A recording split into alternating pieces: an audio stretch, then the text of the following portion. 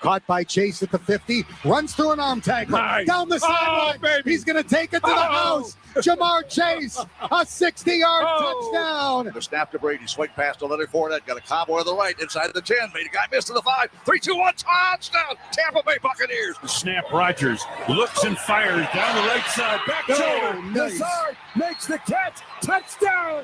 Ryan under center. They get off the Taylor. Taylor hit, but he bounces into the end zone. Touchdown! I-N-D-Y. Jonathan Taylor. Better zone. All right, what's up? Welcome to week 7 of the NFL season right here on the Better Zone on Better Sports Network. Corey Parson, the fantasy executive, along with my guys, Adam Ronis and Tom Casale. And over the course of the next 4 hours, we enjoy spending some time together with the 1 p.m. Eastern time slate of NFL games. Got a lot on deck today. Adam Ronis, my man, happy Sunday. What's good with you, brother? Yeah, just another day here in the NFL. Some exciting games. A lot of headaches, though, with injuries and bye weeks and some unclear running back situations. Definitely got a lot going on this week, Tom. We got games inside the Beltway. Got a game down in Carolina. Division rival matchups. We see the return of Dak Prescott. Later on tonight, we get to turn to Tua. Lot going on in week number 7. Yeah, and the thing I'm going to look for, Corey, is are the Packers ever going to turn this thing around? We're getting close to midseason here, right? And it's what's wrong with them? Does it get fixed in a week or two, or is this going to linger on all year? So they play a team that they should be able to throw the ball against today in Washington. So I'm going to be looking for that, and of course, I'll be watching the Lions-Cowboys game to see how our guy Dak looks. Oh, yeah, definitely. That's a big game that's on the docket today. Now, we will be missing some offensive stars today. No Buffalo Bills, no Philadelphia Eagles, no Los Angeles Rams, and no Minnesota Vikings. So basically, without Cooper Kupp, the only player that's actually doing good that was drafted in the first round will not be on the field today. But let's get ready to hop into it, fellas. And I want to start inside the Beltway, where we got an AFC North matchup between the Baltimore Ravens and Cleveland Browns. Tom, we've seen the Baltimore Ravens jump out to some big leads, struggle in the second half, and then boom, fall on their face at the end. This 6.5 point favorites that Baltimore seems to be every week. The other team is actually winning, not only covering the spread but winning the game. Yeah, it's going to be interesting. Corey, one of the things I think that's interesting in the NFL this year is that outside of the Eagles and the Bills, who have kind of separated themselves in each conference, everybody's kind of jumbled together, right? They're 3-3, they're 2-4. So no one's really out of it yet. Even though the Ravens have let some games slip away, they're still in the mix. So it's going to be interesting over these next couple of weeks to see which 2 or 3 of those teams that are all sitting there at 500 kind of make a move. This is a big game for Baltimore. That they need this one after losing a couple of those other games. I don't know. I think they win this game rather easily today. That's my hunch. Ronis, Tom makes a good point. It's like you talk about Buffalo, you talk about Philadelphia, you talk about Kansas City. Then everybody says, you know what, Baltimore's right there with them too, but Baltimore's not winning. You feel what I'm saying?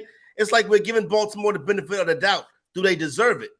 Yeah, I mean, I think they've led for basically the entire way this year, except for 2 minutes, basically. So a lot of it has come down to late game touchdowns, and it's something they have to solve.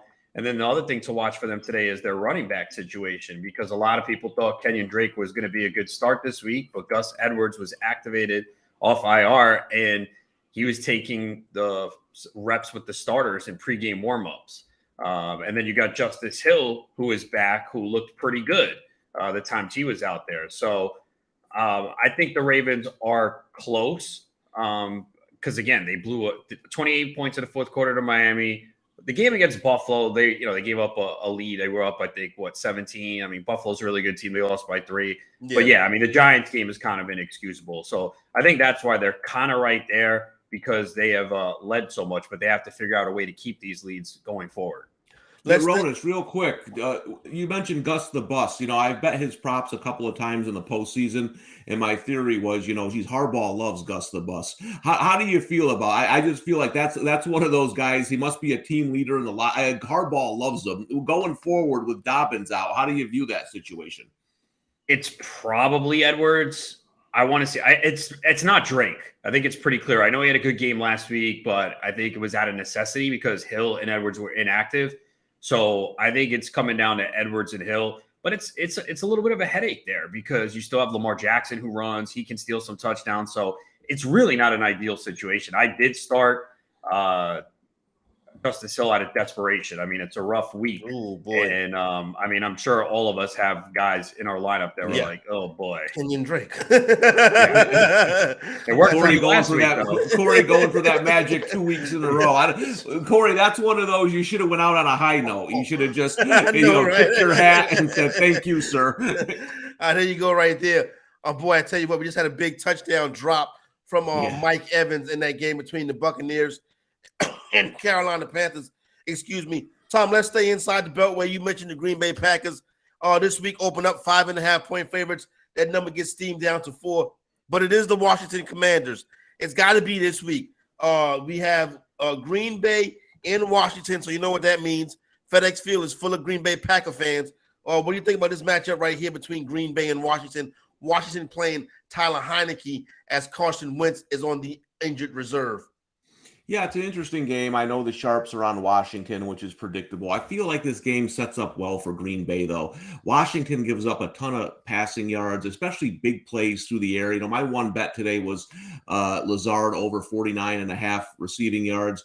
I feel like the Packers offense gets it going a little bit this week. I kind of like the Packers. I know it's a big sharp play the other way, and who knows, maybe Heineke performs better at quarterback. I just feel like that's a team that the Packers might be able to feast on a little bit. We've got our first gritty of the day. It was in Cincinnati, but it wasn't Jamar Chase. It was Tyler Boyd. He catches a touchdown pass from Joe Burrow. Back to D.C., Ronan's Green Bay and Washington. Man, Green Bay has not looked good this season. Tough to trust them laying the number on the road, but the opponent is the Commanders. Yeah, I thought I was going to go with Washington most of the week, but I went with Green Bay. I also have the Lazard prop. I got it at 48.5 yards on FanDuel. So they did go 3 and out on their first drive. So, but it is early. But yeah, if Green Bay loses this game, forget it. Just let Rodgers retire. He calling it a career, huh? Yeah, throwing in the towel for Aaron Rodgers, huh? Yeah. I mean, if you lose to the Jets, Giants, and Washington 3 straight weeks, I mean, for real. Yeah, that's about, who you are. Yeah, that's about as worse as the trilogy as you can get right there. And you're right. You got the Sinatra, the New York parlay, followed by the Commanders. Interesting right there. Can't lose that. So we'll keep an eye on that game. Mentioned we already have our first score of the game. The Baltimore Ravens are also, the Cleveland Browns are also in the red zone. Let's head out to Carolina, Tom. Panthers, tough week. After the firing, obviously the fire sale is on. They trade Christian McCaffrey to the San Francisco 49ers, pick up some draft picks along the way. Just a lot. Baker Mayfield down, obviously, changing of the head coach. They are 12.5-point home underdogs this week to the Tampa Bay Buccaneers. Tampa's having problems themselves, but it's no way you can back the Panthers with your hard-earned money. No way. That's listen, the Bucs are too big of a favorite. We all know that. They shouldn't be a 13-point favorite, but this is a unique situation on who they're playing.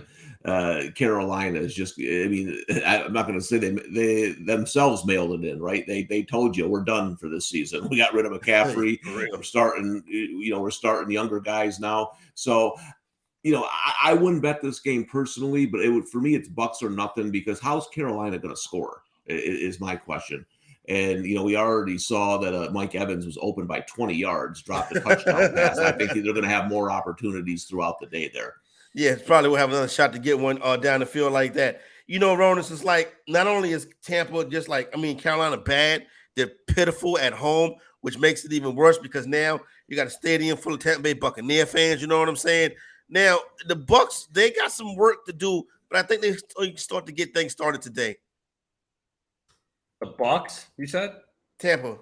Yeah, look, if you are going to bet, you got to take Tampa. Carolina was in the red zone one time last week, their first drive, and that was with Christian McCaffrey. Now, Hubbard, Foreman, come on, man. And even if the Bucs offense doesn't get going, are the Panthers going to be able to score on the Bucs? I don't think so. So, yeah, that line moved to 13.5. I wouldn't, if I'm going to bet, it would be Tampa. I still don't feel good enough. Again, this offense has had issues all season long. So, But Stay you away can't spot. bet. You can't bet the Panthers, bro. You just can't. No, stay away The spot. stadium is like there's half empty too. Like, Yeah. I mean, I wouldn't want to show up either if I was a fan. Well, what if what if it was free hot dog day at Well, at yeah, the I mean, if stadium, the tickets are free, sure, I'm going. I mean, just like if you didn't have to work today, you could have gone to the Yankees game for nothing. The tickets I saw were like $35. Oh, interesting. I don't You think can go. you can go boo. You can go boo Aaron Judge with the rest of the fans, Corey, Mr. May. Yeah, I know that's basically what it boils down to. But as Nando said, well, at least you know what I'm saying you have a chance to get Don Mattingly back in pinstripes next year. So I guess that's the good thing that comes from that. We had our second touchdown of the day. It was Darius Slayton 35-yard touchdown strike from Daniel Jones. You know, Tom, this is the most interesting game of the week for me right here. The Jacksonville Jaguars sat at a solid 3, even pushed up to 3.5 at some spots. Besides all the money coming in on the New York Giants, what's the deal with this? I don't see how Jacksonville was such this short shot favorite this week. I thought that this was the Giants spot, so I didn't bet it at all because to me it looked funny. Let me tell you how crazy this spread is, Corey. I was coaching my youth football game last night, and one of the kids doing the chains, he's 12 years old. He's a Giants fan. I walk by and he goes, Tom, he goes, how are the Giants 3-point underdogs to the Jaguars? He's 12. Yeah. So up in upstate New York, they're all up in arms that the Giants are underdogs here today. It's a weird line. All the pros, and I mean all of them, are on Jacksonville. The Giants might be the best team in football. I don't know. They just went down the field like nothing. They scored a touchdown. I know they've had some luck, but again, we're starting – when you win those games early in the year, right, the reason why winning games like that for a team like the Giants is important, it builds confidence. You know what I'm saying? As you move forward and you become a better team throughout the year, it's going to be interesting today because, again, it's almost week 8. You are who you are pretty soon. And if the Giants keep winning, it's not lucky. They're just winning games. Although last week was lucky. Let's be honest, that was lucky. Yeah, no, 100% that was luck. Ronan's Jacksonville Jaguars came into the season as a trendy pick to win the AFC South. I think you were one of the people on that trend as well. Right now, that team is 2-4. You know what I'm saying? Well, my Tennessee Titans, on the other hand, are getting ready to wreck the Indianapolis Colts. You know what I'm saying? Sure. With that being said, I couldn't figure this one out, Ronans. Could you get a beat on why the Giants were a 3-point favorite? And the line did not move at all this week. As a matter of fact, it went in Jacksonville's direction. Yeah, and that's why you got to be a little worried when you see that. I mean, again, yeah. So I was definitely worried. I mean, what was crazy is that first drive, it was all Daniel Jones. He was 6-7 for 65 yards. Barkley had 1 carry for -4. Jones had a 14-yard rush. So it was the passing game that got it done. And usually that's opposite of what we've seen from the Giants. It's Barkley. So they must have saw something there on that first drive that they could exploit. Interesting to see how this game will play out right here. We told you we already had our first touchdown in Cincinnati. Cincinnati was a 6.5-point favorite in this one. The Atlanta Falcons got that big home win last week versus the San Francisco 49ers. Falcons undefeated against the spread this week. I do have a ticket on the Falcons in this game right here. But I'm not comfortable with it, though. And I'm not just saying this because it's 7-0. I didn't like the Falcons in this spot here this week. I felt like it was one of those where now everybody's on it. Oh, they're playing close games. You're going on the road to Cincinnati. I told my buddies, my casual friend buddies who bet a lot of teasers. I said, to me, Cincinnati's probably my favorite teaser part. To just get them right down to pick them, So I like Cincinnati this week. I just felt like it was one of those where the line was 6.5, and everyone's like, "Hey, the Falcons." And I know that doesn't decide football games, but as I told you yesterday with Duke, Corey, who ended up covering, we should have money line Duke yesterday. Yeah, the easy money. But when everybody's on a random underdog, like when the Chiefs are underdogs, we get it. When Notre Dame's an underdog, we get it. But when teams like Duke and the Falcons are underdogs, just raises my eyebrows when a lot of casual bettors are on them. What do you think of this one, Ron? Another one I couldn't figure out. I'm with Tom all over the Bengals this week. Atlanta, look, give them credit. No one expected them to be this good. They beat up on the Niners last week when basically the entire defense was out. It was a bad spot for them.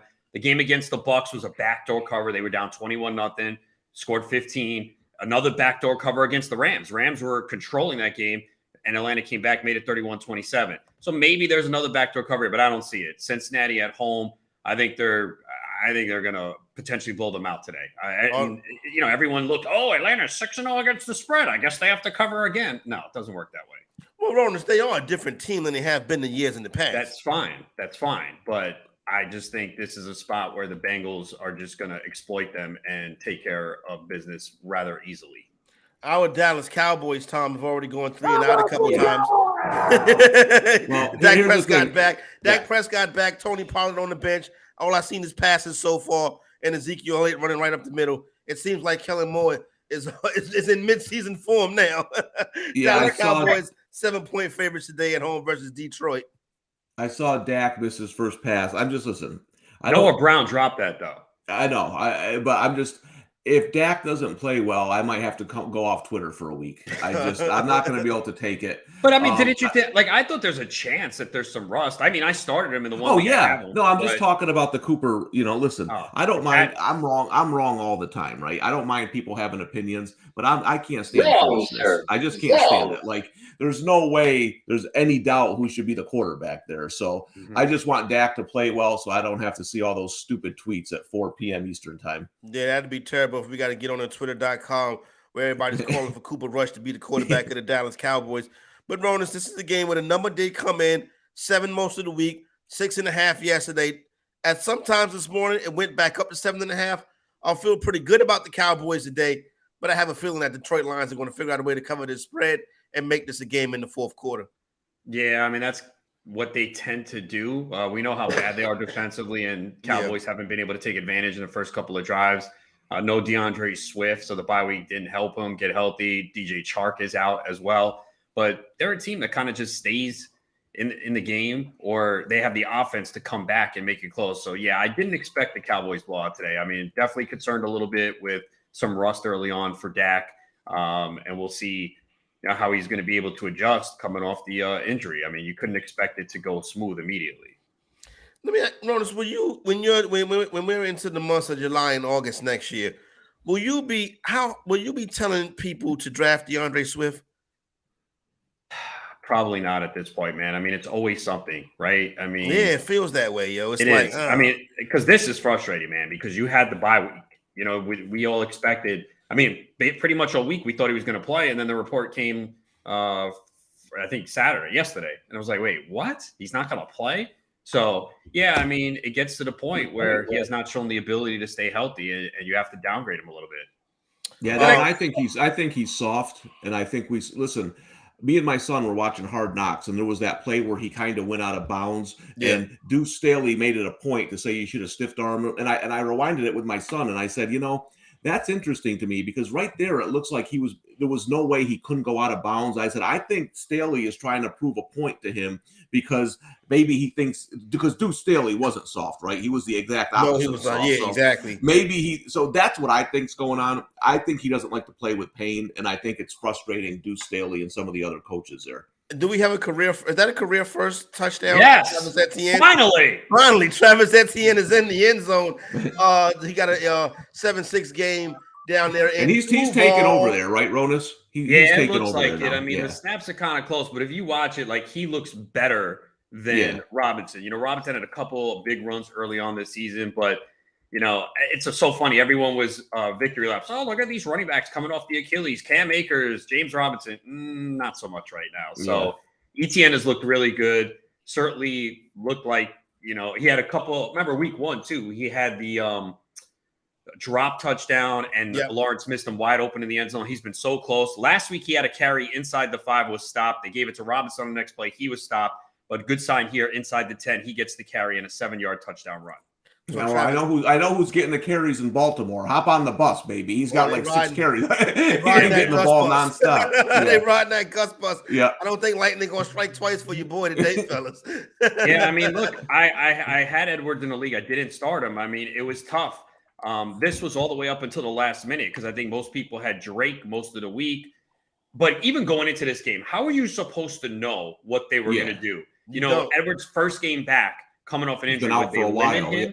Yeah, I mean, it was really, there's a few running back situations this week that were really difficult to figure out. And anyone who says, oh, yeah, this was obvious, come on, man, you don't know that. I mean, what are you going off? But the beat reporter saying Edwards is warming up with the starters. How many times have we seen that and it doesn't matter? Yep. And he may not finish the game either. It's going to be interesting. Obviously, we'll keep an eye on that situation with the Baltimore Ravens, let you know how that one plays out. They are driving inside the red zone right now. Another big matchup in the AFC today, a rivalry game of sort down there in Tennessee. Titans laying 2.5 at home versus the Indianapolis Colts. Colts trying to turn this thing around and get rolling. They've been successful lately. The Titans slowly but surely doing the same thing as well. I still think, Tom, these are the two teams, the class of the AFC South. I like Tennessee. Heavy wager on Tennessee today. Laying the 2.5 in this spot right here. So I took them on the money line to be safe. You know what I'm saying? But like the Titans a lot today. Titans in Indianapolis, Tom, what's some of your thoughts? And I played Derrick Henry in Jock Market. Yeah, I was going to say, I'm with you. This is my only side that I bet in the early games. I'm on Tennessee. I wrote this up for the Post and was just looking back at the Titans' last 4 wins against them. And Henry's averaging 118 yards in those 4 wins. He went over 100 3 times. They just struggle to stop Henry. And if you don't stop Henry, you're not going to win. You know, that's you got to take that out of it. And the other thing I think the Titans are a better coach football team. I mean, we sit here every week and wonder what's going on with the Colts. What's going on with the Colts? Hey, Mike Vrabel, 4-0 lifetime off the bye. So good coach, gets the team ready off the bye. I think Tennessee's the play today. This one sat right here, 2.5 all week long. I was surprised this one never touched 3.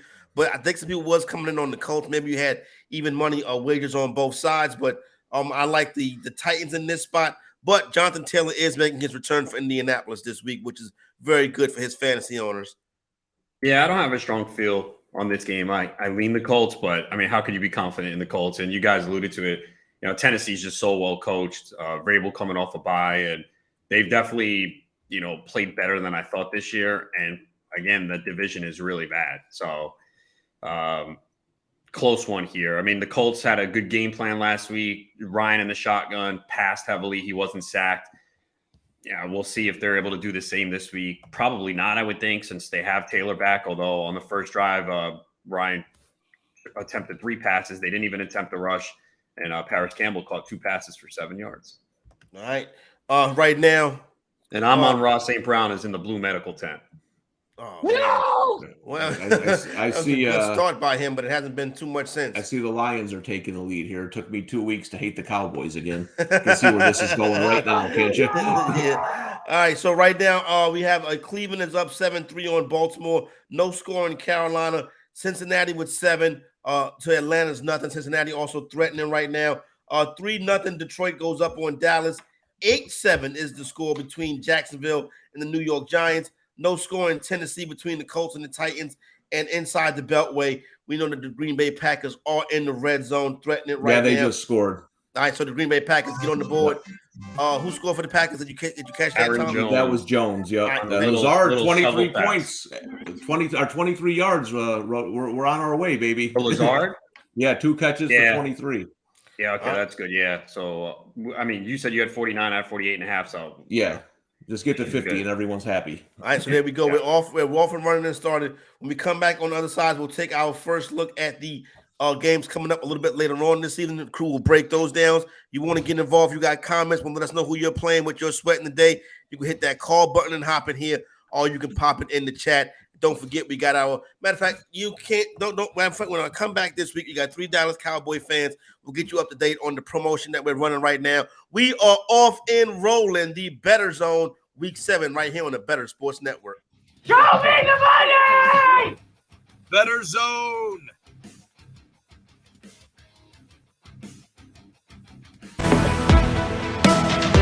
Front Yard Fantasy, weekday mornings at 7 Eastern on Bettor Sports Network.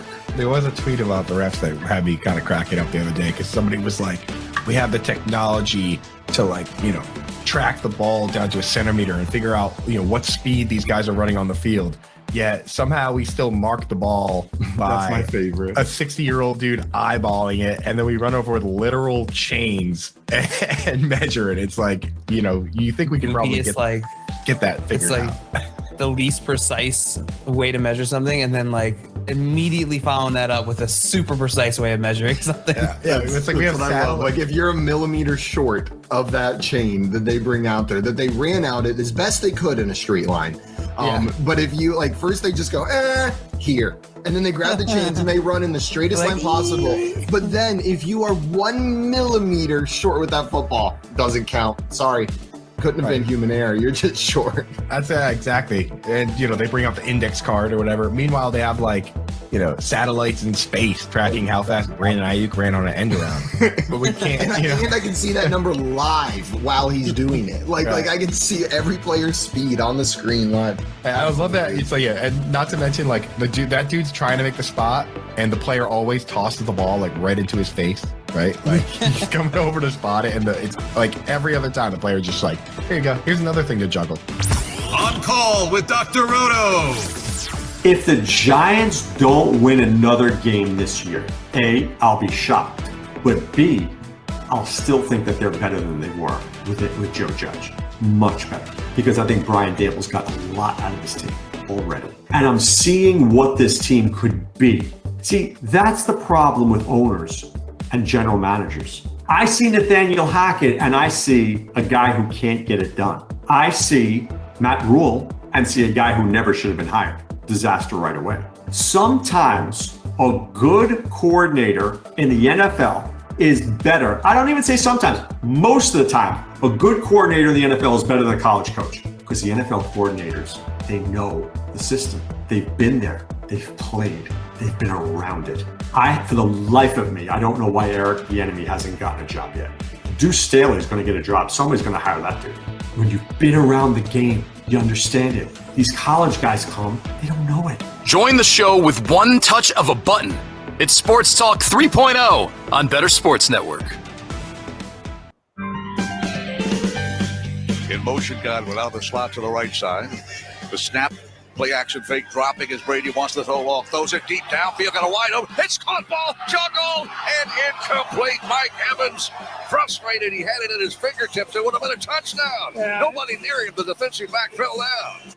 We want to hear what you're sweating on NFL game day. Get into the Bettor Zone on Bettor Sports Network. Audio courtesy of the Tech May Buccaneer Radio Network. Big drop early in the game by Mike Evans. If he's on your fantasy team, that one might sting because that would have been a long touchdown pass right there. 0-0 down there in Carolina right now. Do have one game already in the books this week. The Arizona Cardinals, a 42-34 victory over the New Orleans Saints on Thursday Night Football. DeAndre Hopkins makes his return, has a pretty solid game for Kyler Murray and the Arizona Cardinals in victory. Ronas, what do you think about that contest that we saw on Thursday night? I mean, Arizona didn't have to do much offensively. I mean, those 2 pick sixes late in the first half kind of were the difference, and it hurt Arizona. I mean, from a Kyler Murray perspective for fantasy. I mean, Benjamin had a big game. Kamara once again didn't find the end zone, but still give you 17.5 in a PPR. So, and by the way, Aaron Rodgers is holding his thumb on the sideline. So, we knew he had that injury. Hopefully he's still able to get us Lazard 27 more yards. That's the first thing I thought of. I didn't about his health. I was thinking, oh damn. So, trust me, I saw it too, and I also the first thing that came to my mind. So that couple injury updates. So Amon-Ra St. Brown going to the locker room, and AJ Terrell going to the locker room with a hamstring injury will not return. So that's bad news for your Atlanta bet. That's pretty. Oh, that's going to be terrible. I think we already up. We already down 14-0 in that one, right? Yeah. And Bengals did score while we were away in the break. Joe Mixon got in the end zone. So Cincinnati 14, Atlanta nothing. Atlanta has fell down early in these games so far, and I believe the Browns also tacked on as well. Browns up 10-3 over the Baltimore Ravens. Tom, your thoughts? Anything caught your eye? Stood out on Thursday night? New Orleans 8-point. Road loss to the Arizona Cardinals. Arizona's first home win in 8 games. Yeah, I think that win is a fugazi. I think it's a fake. I wasn't impressed with Arizona at all. I think the Saints are. I think they're a dead body right now. I do. So to me, that's an overrated win for the Cardinals. I still thought Kyler Murray struggled a little bit throwing the ball, finding receivers. I know Hopkins is back. That'll help, but that defense to me just, even Andy Dalton was slicing. listen, it was the 2 pick sixes that changed the game, right? So you give them credit for that. But in terms of their defense, I still don't think they make enough stops against better teams. I just don't view them as a real playoff threat. All right. Oh boy, Washington fumble, muff punt, fumble recovered by Washington. They're going to be in the red zone. This is if I'm not mistaken, the Packers they got a punt block last week, right? The Packers have special teams issues. Yeah, matter of fact, in the playoff game last year, they lose the against playoff San game last Francisco. year. Yeah. They have a lot of issues. Don't mention special teams to a Packers fan. That's been a sore subject the last couple of seasons. So it's because I'll tell you right now, I was just about to say this before that fumble. This game was fixing to be a blowout. It looked like the Washington struggling to move the ball. If the Packers had gotten that ball back and put another touchdown on the board, it would have gotten ugly. But this changes the whole complexion of the game right here. Just like that, I tell you, people always think it's offense, defense, and special teams. Now they got set up with a 1st and goal. Curtis Samuel with the run, so the Commanders with a chance to possibly tie this game up right here. Or even Corey, I don't know what that play was, but I want to see more of it. Number 88 was playing quarterback. That's I'll tell. If the Commanders are going to do that, I'll start watching them. It looks like already from the early returns, I think it's going to be a long day for the Baltimore Ravens offensive line. I tell you what, Ravens, do not do this to me this Sunday. I cannot deal with it. Amon-Ra St. Brown ruled out with a concussion. Wow. So just like that, no St. Brown. So you got him in your lineup. You're going to have to eat a donut today. You started him anywhere, Ronas? No, actually, I don't have him in any league, man. Oh, you didn't? No, I thought you may have had him. No, I was on his props early on because they were too low. I didn't play his prop today. Mm-hmm. There's Ronan's guy, Brian Robinson, doing nothing. I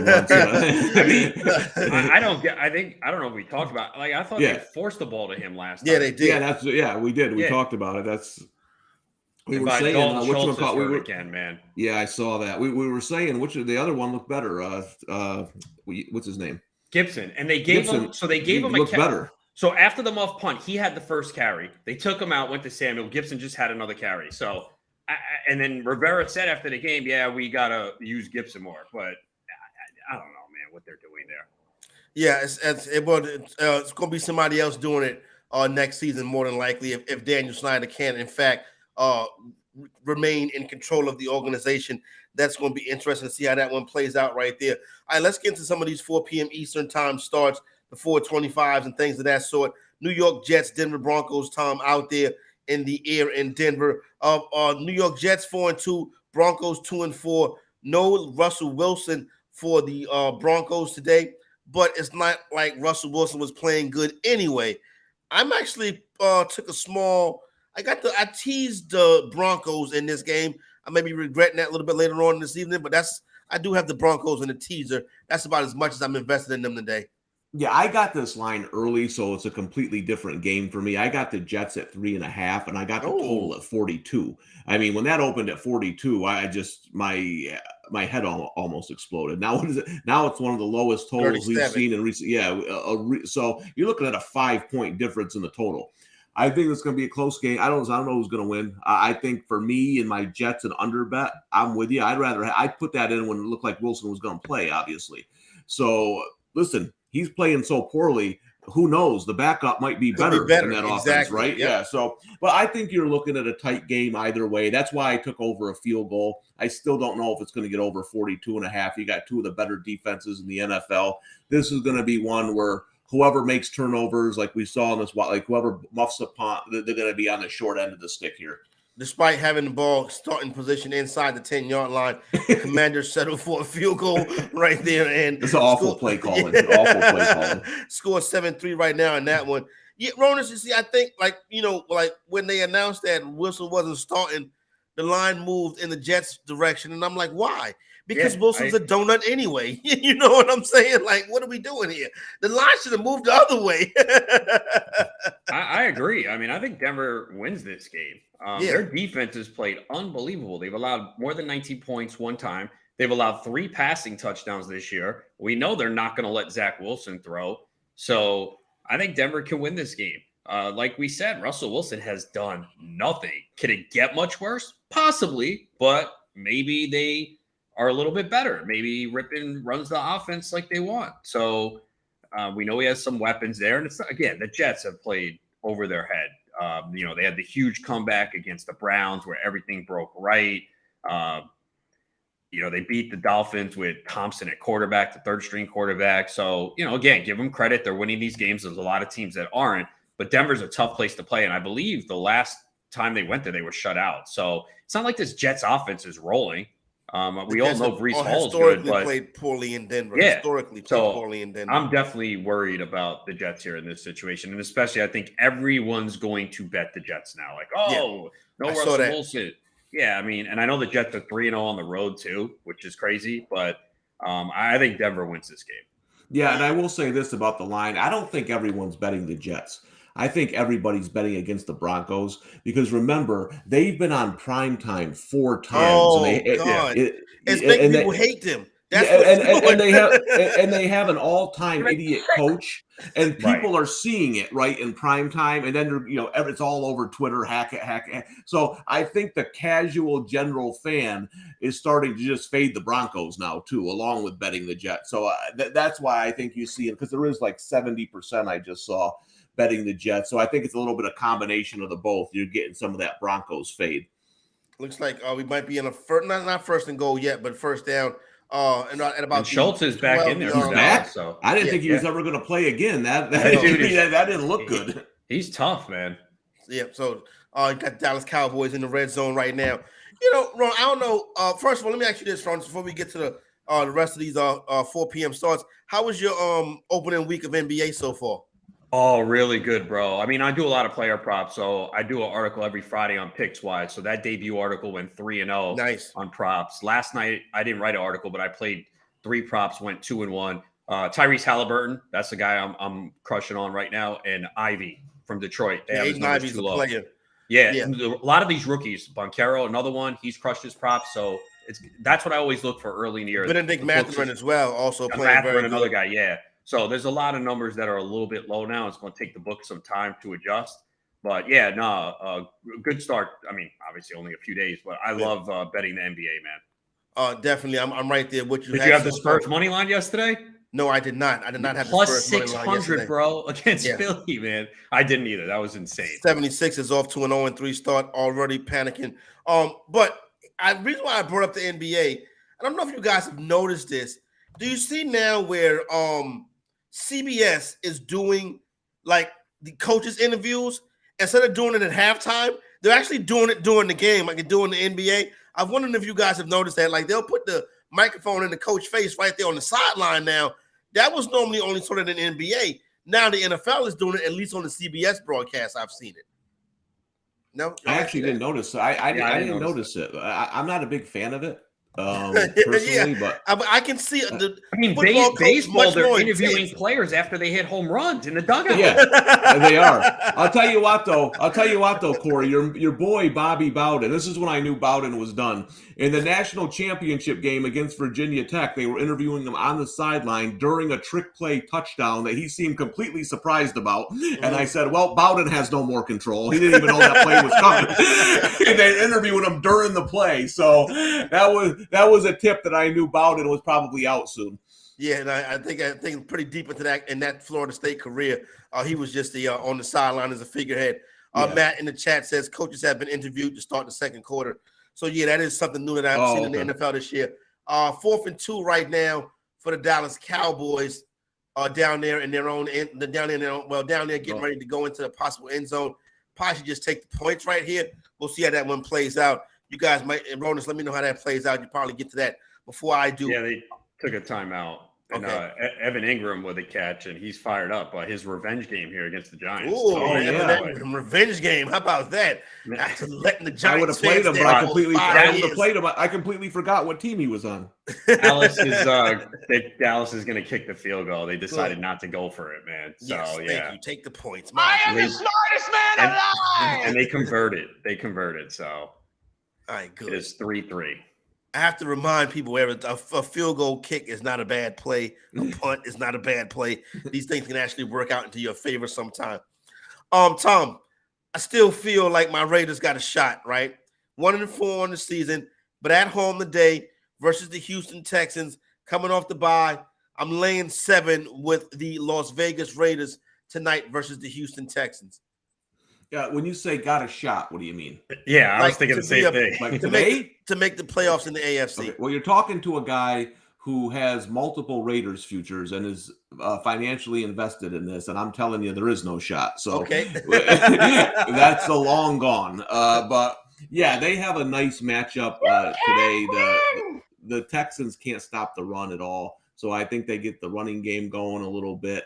It's hard to lay 7 points with the Raiders. I'm kind of waiting. We've been mentioning this for a while now. The Texans early in the season, bad teams that they could play hard, they'll fight you, but as they get a couple of injuries here and there, they don't have the depth. So I think as the year goes on, the Texans are going to go from maybe a team where you take the points to fading them until the numbers get too out of control. Curious, Ronas, your thoughts on this game as well. What are you doing with Hunter Renfrow today? One league I'm playing him because he was actually a free agent in an RT Sports League. I was like, wait, what? And I spent like $200+ bucks on him because I have major bye week issues. So I'm playing him this week. No Darren Waller should help. I think Devontae Adams has a huge game. I bet his over 80.5 receiving yard prop. I think Dameon Pierce, though, on the other side could have a really good game. He's the main back there, and he's gone over this number in the last 4 games. He's averaging 4.8 yards per carry, and I don't think they get blown out. I think they'll stay in the game, so they'll be able to use him.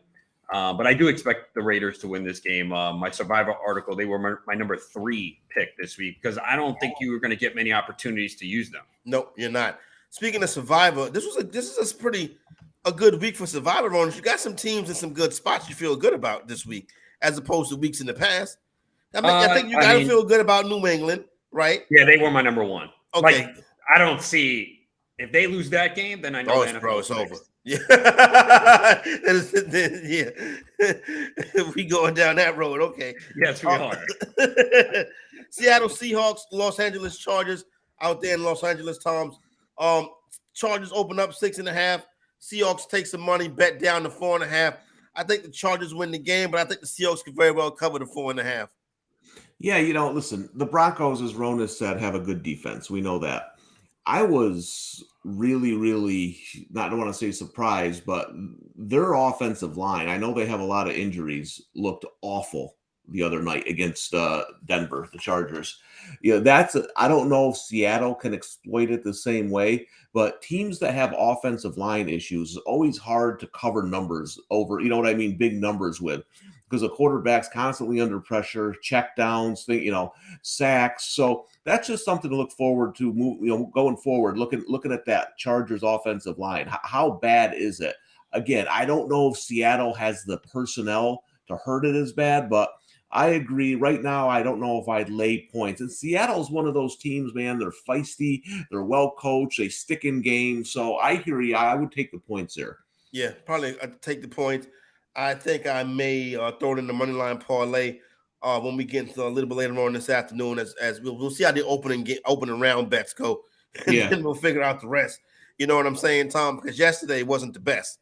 I did get, I did get LSU home, but Toledo just fell apart in the second half. Yeah, we said that was kind of an interesting game, and Buffalo's playing well. The Corey. Let me put it this way, Corey. Here's where my day was. I had to stay up till 1:30 in the morning watching Cal Washington because my whole day came down to Cal. Yeah, and I covered by a half point. So there's college football betting in a nutshell. You're up at 1:30 watching the worst game on earth to see if you can get a slight, tiny little sliver of an edge for the day. I think I won like $80. Ronas, what do you think about the Chargers today? And I don't want to say a contender because I think the AFC has 2 contenders. Kansas City and Buffalo, but are the Chargers a team that will be playing in the divisional round of the AFC playoffs? It could be. Every year I like them, and every year they disappoint me. They have a lot of injuries. They certainly have the ability. I mean, I still don't think Justin Herbert is completely healthy at this point. Wow.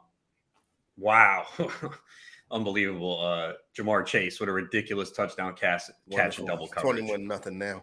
Yeah, that one's Tom and I warned you. It's not over there though. The Atlantic can get the backdoor cover. Yeah, so Corey, too late, though. By the time I talk to y'all, Corey, when you go through the live numbers, I don't think we're going to be taking a bite on the Falcons today. No, probably not. Well, the good news is at least Mariota has to throw now. If you have Pitts or London, That's right? true. I mean, they can't throw the ball 11 times, which is not how they want to play. So now you can start seeing interceptions and stuff like that. Yeah, the Bengals can run away from this one quickly because I don't see the Falcons as a team that can play from behind. Yeah, it's not the way they want to. I mean, again, they have a couple times this year, and they did have the backdoor covers. But, but I'm with you. I think the Seahawks should keep this close. I never liked the Chargers as a favorite. They're coming off a short week. They have some injuries. Keenan Allen's a game-time decision.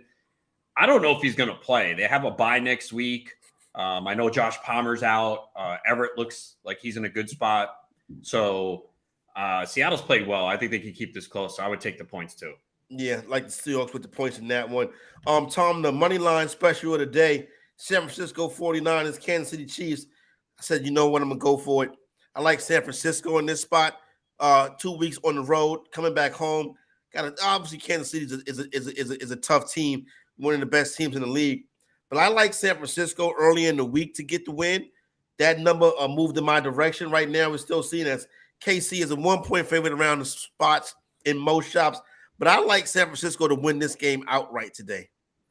Yeah, I'm noticing a disturbing trend, Corey. You and I have not agreed much this weekend. Maybe we're spending too much time together. You're like my wife. We never agree on anything anymore. I like the Chiefs today.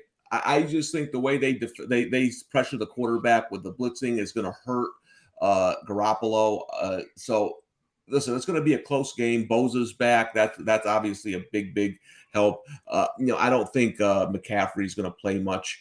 So, but it's going to be a good game. That's a game I'm looking forward to watching the most. I like watching San Fran's defense play when Bosa's in. He's one of my favorite players. I'd like to ask Ronas a question about this, though. Listen, obviously, when you get people try to dissect this way too intensely. Obviously, having Christian McCaffrey is better than not having Christian McCaffrey. He's a good player. But when you look at San Francisco, were you surprised that they spent that kind of draft capital on a running back? Because Shanahan's system's always kind of been, anybody can really run behind this. I was a little surprised. What did you think of that trade? A little bit, but I also think they feel like they're in a position where they have a chance to go for it. And McCaffrey's such a dual threat. They could use him in multiple ways. I mean, just look at what they can deploy now with McCaffrey and Debo. Debo can still run, and Kittle and Ayuk. I mean, it's just loaded. And they probably looked at it and said, you know what? As we've been saying for weeks, there's not a lot of good teams, especially in the NFC. Let's just go for it. So wasn't that shocked. I think it's the other issues. They have a really difficult time with their running back staying healthy. It's always someone new. Jeff Wilson. I mean, not that McCaffrey has been a model of health. That's a great point, Ronas. And I was kind of thinking when they traded for him is that, boy, being the 49ers running back's like the most dangerous job in sports. Then you get a guy who's always injured. I don't know if that's a great recipe. We'll have to see how it goes. And today, I mean, a lot of people were asking to start him. I mean, I think they said he's going to play about 20 snaps. I got to think he's going to be used a lot in the red zone. Always a good shot for a touchdown. So I had him in like the RB2 range. Kind of tough to bench unless you're in a shallow league and have like Kenneth Walker and Josh Jacobs and guys like that. All right. So we just had a pick six just now. Tyler, nothing you ever want to see when you have props on the other team is getting up 14-3 with a pick six. Well, at least I have Devondre Campbell in my IDP league, so I'll take there you go. You got to look for any angle we can. You know what I'm saying? You know this, man. Offense is hard to come by this year in fantasy, man. So if you're in an IDP league and your defense gets you some points, man, you're happy because, dude, Tampa Bay, bro. What are we doing? No score? What is this? This is Tampa Bay. What is this, man? This is Tampa Bay. This is that offensive line. This is Tom Brady. This is Todd Bowles. This is what the Buccaneers are this year. Oh, well, yeah, and Corey, I was talking, with our boy Rick Kamla of he does the weekday shows for us at Bettor Sports Network. Yeah, and I was on there with him and he mentioned something that I thought was interesting. Just having worked in New England for a while, listen, football is always number one with Tom Brady, always. And now he's got a lot of things going on in his life. So, but I'm excited to see this pick six. I actually enjoy this Titans game. That's good for us. Mac Ryan. Yeah, that's why I bet it too, Corey. I was looking at the games and I said, every week we're on here saying, what's wrong with the Colts? And they have, and I said, you know what? I'm going to do something. I'm going to bet against them and take advantage of this. And that's what we have it right now. Andrew Adams with the pick six right there. So big play for the Tennessee Titans. I believe there are now, the score in this game has now moved to Tennessee. Is that Tennessee 10? 10-0. Yeah, 10-0 Tennessee 10-0. up on the Indianapolis Colts. So we're about to get a fury of passing from Matt Ryan now. We're seeing both backs for Tampa. They're using Fournette and White. Fournette 4 carries, White has 3. So what do you think of White, Ronas? I mean, I like him. I've drafted him, and I've just kind of held him on the bench. It's really going to take a Fournette injury for him to be relevant, but they clearly like him a lot too. So he's someone that you just kind of hold on the bench at this point. Maybe I didn't use him this week. I mean, we had 4, a lot of relevant players on bye this week, but yeah, just someone I'm kind of holding to see what happens in case Fournette goes down. But yeah, I mean, look, this Bucs offense right now, we've said it all year. And we keep doing this every week. Oh, this is the week the Bucs bounce back. And it's not happening, man. No, it's not. I mean, there's still time, but there's issues here, man. Major issues. Wait and they played. Am I tripping, or is it only 6 minutes left to go in the first half in that game? Yeah. No, I mean, and we saw this last week with Pittsburgh, which I think Pittsburgh and Carolina are 2 of the worst teams in the NFL right now. This is pathetic because I think the reason, again, why we like Tampa is like Carolina's not going to score. That's held up. But they really are not putting up any points. I mean, the Panthers have to be deflated at this point with everything that's gone on, no fans there. And, you'd think we've heard all week, the Bucs, they got to get it together. This is a spot for them. And it's not happening. And I do have Chris Godwin's prop. So, I need this thing to start going. And he had a big play called back due to a penalty. So it's ridiculous. All right. So there we go right there. Still got 2 more games to get to, Pittsburgh and Miami, and Monday Night Football, the Chicago Bears and the New England Patriots. We'll break those down a little bit later on in the program. Right now, we're going to head out to another break. When we come back, we'll take our first look at the leaderboard. We are off and rolling week number 7 right here on the Bettor Zone on the Bettor Sports Network. Are you not entertained? Are you not entertained? Bettor Zone.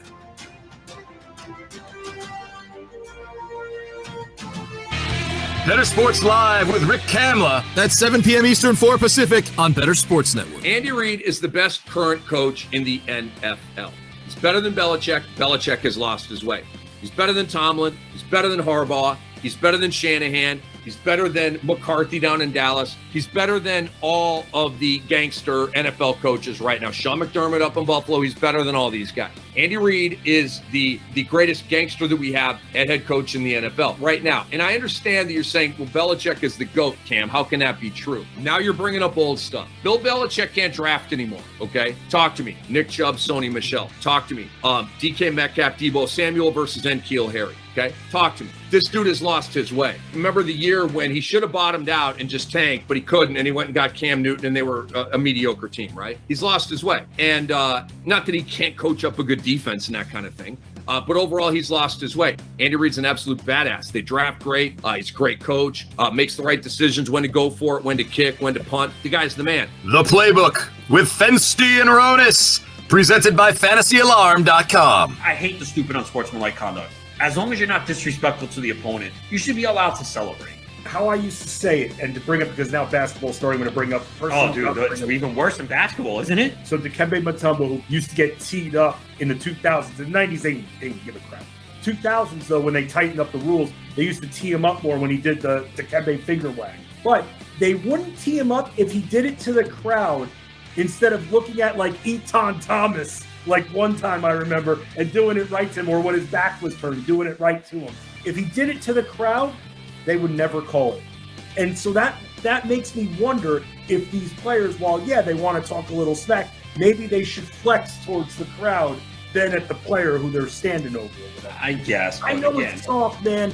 It is soft. Because you know what? Like we're gonna give 15 yards for that. Bro, they think that, you want to know why? They're paranoid. They think that's going to turn into a fight. See, I disagree with that. That's not going to start a fight. I agree with you. They don't agree with It's us. one thing, okay, if you spit in someone's face or say something derogatory like about their family or something, Right. yeah, that can incite it. But if you're just like, yeah, I made that play, what? You know what I mean? Like, again, they know the rules. You got to know you're going to get flagged. You have to have discipline.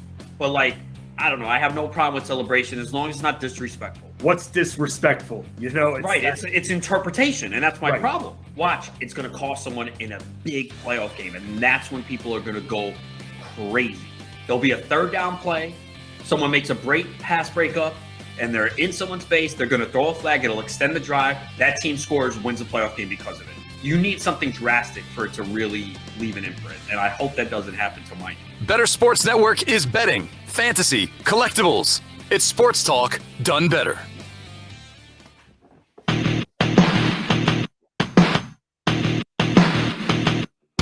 Burrow in the gun, Mixon to his right. Fakes to Joe Mixon. Burrow throwing deep down the middle of the field. Tyler Boyd over the shoulder catch at the 16. And he streaks into the end zone. Touchdown, Bengals, as Joe Burrow floats a perfect ball down the middle of the field. 60 yards for a touchdown to Tyler Boyd. Third down and goal. Ball's between the 1 and the 2. Burrow's under center. Joe takes the snap, hands it to Mixon. Veers to the left, lowers the shoulder pads, and he's in. Touchdown, Bengals. Nice. Hang out in the Bettor Zone, where you track NFL live action on Bettor Sports Network.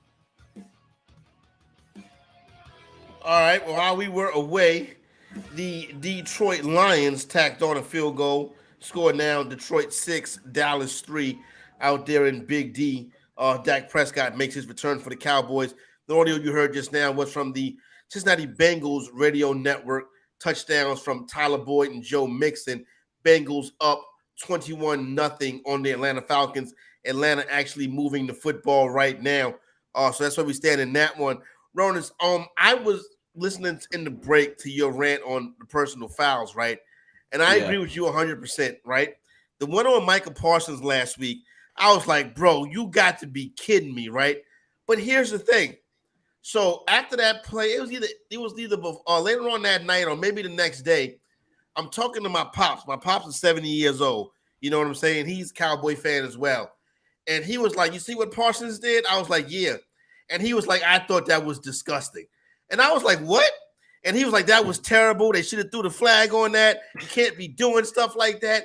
And I'm like, oh, they're making these rules for 70-year-old men? Yeah. I was just gonna say, I think older people feel that it's just a different generation. I think they're not used to that. They look at that as showboating. They want the Barry Sanders scored a touchdown and hand the ball to the ref. Yeah. But like, dude, like it's an emotional game. Be passionate, man. Like again, just don't disrespect the opponent. And I didn't think he was.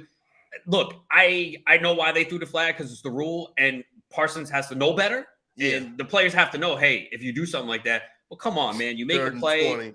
I think you're going to see it in a playoff game. That's when, people talk about it now, but not a lot, but it'll be scrutinized heavily all over media if it decides a playoff game. And I'm afraid it's going to one of these days. Yeah.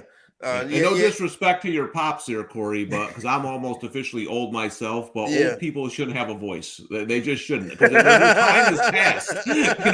Like my time is past in a lot of this stuff. So, listen. The thing is that I don't really get it, because as somebody who coaches youth football, you know what I see all the time? Your favorite move, Corey, the gritty. Yeah. The kids in the practice field are doing that all the time. So, I just now they'll get a penalty for that if they do it in a game too, but they allow that. But so it's just inconsistency in the rule books, I think, and let the guys have fun. Let the guys have fun. It's a sport, for Christ's sakes. There's so much wrong in the world. Let the guys go out there and have some fun playing football. The fans that that's doing most of the watching, most of the bet is not my pops watch football night in America on Monday Night Football. You know what I'm saying? It's like if anything other than that happens, he don't know what's going on. He's not listening to you for 5 hours on Sunday. No, exactly. So I'm just like, oh man, this is like, it's interesting to see that the older fans thinking that's, but the majority of the people that is your target audience is like, this is ridiculous. Let's get into the first look at the leaderboard today. Our Andy Dalton and Kyler Murray are quarterbacks 1 and 2. They played the night game the other night, so they will be dealing with that. Joe Burrow right now is QB3, 17 fantasy points, 228 passing yards in the first half, and 2 touchdowns. QB4 right now, Daniel Jones, 114, a touchdown, and 28 rushing yards. Ronas, Jones is starting to even out a little bit, you know what I'm saying, and not be the reason for these New York Giant woes. I thought he's played well this year. I mean, the game against Dallas, I know they lost, but I thought he played well. He was under a lot of pressure. He didn't have Wan'Dale Robinson in the game. Robinson's become a force now. He's got 5 catches for 39 yards today. That's Nando's boy. Yeah, I like him. I mean, I drafted him. I held on to him. Started him last week. Started him again this week. I mean, they don't have anyone. I mean, Kadarius Toney has hamstrings that are like yours, Corey, because I know you're in pain every time I see you get up. Hey, Ronas, my knees is all right, son. Don't worry about what's going on over But here. I'm saying, Tony's never going to play. Galladay's never going to play. They need someone. So, yeah, no, I think I've said it here before. I think it's tough to really judge Daniel Jones because he's gone through so many coaches and offensive coordinators, and he really hasn't had weapons. I think he's played pretty well this year considering he's under pressure constantly. Yeah, I agree with you, Ronas, but he might be under more pressure soon because speaking of Corey's knees, Evan Neal, his knee is in worse shape. He just suffered what looked like to be a serious injury. They ruled him out right away. That's a injury they can't really afford on that line. I agree with you. Daniel Jones, sometimes you have to change your opinion of people. You can't just have the same another opinion. interception from Matt Ryan, man. Jeez. I'm glad I'm on the opposite side of these interceptions this week. Yeah, you know what I'm saying? That's why I bet it, Corey. I said we're going to be sitting there talking about the Colts, talking about Matt Ryan. I'm going to get on the other side of it. Oh, he just missed. Kyle Pitts just missed it. I'm about to say, is this 2 weeks in a row for Pitts? Did that ball cross the line? I don't think so, right? They didn't call it a touchdown on the field. You might be a little bit ahead of me, so we'll see how that. So, but I see my man get in the game, put Pitts with an exclamation point. That might have been a touchdown. I don't know. Interesting. Y'all keep an eye on that one for me. Yeah. Go ahead. Yeah, it was close. I mean, I didn't see a replay, but those that have Pitts obviously need that. Wan'Dale Robinson's slow to get up. Took a big hit. He's a small dude. I saw him at training camp. He is small, man. All right, so Giants, Jacksonville, Giants driving right now. All right, let's get back to the leaderboard. QB5 right now, Aaron Rodgers, 43 passing yards and a touchdown. Lamar Jackson, 5 fantasy points, 74 passing, 27 rushing. Jacoby Brissett right now, 128 passing and 1 yard rushing. Trevor Lawrence right now, 88 passing yards, 1 rushing yards, 3 fantasy points. Jared Goff has 3 fantasy points on 85 passing yards down there in Big D. Tom Brady right now, a couple drops already for Brady, 12 of 17, 84 passing yards.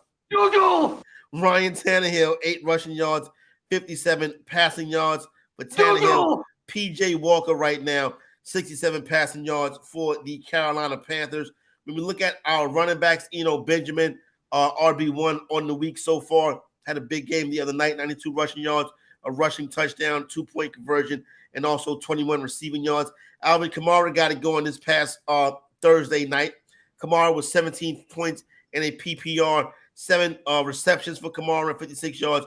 Also ran the ball for 49 yards. Running back number 3, we get to today's action, is Joe Mixon, 13 points in a PPR so far, 16 rushing yards, a rushing touchdown, 33 receiving yards, 3 receptions for 33 yards on 3 targets for Joe Mixon.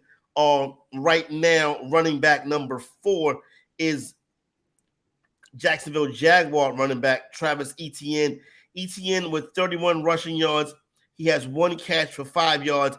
And congratulations to Travis Etienne as he has scored his first career touchdown. 1st and goal from the 7-yard line. Shotgun for Trevor. Inside handoff to Travis Etienne into the end zone. Touchdown! Travis Etienne, a 7-yard touchdown run for the Jaguars. Hopefully that right there is the beginning of a nice relationship between fantasy owners and Travis Etienne. RB5 right now with 12 points in the PPR.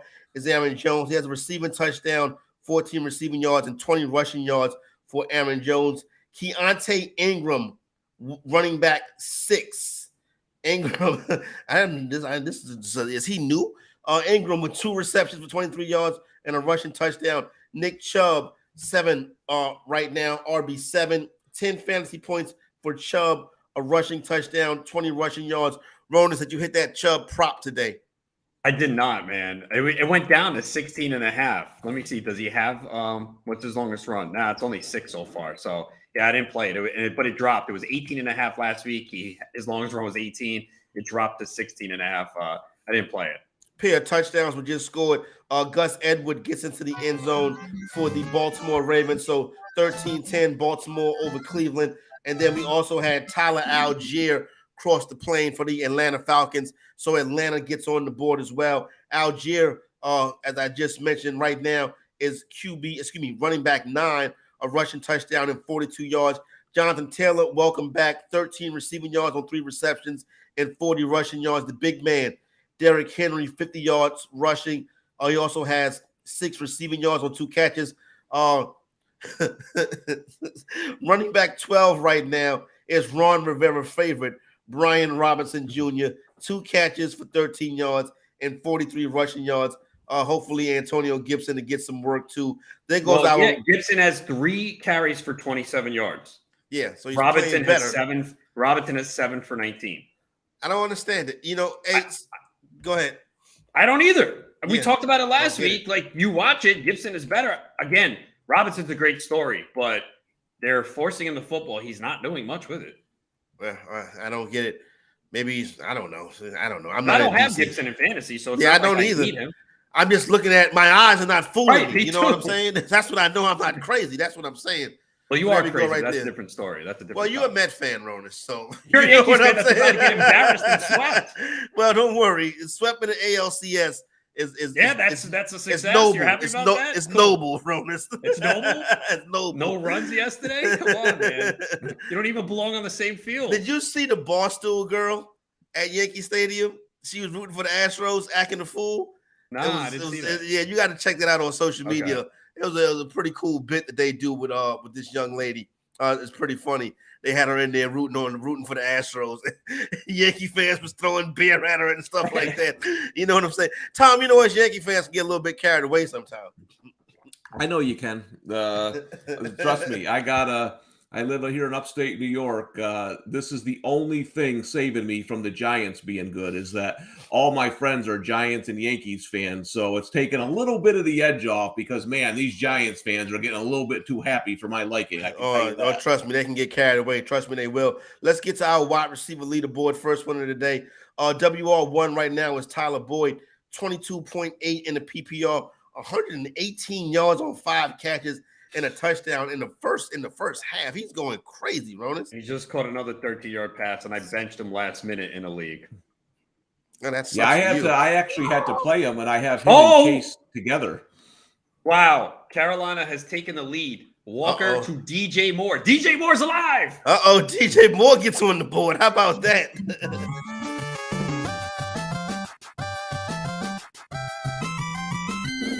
Yo, if Tampa loses this game, I think Brady has to retire too. Yo, if Tampa loses today, Right? this is going to be humongous right here. You know what I'm saying? Wait. All right, so but we're probably not going to get any value, but live money line. Are we on Tampa? I don't know at this point. We have no confidence down 7 against Carolina. That's where we are right now. That's where we're at. Ronan, so are you watching this Packers, whatever's going on in this Washington game? Because it looks like it's the worst challenge of all time. Right? And it's taken 20 minutes. What's going on here? I have no idea, man. Did Moore's feet get in the back of the end zone? I guess it did. What is the Bucks money line? Minus 130 on DK. Yeah, that's not minus enough for me. 140 now. Yeah. Boy, they were 13-point favorites though. So I know. And then I put the They box. cannot. I mean, can they possibly? They're going to knock. If they lose, they're going to knock more people out of the survivor pool. I think It's they were really the second Survivor's choice not in going to Circa. make it to Thanksgiving this year.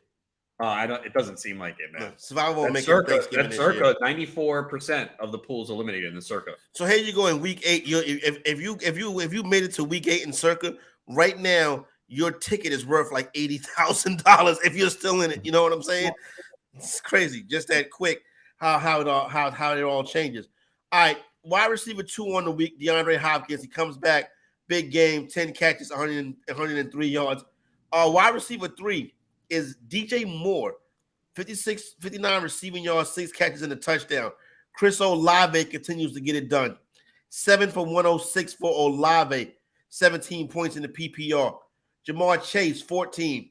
He's already gotten in the end zone today. 58 receiving yards for Jamar Chase. And here is his latest touchdown. Burrow catches the shotgun snap. He's back to throw. He's going to throw it high and deep for Chase. Jamar has the ball. It is a touchdown as he knocks over the pylon and holds on to the ball. 3 drives, 3 touchdowns for Joe Burrow and the Bengals. Audio courtesy of the Cincinnati Bengals radio network. Jamar Chase and Joe Burrow getting it done with that hookup right there. So good to see them getting off and rolling. Darius Slayton, it's been a long time coming, but 2 catches, 44 receiving yards, and a touchdown for Slayton. Ooh, Ezekiel Elliott took a big he's hit. Down. I know that. And Ezekiel Elliott's a tough dude. If he goes he's never down, he's hurt. You say what you want about him, but that guy's never on the ground. Yeah. So if he gets interesting, my feelings are hurt now. I just felt that inside me, Ronas, because I'm a real fan. You know what I'm saying? And it's like, I'm not saying that you're not saying that you guys are not, but I'm just like, I don't want to see Ezekiel Elliott get hurt. I mean, I want Pollard to be in the game more, but I don't want to see Ezekiel. No, yeah, no one wants to see him get hurt. No. Yeah, Ezekiel Elliott. I will say, I think the Titans are going for this 4th and 2. I'll let you know if I agree in a second. Wow. Antonio Gibson, great catch in the back of the end zone for a touchdown, which means he's not getting any touches on the next drive. That's it for him. That's it. All right, so honestly, I just don't get it, man. I mean, I think we're all in agreement here, right? He's a better player. Antonio Gibson's a better player. And like you said, like you don't have. And to be honest, when they drafted Robinson, I said I love Brian Robinson at Alabama. I thought it was one of the better picks in the draft. I thought he was going to be a really good, 1A, 1B kind of running back and stuff. But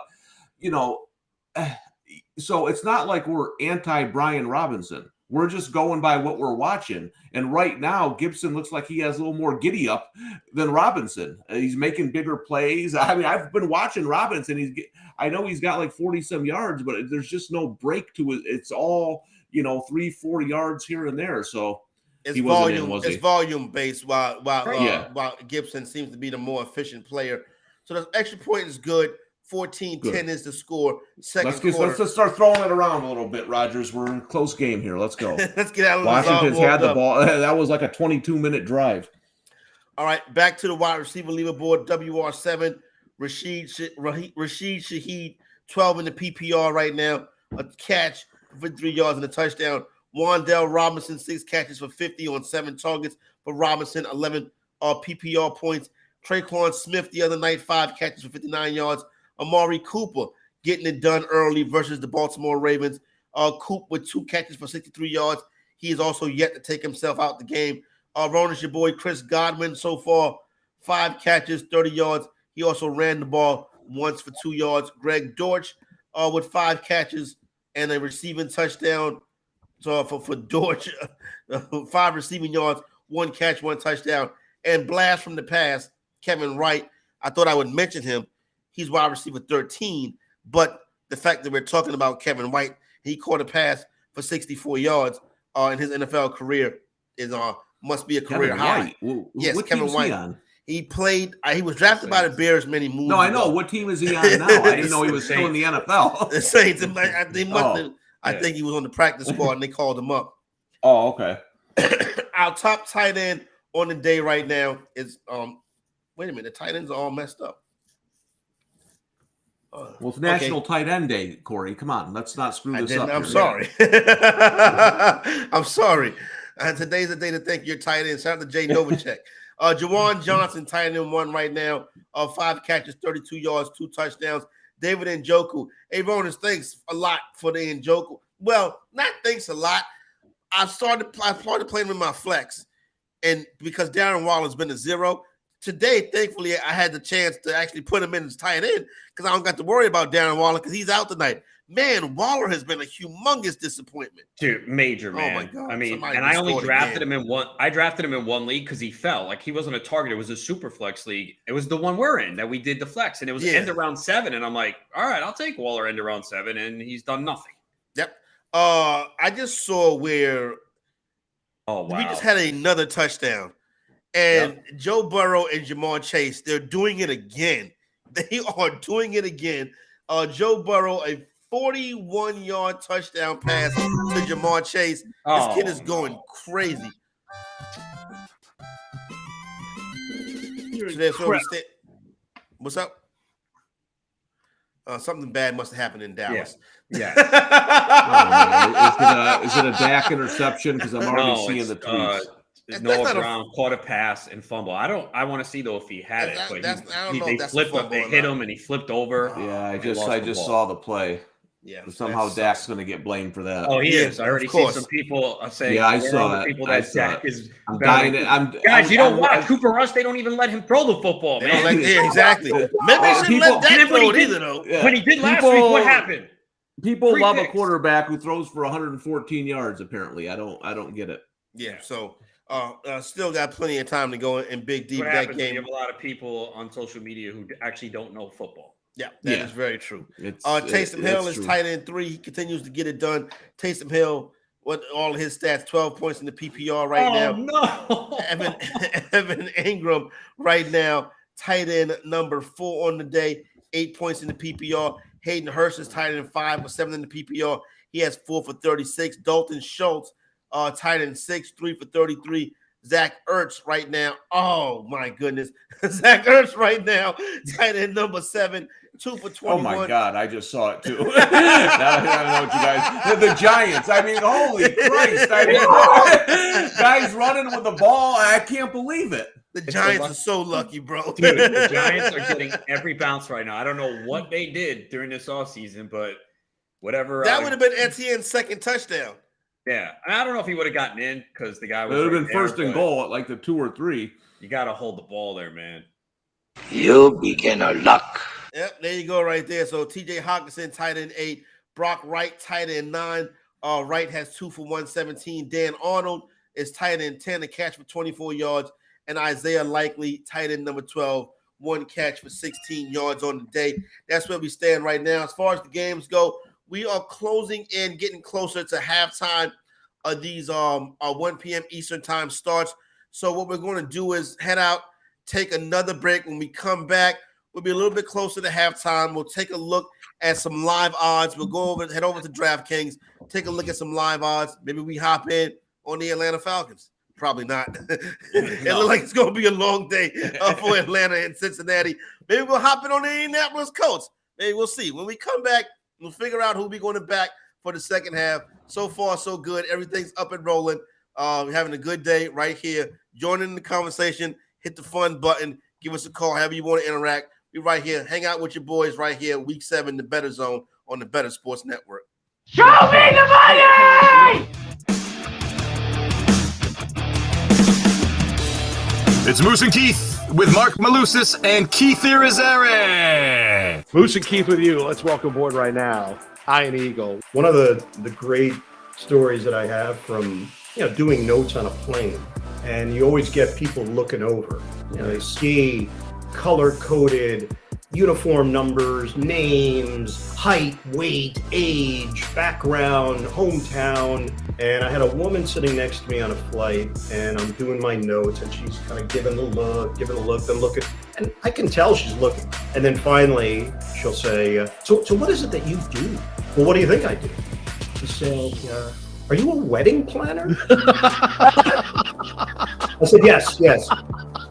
I said, I have to put Rob Gronkowski at Tom Brady's table. I said, you know what? You're not correct, but it's the best answer I've ever heard. That's great. Corey Nando and Friends, presented by Mayo Media. As far as fantasy executive, it's going to be a football life. The fantasy executive is probably going to be the best football life ever. Who will be the guest? Everyone who was on yesterday. basically. Yeah, everybody that's on yesterday will be the guest. Scott Ingram, you know what I'm saying? Adam Ronis. Yeah, everybody, those people. Because what Nando, obviously you'll be there. You know what I'm saying? We'll go to the GST and shoot some scenes. You know what I'm saying? That'd be nice. We'll shoot some scenes in Midtown Manhattan. Antonio Brown can be on My Football Life, That'd right? be nice. Because that's a big part of my come up as a fantasy analyst. Everybody, the Football Life, the fantasy executive is going to be for the people. When they do the Football Life on the fantasy executive, I'm going to be hands on. Good. Yeah. You talking to you.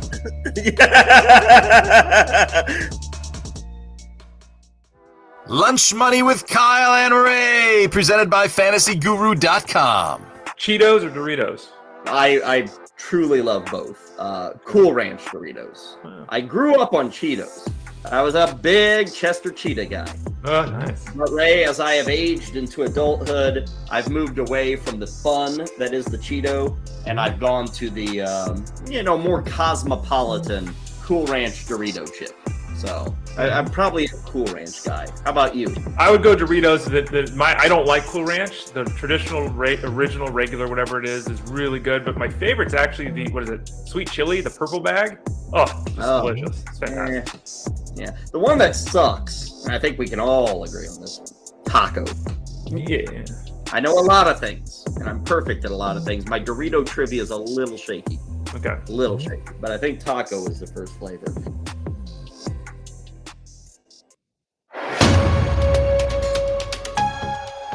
Jump solo in the backfield. Brissett underneath center. He moves People-Jones to the line. They give the ball to Chubb off the right side. He's going in. Touchdown! Nick Chubb! And the Browns take the opening kickoff and go right down and score. It's 6-0. Gus Edwards alone in the backfield. He'll get the carry left side. He's got a hole. He's going to walk in. Touchdown, Ravens! The boss is back in the end zone, and the Ravens have taken the lead. How's your fantasy team performing today? Where's your action? What's on the game day menu? The Bettor Zone is the place to celebrate your passion for football on Bettor Sports Network. All right, everybody, back up and at 'em. Bettor Zone on the Bettor Sports Network. About to look at our live odds board in just a second. First, an audio you heard coming in was touchdowns by Nick Chubb and Gus Edwards, courtesy of the Cleveland Browns and Baltimore Ravens radio network. Right now in that game down there in the Beltway in Baltimore, 13-10, the Baltimore Ravens at the half. I'll give you a look at the live odds on that one in a second.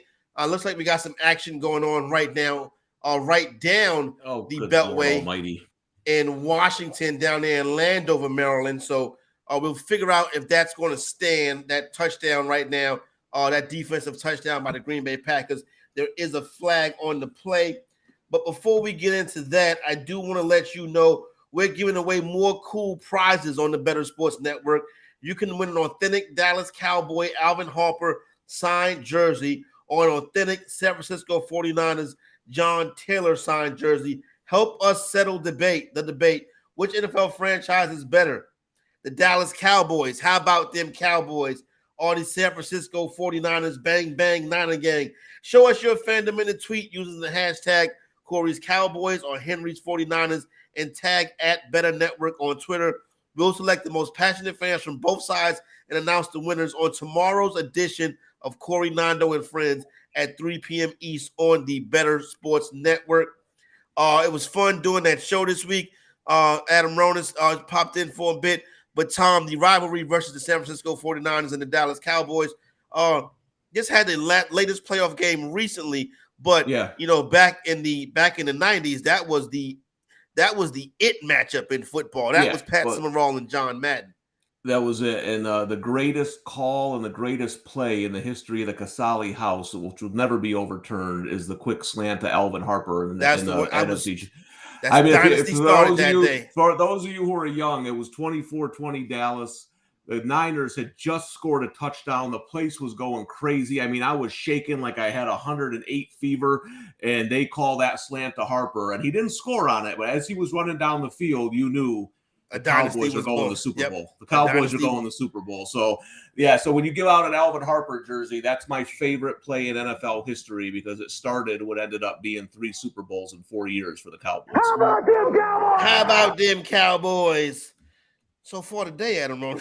Dallas Cowboys. No, that's a different era. What's Alvin Harper doing now? They can throw one up in the end zone or something. Actually, not Dude, quite people the are same. really calling for Cooper Rush, bro. Like, come on, man. I can't take it. I can't either, man.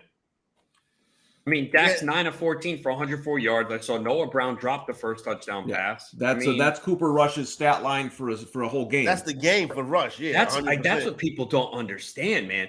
Cooper Rush was not winning them football games. Give him credit; he managed the game well, but they were relying on their defense. What a backup should do. Yeah, exactly. He was 10 what of a backup should do. He was 10 of 16 against the Rams. Remember, they defense scored a touchdown to open the game. He was 10 of 16 last week when he had to throw it. I know Philadelphia's defense is good.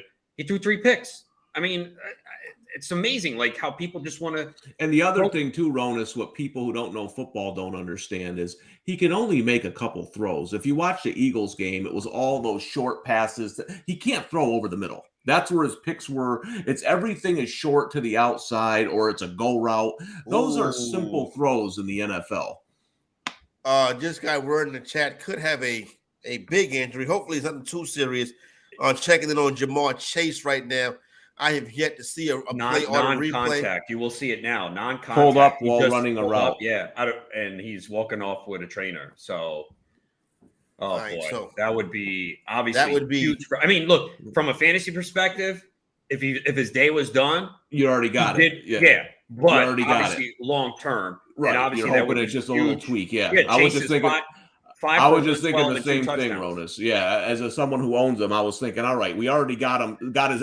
Just don't miss any games. Yeah, we want to get you next week too. You know what I'm saying? Because then Boyd and Higgins would obviously see huge upgrades, and Hayden Hurst. Burrow is absolutely 345 and 3 touchdowns in the first half. If you're playing against Joe Burrow this week, with the way offense is down, I think your day's done. Yeah. You know who's not done is Corey. Every time I look up, I see the Falcons running for 40 yards somewhere. They scored a quick touchdown. Now they're getting a field goal attempt before the half. They got it. I mean, you're back in. Yeah, you're back in this.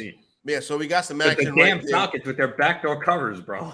Yeah, they're the new Lions. They're tough to kill. All right, so the Bucks. Are we taking this money line? All right, so here we go. Right now, Tampa Bay Buccaneers. I'm minus going draft 175. It's minus 175. I'm not hopping in at minus 175. No, yeah. I need a little bit more juice than that. Yeah. Total what's is 26 and a half. What's Washington, Corey? Because I think Rodgers might be hurt. Yeah, the last possession he was throwing like 2-yard passes. Washington just missed a field goal. Sly missed a 47-yarder. But he did. Washington's plus. I'm just saying, I don't know. We saw Rodgers holding his thumb. You watched Heineke throw though too, right? This Washington team is garbage. And didn't they get their touchdown off the muff punt? It was set up. Yeah. So. So they didn't score right there. Right now, score 14-10. Packers over Commanders. This game right here has not reached the half yet. Still got just over 2 minutes to go in this one right here. You want to come back with the Commanders. You're getting 255. You're laying it with the Packers. It is 14. We do have a halftime score to update you. 14? You're saying the Packers are laying 14? No, the Packers are laying 6.5. Oh, okay. Yeah, it's 14. Daniel Bellinger's on a cart. I had to stream him because I had a tight end on bye, and he's being carted off. Yep, so it's a tough one right there. Daniel Bellinger, they're coming over there, and they dapping him up and shaking his hand, and he's being couple big injuries for the Giants today. Couple big ones. Neal injury is a big injury, and now down Daniel Bellinger. Giants. Well, we'll get to that game in a second. But Indianapolis Colts down 13-0 to the Tennessee Titans. Tennessee laying 10.5. You want to come back, fellas, with the Indianapolis Colts? They're going to get back in this game. I would think so. Yeah, but Corey, right now they're plus 575. Yeah, I just saw a tweet actually just go by as you were saying it from somebody out in the desert said a second half money on the Colts coming in. Nice. There you go. So that's it. I think the Colts will get back in this one. The Titans, I still like the Titans to win the game, but I don't think the Colts' day is over as of yet. 11-10, Jacksonville up over the Giants down there in Jacksonville. Jacksonville laying it at 1. Tom, the Giants coming back at minus $1.20 right now. Still a little bit to go before halftime. see if the Giants can put some points on the board to go into the second half before we fire on this one. Yeah, listen, I got my 7.5 over on the Giants rolling. I'm just going to take I'm not going to bet against the Giants. It's too big of a headache for me. The stuff when you see ATN drop a ball like that, just running, I've seen enough. I'm not going against this team. Any second half magic for the Giants this weekend, Ronas? I mean, it could be, man. Probably so. Yeah, they're probably cheating somehow. I don't know what. Yeah, I mean, their tight ends down will probably get Mark Bavaro probably come out of the stands, throw on a jersey or something. The way they're going. Yeah, and that's kind of luck they've had. Did Wan'Dale Robinson come back in the game? Oh yeah, he's in the game. Okay, I just see him now. They were targeting him and incomplete. So. Yeah, I mean, it's amazing what this Giants team is doing. I think every week we're trying to fade them, and they just keep finding a way to get it done. Just got word from the Bengals radio call said Chase was dealing with hip issues during the week. So it could be that. Okay. So we are hoping for the best for Jamar Chase. As soon as we get an update on what's going on with Jamar Chase, we will let you know. Obviously, he is one of the studs of the hobby right now. Down there in Big D, halftime. Detroit Lions 6, Dallas Cowboys 3. Dak makes his return. Dak not having a bad game, but it seemed like everybody else in Dallas is. Do we have an update, Monas? Did you see anything about Ezekiel Elliott's injury? Right now, the Cowboys on the money line still 250, still laying 2.5, right? They're laying 2.5. The money line for Dallas is 165. Money line for the Lions is $1.35. Monas, any updates on Zeke? I haven't seen anything. I would think Dallas comes back here. I mean, Detroit's offense hasn't done anything. We know how good the defense is. Maybe Dallas's defense gets a key turnover, maybe turns it into a touchdown. No St. Brown. Swift is out. So, you're seeing this Detroit offense struggle, and maybe Dak gets more into rhythm his first game back. That was my concern coming in. I'm like, well, Dak could be rusty. It could take us some time. So I would think Dallas is able to get enough done here in the second half to pull out a victory. Are they better? Yeah, you're right about that. This right here would not be a good one. Tom would be off Twitter. Yeah, I can't wait for the show to end so I don't have to be on Twitter anymore because it's already bothering me. Already getting a little bit listen, listen, Dak's missed a throw or two here, but it's like Ronas said, it's not like his numbers are terrible. Yeah. It's not like he can, it's we'll see. Part of me almost wants them to have Cooper Rush be the starter just so people can see what would happen over a 16-game stretch and not a 4 or 5 game stretch. Yeah, look at the opponents too. And again, I know this is Detroit and they should be exploiting it. But again, let's see what he does in the second half. All right, so we still got a second half to go out there in Big D. Matter of fact, I think second half just kicked off down there in Dallas. Second half underway in Carolina. Panthers 7, Tampa Bay 0. Tampa laying 2.5. You want Tampa on the money line? You're paying $1.60 for it. No bet here for me, Tom.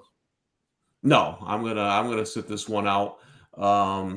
It's normally I would be on Tampa Bay, but just not enough. I think I know the answer. I talked about it this week. So I was looking at the futures, right? And I believe, let me just double check. I thought Tampa coming into the week was like 4th or 5th, and I don't understand that. There's no way I would bet it. My guess is the books, they're 4th behind the Eagles, Bills, and Chiefs. No way I take the Bucks at plus 900 when you're giving me the Niners at plus 1,600. No, the Niners I can't do it. definitely. Now, my guess is the books don't want to make it lower. They don't want a liability because they know people right. are going to. Right? It was the same thing with the Lakers. Tom Brady. Remember, the Lakers early in the year were like up there, and I'm sitting there like, why? But it's got to be it, right? Because none of you guys would put plus 900 on the Bucks to win the Super Bowl right now, right? And you have to remember, Ronas, there's already a major wager on the Bucks. Yep. Yeah, right. I know that's why. Yeah. So that's whenever you see those popular teams like the Cowboys, Notre Dame, Duke basketball, Lakers, you're never going to get the odds where they should be because they've already taken a bunch of money before the season even started. So they're just protecting themselves there. But you're right. You got to have guts to bet the Bucks. No, I would know. By the way, the Cowboys got the turnover I was talking about, Diggs interception. All right, so Trayvon Diggs gets an interception. Also, the New York Giants add on 3. It looks like that game's going to go to halftime with the Giants up 13-11 down there in Duval County over the Jacksonville Jaguars. All right, here we go. Getting ready to start the second half in Baltimore. 13-10, Ravens leading. Ravens laying 4.5 on the spread. Here's the key one now. because we've seen this week after week. Are we taking place in the Cleveland Browns at plus 220 on the money line? What's the score again? 13-10. 13-10 Baltimore. Man, the Ravens have 60 passes. I'll do it. I'll take the Browns. All right, so we got the Browns at plus 220. If you, I gotta hop in here. Well, so y'all talk so I can take it. Well, it's 13. I just think there's a little value there at 13-10. There's value, but okay, it's just I don't know. They're passing more than they're running here. Brissett somehow is 12 of 14 for 165. Chubb is 7 for 20. Kareem Hunt's 3 for -4. Lamar Jackson is 4 of 8 for 74 yards. They're not throwing the ball at all. There's been no turnovers here. It's just hard for me to trust you. Well, I think it's you're right. There is value value at plus 220 though, because we've seen Baltimore like blow these leads. Offshore, I got at 265 just now. And as a matter of fact, the number just bottomed out on DraftKings down to 165. So a lot of people must have hit the Browns at halftime. You know what I'm saying? Because we've seen this time and time again. And also, we got action just getting picked back up down there in Tennessee and Nashville and that division matchup right there. So we are into the third quarter of action right now. Going to hop out for a break. When we come back on the other side, I want to hop into the loser board also to take an early look at football night in America and Monday Night Football. Up and rolling, having a good time. Week 7 right here on the Bettor Zone. We'll have even more fun when we come back right here on BSN. Front Yard Fantasy, weekday mornings at 7 Eastern. Yeah, sorry, I'm just banning the porn bots real quick. Whenever the porn bots, I will say, dude, whenever the porn bots show up, it means we're doing something good. It means that we're showing up. So, you know, if they wouldn't find us if we weren't, if the live stream wasn't good. So, you know what? We welcome you here. Tinder-hot-.xyz-best of adult dating site. One of our biggest fans. I detach all of my self-worth to how many porn bots come into our show in the morning. If we don't get any porn bots, I go the rest of the day thinking like, what did I do wrong? Why didn't Tinder-xyz.com want to hang out with me this morning? Yeah. People ask, how was the show? I'm like, not that good. No porn bots showed up. Moose and Keith, weekdays at 10 a.m. Eastern. Because I never asked you this. When Noah was growing up, when did Noah first where you got a sense that this is what my son wanted to do? I was really busy during his formative years. I didn't meet Noah until he was about 19. Nice. So, your wife did a good job. Yeah, you may want to talk to him. I would say about he started showing a legitimate interest. He started getting curious about how I prepared, what it required, and then I saw a little bit of a shift, 14, 15, where he was concentrating on the on-cameras, the interaction between play-by-play and analyst, and started probably taking mental notes at that point of the performance aspect of, okay, you do all this prep, but you got to go out and deliver it. So, yeah, probably that 14, 15 range, I thought to myself, this could be something he really wants to do. Bettor Sports Network is betting, fantasy, collectibles. It's sports talk done better.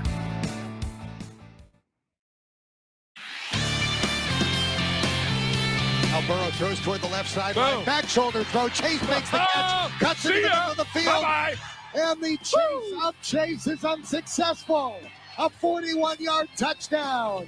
The Bengals' 4th TD in 4 first-half drives. Yeah, baby. Jamar Chase is hurt. Not good. He's on his feet. Stayed down for a while. Now he's on his feet and walking very slowly toward the Cincinnati sideline. He was way downfield, so he ran a deep pattern and started limping. He wasn't on the ground. It looked like maybe strained something. Well, he had a hip injury during the week. No! Bettor Zone.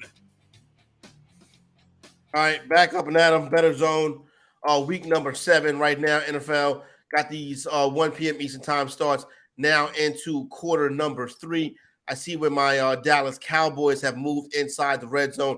Cowboys hoping to go up on the Detroit Lions. I see where Ezekiel Elliott is standing on the sidelines. So hopefully that's some good moves. No, he was in the game.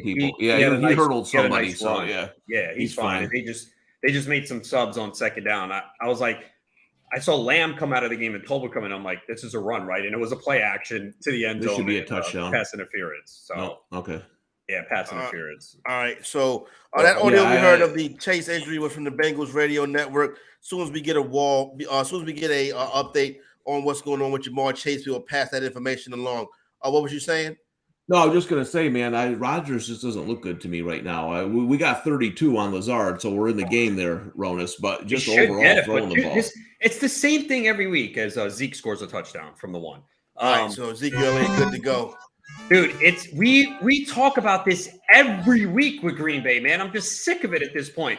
It's just this offense sucks, bro. And it sucks. What do they do to fix it? I never see Jones or Dillon. I don't even know if are they on the team anymore. Do they trade them to the 49ers too? Like, where are they? I see Rodgers dropping back to pass, throwing deep every week, multiple times. It's like, it's not working, guys. It's just not working. I mean, Jones has 6 carries, 14 yards. Dillon 2 for 10. You know, where Lazard, like you said, has 31, so don't need that much more. Dubs, no catches on 2 targets. Tunyon, 1 catch for 6 yards after his big week last week. And again, they have the defensive touchdown. I mean, they could be losing this game. All right, so that's where we stand right there. Let's take a look at the leaderboard before we get back into some of this second half action and get you some previews of the games coming up a little bit later on this evening, the primetime matchup tonight, old school AFC rivalry between the Dolphins and Steelers, and then tomorrow, football night in America. Baltimore Ravens. Did you hit that Cleveland money line? Yes, I did. And I see the Baltimore Ravens get a turnover right now. Brissett. Yeah, that's over. That was my concern, man. It's over. Yeah, I didn't think about that. No, I know it's over, but I'm saying it's over for him. It's like when he takes over for a team, he's a game manager. Don't turn the football over. Yeah. He can get you through a couple weeks. That's not him no more.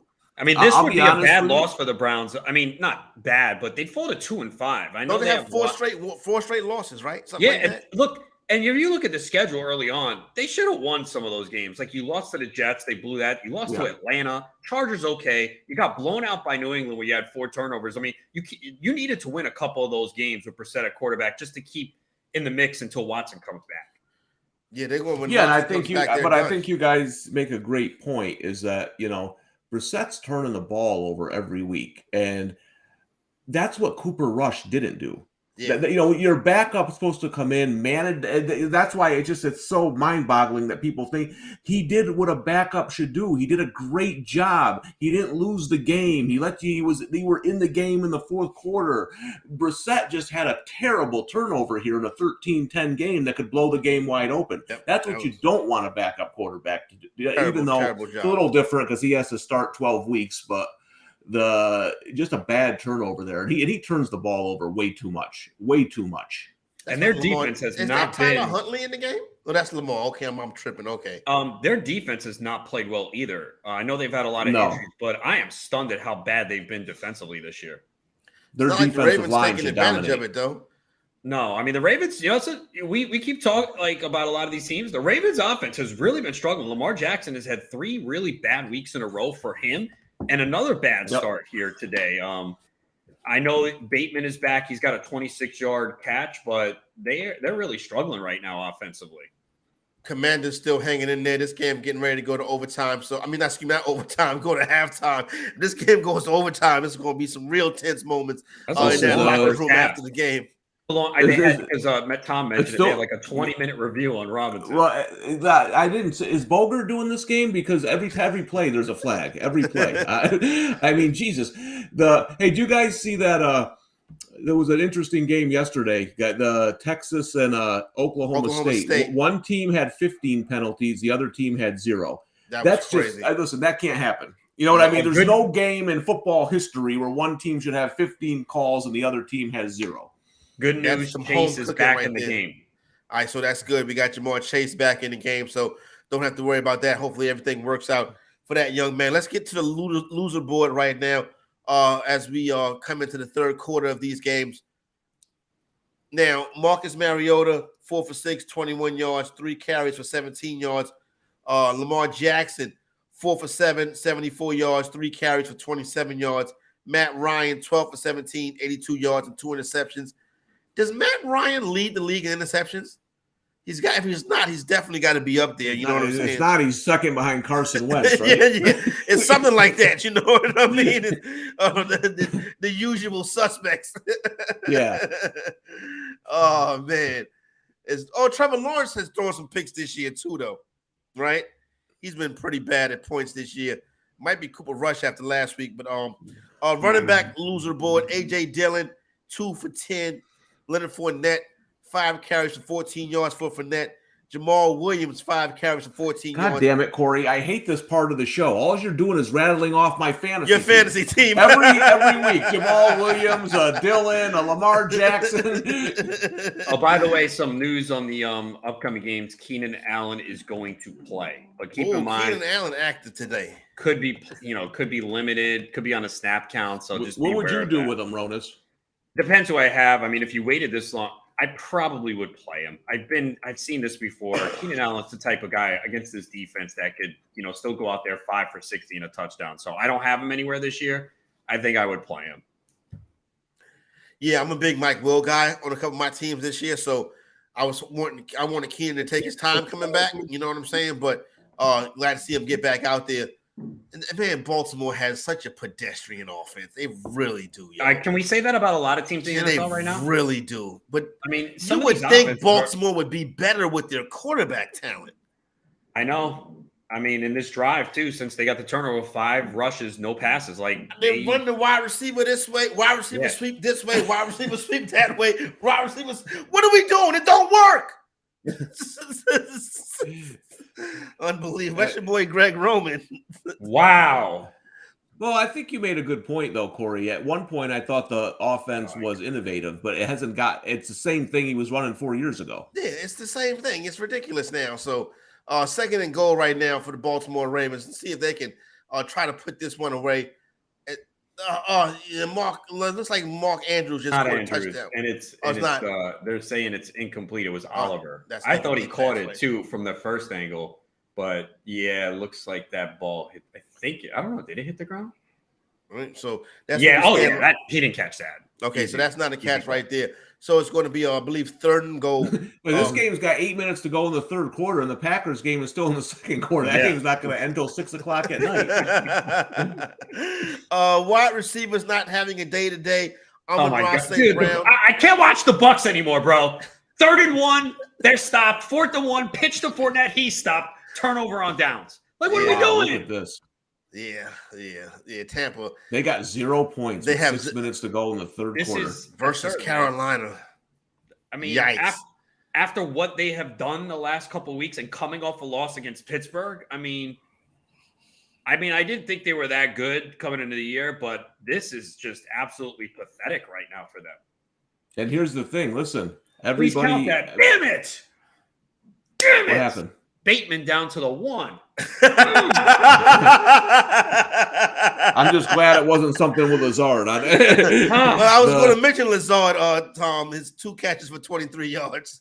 No, he's got a 3 for 32 now. Oh, okay. He got one in there too. T. Higgins 1 for 12. 4 for 32. So, wow, he got a 1-yard reception when we weren't watching. Thanks. Right quick, Kyle Pitts. I'll review that. Robert Tonyan 1 for 6. I got him in the lineup today. And Mark Andrews is working on a donut right now, so he needs to get in the end zone because Mark Andrews, that's a close call right there for Bateman. Yeah, but they don't it doesn't review look like it, he's and down. It looks like, and Gus Edwards gets in. All right, so Gus the Bus hit the touchdown sounder. Gus Edwards gets in the end zone. 19 to 10 right now. Extra point pending. Baltimore Ravens up over the Cleveland Browns. Baltimore, this doesn't look good, but they got it done. Let's see if they can hold on and pull this one out right here. Or will the Cleveland Browns come back and deal with the Baltimore Ravens, another second half loss? Gentlemen, when we look at tonight's contest, let's start football night in America. Tua Tagovailoa makes his return to the Miami Dolphins.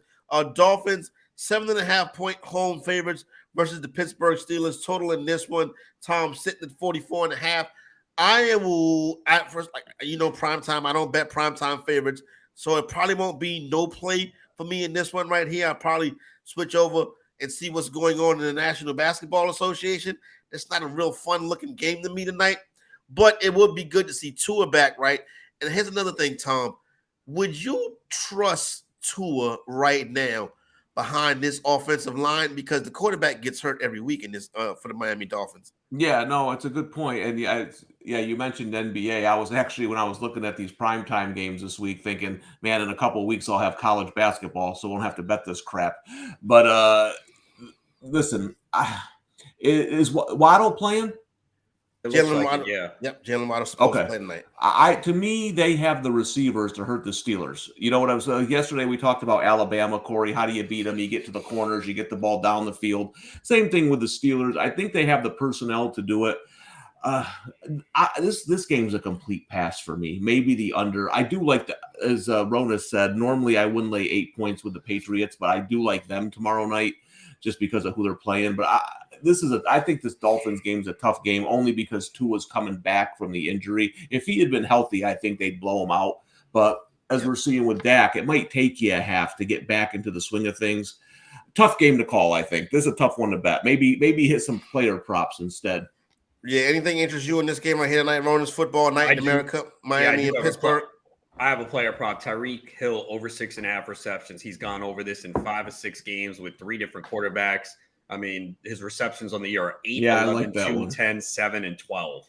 And his targets 12, 13, 4, 14, 7, 15. The one game he didn't, where he had the 2 catches on 4 targets, was the game against Buffalo when they had the ball for 19 minutes. I mean, they pretty much, where the ball's going. It's Tyreek and Waddle and a lot of short passes. So I like Tyreek over 6.5 receptions.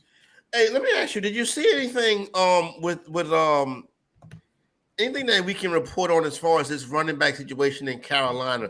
Like, who's getting the work so far?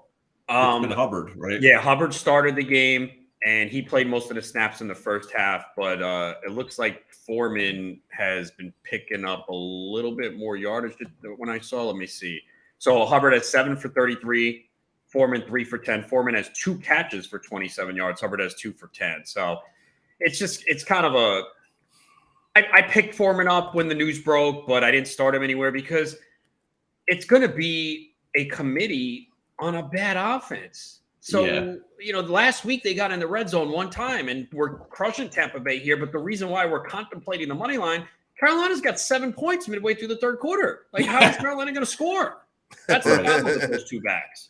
Yeah, Ronas, I had Foreman in a really deep league. I held on to him, but when are you going to start them? Yeah. You know what I mean? Unless you're in dire straits here, there's going to be a split. Coming up with 6 teams on bye, so maybe that right. Week. So you might, but it's I always enjoy though, like Ronas, I'm sure you do too. When something like this happens, like when McCaffrey gets traded and everybody's running right to get a guy off the waiver wire on a terrible team and it's going to split carries and never going to score. And I can't wait to pick up Chuba Hubbard and Dante Foreman. Who's the guy in Carolina? I mean, nobody. That's who the guy in Carolina is. Yeah. If they knew, I tell you who, it's not Matt Rule. That's who the guy is. Not. No. As far I don't know who it might be, but it's not Matt Rule. But Dak Prescott with 132 passing yards so far on the day in his return. But he just got sacked by Hutchinson, man, on third down. He did. So Hutchinson has 2 sacks in this game, right? At least 2, He's a beast. Yeah. He is a good young player. So 10-6 is the score in that game right there. Tom, tomorrow night, Monday Night Football, New England Patriots, Chicago Bears. I will go against my don't bet primetime favorites because I think this is a smash spot for the New England Patriots right here. Yeah, and if you look at it, everybody knows how Bill Belichick has had success against younger quarterbacks, right? And it sets up that way. The Bears rank bottom 3 in almost every offensive category: points, passing yards, total offense. Their offense is terrible. The other thing, if you look on the other side of the ball, though, too, that favors the Patriots, the Bears are giving up 163 yards rushing per game. Normally, I wouldn't lay 8 with an offense like New England, but I think they're going to run the ball with Stevenson. He's going to have a big game. Maybe hit some of his props. I just think this is one. Let's not think too much. Let's not get all crazy with the publics here. The New England's going to come in. They're going to outcoach them. They got better players. They're going to win. That's how I look at it. Real easy. I mean, and simple, what is the case for the Bears? Like, is there the Patriots should be 8-point favorite? That's about it. But the Patriots quarterback situation is, but I mean, it's worked so far, and it's not like the Bears situation is better. You know what I mean? So but you're not taking the Bears getting the 8, right? No, I like they're the just that would be Patriots. the argument if you like you said Yeah. what could be the argument. Right. It would just be if you thought the number was too high. A lot of people bet numbers and not teams. I'm not that smart, so I still bet teams. But. He said you go with the eye test, Yeah. not the number Yeah. test, right there. I'm not going to sit there and try to be some genius and put money on the Bears. So there you go. I'm going to bet the Patriots and hope for the best. That would not be a genius move. Putting money on the current version of the Chicago Bears may not be a genius move. To put money on the current version of the Tampa Bay Buccaneers. Just under 5 minutes left to go in the third quarter in that game. Carolina 7, Tampa nothing. Right now, Tampa minus $1.40 on the money line. Jeez, I mean, pretty soon they're going to be minus 400. They've been minus $1.40 for the past. Yeah, now it's down to 135. Yeah, there you go. Paris Campbell's alive. I said, what is it, 13-7 now? Paris Campbell. Yeah. All right, so now they converted a key fourth down on this drive. Well, at least he's helping my best ball leagues. Damn, he is going off, bro. He has 9 catches. Yeah, he's going to have targeted 11 times. He's really going to go off because all Indianapolis is going to do the rest of the game is probably is run the ball right here. It looks like Jacksonville got a big special teams play. Jaguars open up third quarter, but Jaguars, I see a player running down the field. That's ATN, isn't it? That's Travis. Yeah, that is ATN. So there you go right there. So Jacksonville, that was not a special teams play. I'm sorry. So Jacksonville just outside of New York Giants territory. Giants up 13-11 right now in that one. We got to look at his player props. I mean, the problem is the volume's not there. He's got 7 carries, 92 yards, and his prop, I think, was in the 40s. You got to feel, though, the volume's going to – I mean, I might try to get – like, you're right. I might try to get ahead of that because this has been trending this way. Because a couple of weeks ago, I took I took Robinson attempts, and that was the week – it was after the Eagles game. The where Texans he didn't game, get, right? Yeah. Yeah, everyone was on that. Everyone was on his rushing yards. And, on the playbook with Justin Fetchman, he took it that week. I was like, I know you're going there, bro. I'm worried that it's not going to hit, and it didn't. Yeah, ever since then, it's just been, I think the week before ATN started to creep in, and since that Texans game, he just, listen, again, we're looking, it's eyeball test, right? I know, you know when ATN's got the ball and when Rob, there's a different gear right there right now, and I just think I got to start feeding him the ball more. And they kind of know it. You're like you said, it's kind of trending there right now. He had a bad drop pass earlier. Okay, that's the same run. All right, I'm about to say he's going crazy right now. That's that same run. Yeah, okay. But they need to get him the football. I mean, he's the most explosive player on that offense. They don't have a lot of speed at wide receiver, so they need to get him the ball if they want to have success. And I think they know it, and you're starting to see it more. So getting the big game right now from Etienne. All right, so getting ready to head into the 3 p.m. Eastern time hours, meaning that the fourth quarter of these games are going to start to pop up. So now it's good time to separate the winners from the loser. We will do that. Get ready for these big moments when we come back right here on the Bettor Zone. Bettor Zone.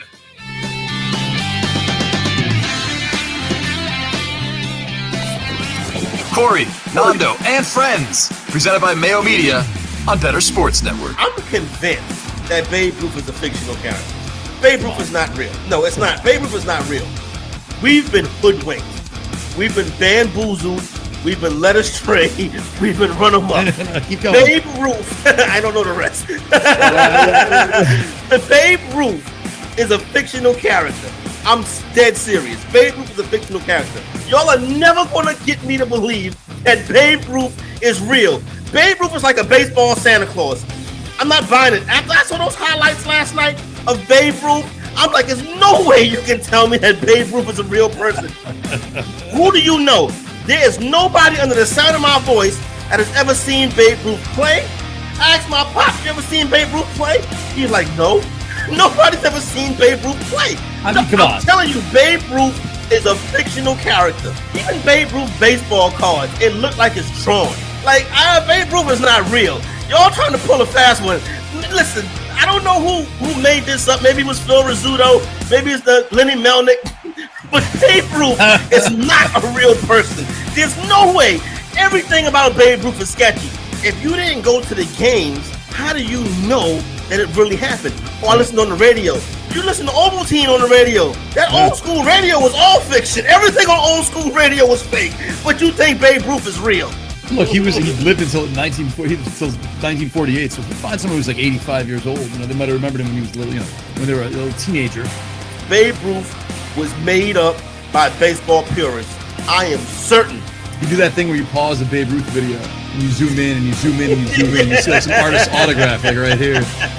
Yeah, some digital art right here. Yeah. Somebody need to investigate this and see if Babe Ruth is a real person. I'm pretty sure Babe Ruth is a fictional character created to make people think that like there was this great jolly old baseball player that drank beers and ate hot dogs and hit 60 home runs. Like the home run record before Babe Ruth was like 14. You know what I'm saying? Yeah. Like, and but now he figured it out. Like who figured out the dunk, right? Like he's just like, that's like Dr. J or something like. Then Dr. J, probably was before Dr. J, but Dr. J made the dunk famous. Babe Ruth made the home run famous, or maybe that was a way to get people to like. We're gonna make baseball America's pastime, but in order to do so, we need somebody who we can make the face of the sport. And they didn't have no face of the sport. So they're like, okay, let's make him a fictional guy that played for the Red Sox and was traded to the Yankees for like tickets to tickets to cats. You know what I'm saying? Like the Red Sox get a Yankees. You tried to say Les Is there any footage of Babe Ruth in the Red Sox uniform? None. I'm telling you, Babe Ruth is a fictional character.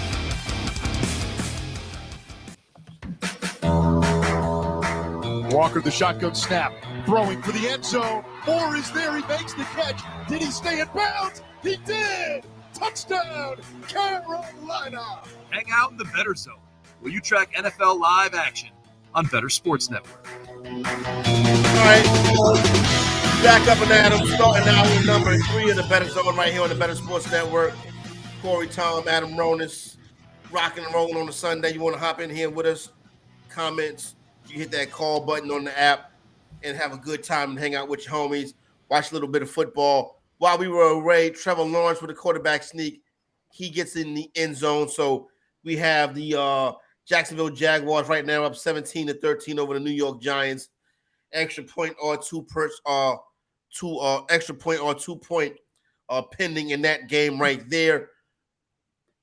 Now, this week, Adam, we had the big trade go down. And I'm sitting up here and I'm thinking to myself, as I'm watching the Buccaneers, man, the Buccaneers should have tried to give everything they could. I know it's in division, but McCaffrey is a kind of player that Tom Brady likes. That type of running back who can control the middle of the field. I don't think that's the biggest need, though. I think Fournette's been fine. They like White, and then you have to give up, a lot of draft picks for a running back. We talked about it earlier. Tom mentioned it. So I think that's why. I mean, their offensive line is the problem right now.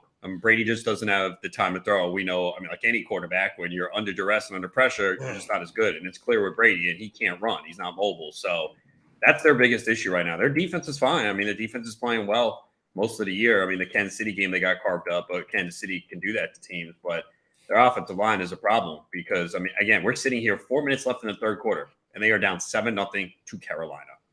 Yeah, and Ronis, I listen. I say that my kids play line. I think it's important, but I kept saying this summer, nobody cares. Like all you saw were the national beat writers say, well, they're down 4 linemen. They got Tom Brady. They got Tom Brady. You know what I'm saying? Like They didn't lose like Joe Schmo off the street. They lost good linemen that helped them, win a lot of games. And the fact that nobody cared about that is just mind-boggling to me. Right. I think this. The people just look at the skill position players. The offensive line is so important, and you're seeing it with numerous teams this year. The Rams, right? We can go through so many teams that have offensive line issues, and that's why probably a lot of the scoring is down. Again, we have ugly games right now again. I mean, every week. There's a lack of touchdowns across the board, and it's the same story every single week. Now, and the thing about line too, Joe Burrow just scored again on a rushing touchdown. Now, and he also threw an interception too. The Falcons. He threw an interception. But oh my goodness, Carolina scores. Dude, Deonta Foreman had a 61-yard run to the 6, and then Chuba Hubbard just scored a rushing touchdown. Well, there's the 7 points I figured he'd get in fantasy. So Well, it's a good thing we didn't take that Bucks. None of us did Yeah. that. Hey, Corey, listen. I got to say something. The people are getting on you in the chat here. If this listen, 20 years from now, no one's going to have a better rant than that Babe Ruth chant. All right. The rant that you have. Okay, first of all, the play was no to net. It wasn't Cats. Cats wasn't around back then.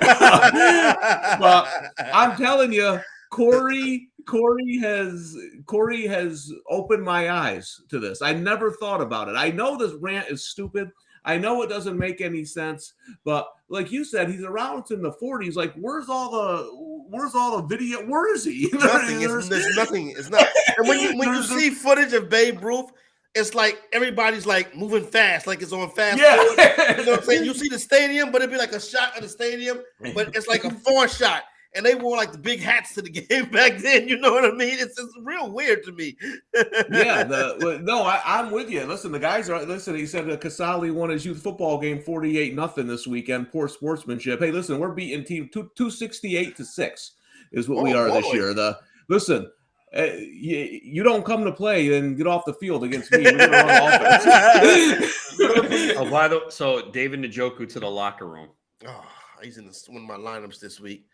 All right, Ravens are getting ready to go into the fourth quarter. Ravens moving the ball. They're up 20-13, but we're going to keep an eye on the Ravens. We know their second half struggles the past couple of weeks. Speaking of the Baltimore Ravens, Baltimore Ravens, let's go to the game right now. Joe Burrow is going off 27-33, 425, 3 touchdowns and a rushing touchdown. Joe Burrow is going to win a game ball this week. He's going to get a game ball in the locker room after the game. 27 of 33. Boyd has 7 for 146 and a touch. Chase has 6 for 116 and 2. Higgins has 4 for 80. Even Hayden Hurst 5 for 41. And even Mixon, they're not running the ball. And I applaud the Bengals. I've been complaining about them. That Thursday night game against Miami, they kept running Mixon. They weren't picking up yards. This is how the Bengals should play. Yes. You have Chase, Boyd, Higgins, throw the football. Cannot defend them. You're exactly right. Listen, nobody on earth is going to tell me there's a defense in the NFL that can defend those 3 receivers. Then you play like this, and then it opens up Joe Mixon. It opens up things in the running game. I'm 100% with you about how they should be playing. This doesn't have to be difficult sometimes. You got the weapon. Look, Mixon's a good player, but he has not been efficient running behind that line this year. He's 7 for 22. He does have a touchdown if you started him in fantasy, so you'll take that. But you got all these weapons, and you got Joe Burrow. You got to throw the football. And this but that offensive line is still schemed bad. You got to keep him upright and healthy. He's a tough guy. Don't get me wrong. But it depends on the really opponent. Just throw. Yeah, but get those quick passes out. Today. Quick passes. Put pressure on the defense. I've never seen Green Bay with the football. I don't think they've had the ball. Green Bay is now trailing as Terry McLaurin with a long touchdown. All right, so we should have hit that Washington money line. It's 12 minutes left to go in the third quarter in the Green Bay and Washington game. Oh my goodness! This game is going to be on. This game is going to be on when we done here today. More time for Lazard to get 20 more yards. That might take us that long. We're going to be sweating this till 7 p.m. We'll have to come back on the second show and talk about if we won or lost. Yeah, I know, right? Okay, I know the odds are going to be still not favored, but say Tampa loses today and Atlanta loses. Now that division would have 2 teams at 3-4, Saints at 2-5, and the Panthers at 2-5. Saints still in it. That's amazing, right? That's amazing. You're making me sick. Everyone's going to say, "Oh, Tampa's going to win," but can we really say that? How many more weeks do we need to see this inept offense? Yeah, so they're plus 245 on the money line right now. This is Tom Brady to score 2 touchdowns. They're plus 245 on the money line right now. Tampa is. Wow. I wouldn't do that. I really wouldn't. They need to score 2 touchdowns just to tie the game. Right. Yeah, no. Any other team that doesn't have Tom Brady's like plus 350 right now. 100%. Well, they are in Carolina territory. There you go. It didn't take long. The Detroit Lions are in the end zone. They're taking the lead now. Dak played awful defense on that play. Ryan Tannehill is down. Malik Willis. Oh, my bet. That's what do you thought I cared about Ryan Tannehill? Oh, that's not good. Man, the NFL is so wild this year, man.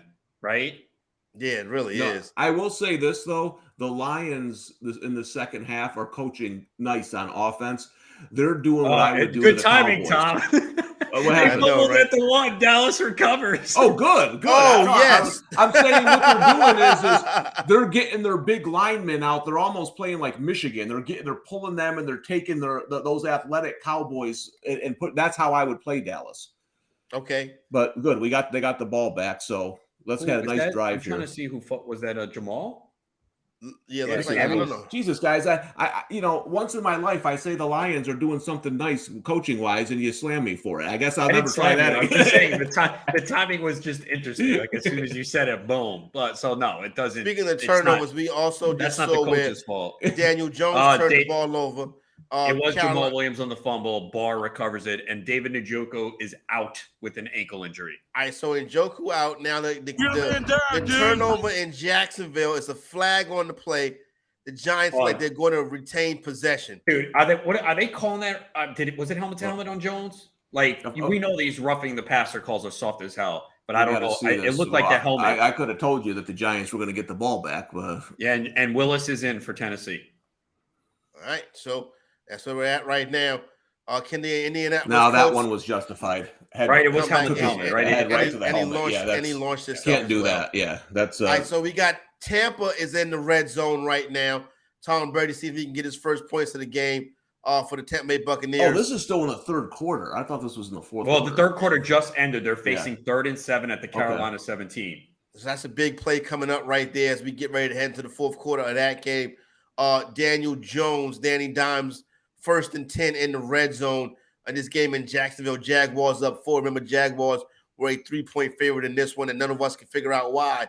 So we'll see how this one plays out. And this is around the time of the game where the New York Giants rely on Saquon Barkley.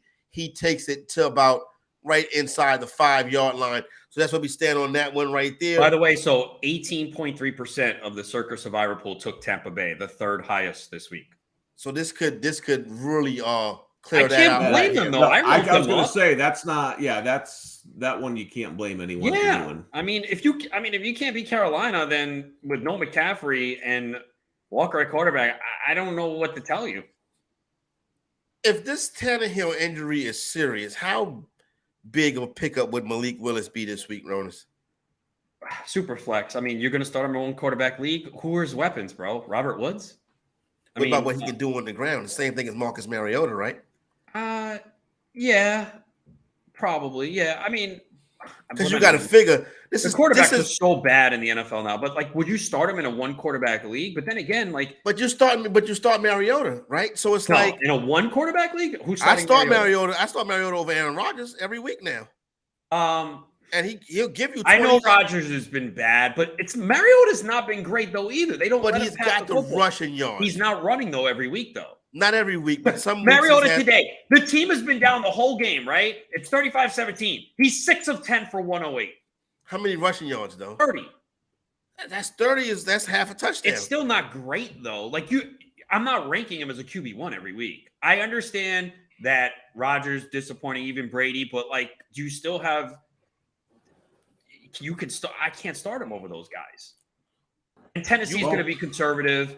You know they're going to run with Derrick Henry. I will say this about Rodgers. Lazard has 41 yards, so if he could kindly get us 9 more yards, I don't care what he does after that. I don't think after that, I don't care what Green Bay does because that looks like a bad one. Incomplete. That is a big stop there for Jacksonville. Would you have kicked the field goal there on 4th and 2? Of course, you take these points. I know you do. Oh, they went. You're conservative, Corey. You're conservative, Corey, and corporate. I'm corporate, Corey. This one, though, I agree with Corey. I would have taken the 3 here. Because even if Jacksonville, too, right? even if Jacksonville scores a touchdown, you're only down 8. You're still a 1 possession.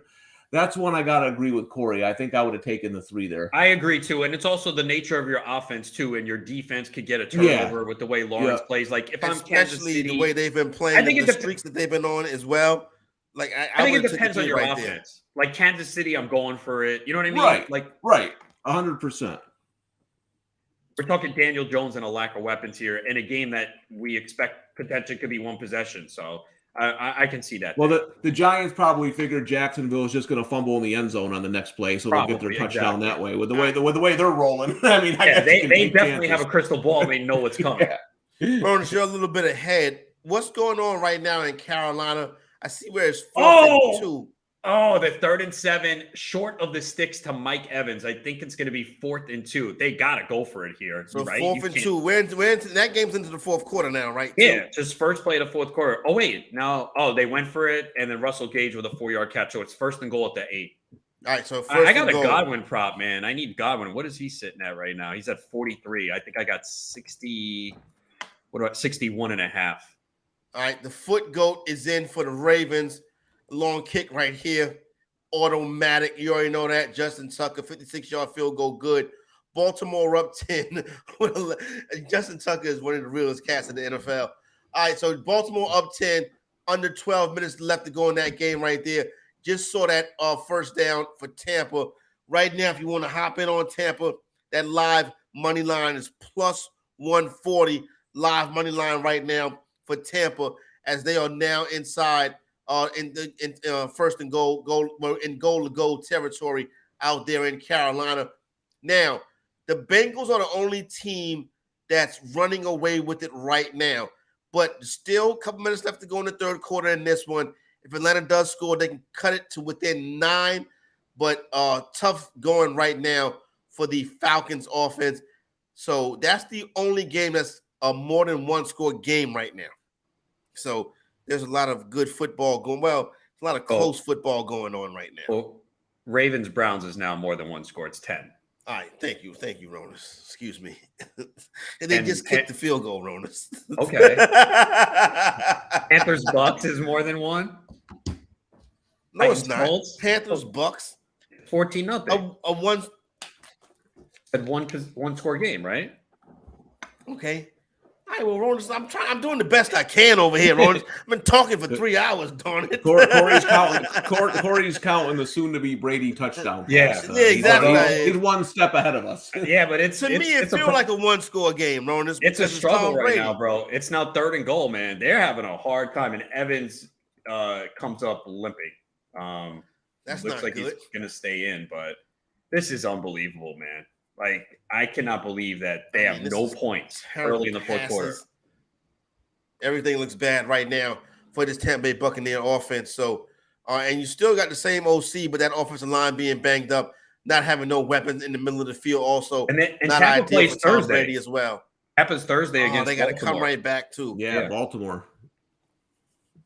It'll somehow turn into a crappy game because it's Thursday, right? Of course. That might be a bad matchup for this Tampa Bay offense because Baltimore is going to send pressure, and I think you can do that now against Brady with the way this offense is playing. Wow, they're kicking a field goal.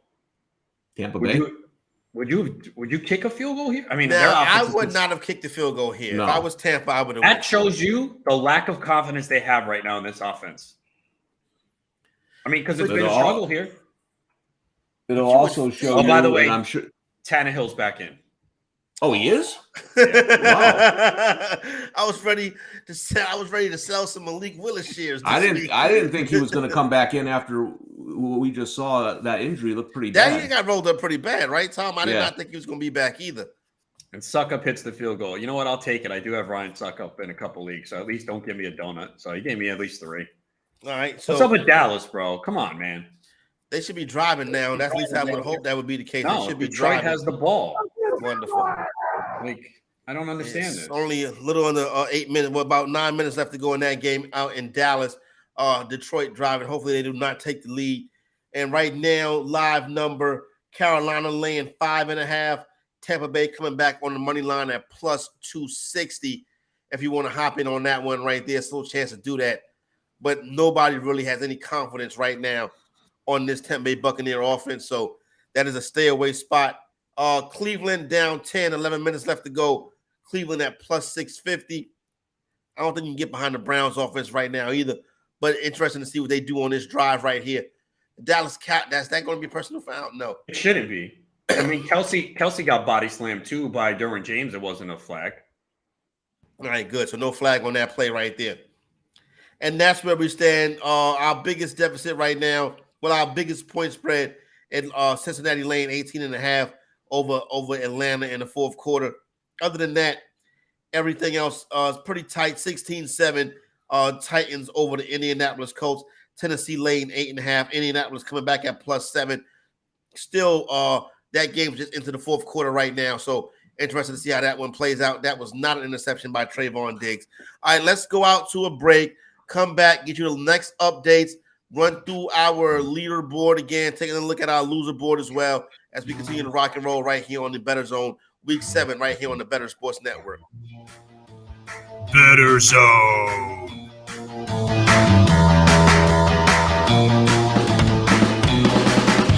Bettor Sports Live with Lisa Ann and Rick Kamla at 7 p.m. Eastern, 4 Pacific. We've talked about this. It's you're not into that to the dynasty thing. I don't, dynasty is like a long-term relationship, and that just is really tough for me, Rick, I understand. It is such, and then when you say the two things that you say that probably scare me the most is a 14-team dynasty. Then I'm like, oh, this is a now complex relationship that requires a lot of my attention. Not And a dog that you don't like and all of that stuff, right? Lunch Money with Kyle and Ray. Weekdays at noon Eastern, presented by FantasyGuru.com. I wish they'd get rid of instant replay. I think it's damaging to the sport. I just don't like it. They will never get rid of instant replay on the broadcast. We demand it, and that's why. Remember, replay kind of rose out of the fact that people would sit at home and say, "Why can't they look at this? Why can't they see? I get to see the replay, and I know it's wrong. Why don't they get it?" So that said, okay, we'll have replay. Ray, we're never going to get rid of replay. No. Like you couldn't say, "Hey, the NFL will get rid of it, but we're not going to show it on broadcast." What if the NFL said, "We'll get rid of replay, but we will not show any instant replays at the stadium"? Would you be okay with, like, you'd still get them at home, and you could still yell at the TV, but the ref can't hear you there. Right. Like, I feel part of it is they have to have replay because the millions upon millions of people watching the game have replay. So, like, you can't not have replay when everybody else has it, but the guys making the decisions don't have it. Like, you gotta have replay. It's impossible. It is impossible. It's just my dream. It doesn't help. You get better dreams, Ray. That's not really like it doesn't help. That's the thing. If we use replay and it creates as many questions as answers that it solves, what's the point of it? Well, it's not going to change, Ray Flowers. You're going to be an old man still yelling at the replay cloud. Bettor Sports Network is betting, fantasy, collectibles. It's sports talk done better.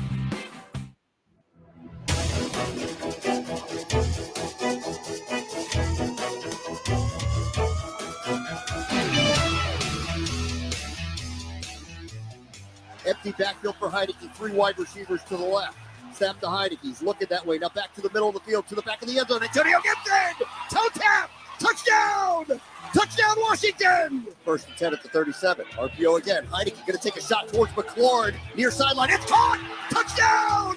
Touchdown, Washington! A 37-yard bomb from Heineke to McLaurin. Hang out in the Bettor Zone for a better NFL game day experience. All right, that audio courtesy of the Washington Commanders Radio Network. DC moving the football right now. They already have the lead over the Green Bay Packers as Washington is up in this game 17-14. Just had a big miscue in the game between Tennessee Titans and Indianapolis Colts. Malik Willis comes in the game. They flank him out. They give him the ball. God. He immediately fumbles it. The Indianapolis Colts recover the football. Same thing I said, Tom. Not with my money on the line. Do they try this foolishness? 16-7 is the score in that game right there. 10:40 left to go in the fourth quarter. What was that play? Was he going to I mean, good Lord, just run King Henry. All of a sudden we got to get crazy.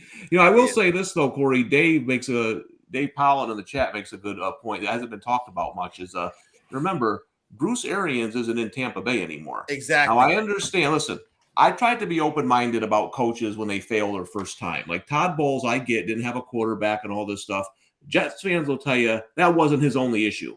He had a lot of problems in New York with time management, with all kinds of stuff. So that's something that needs to be pointed out. I know it's a big problem in New Orleans right now, right? You take Sean Payton away. Sean Payton did a lot, even when he had injuries with that team. It's hard. Listen, good coaches, they're hard to replace. You don't just take Sean Payton and Bruce Arians, take them off the team, and just throw anybody in there, even if Tom Brady's your quarterback. Yeah, because that field goal sucked, by the way. Him kicking that field goal is a joke. Down 14-0 in a game where you can't score any points and you're trying to put 3 on the board. No, that's a bad coaching decision. All right, Come on, get in. Yes. Baltimore. What's that, Ronas? Kareem Hunt touchdown. Okay, so that's where I was going right there. So now they're covering. They're covering, and but I will say this: on the 2 previous plays, Chubb had a 22-yard run, so he went over that damn prop. I should have just stuck with it. 1 week it doesn't work. I should have just went back to it, and I didn't. All right, so now we have a ball game in Baltimore between AFC North rivals, the Ravens and the Browns.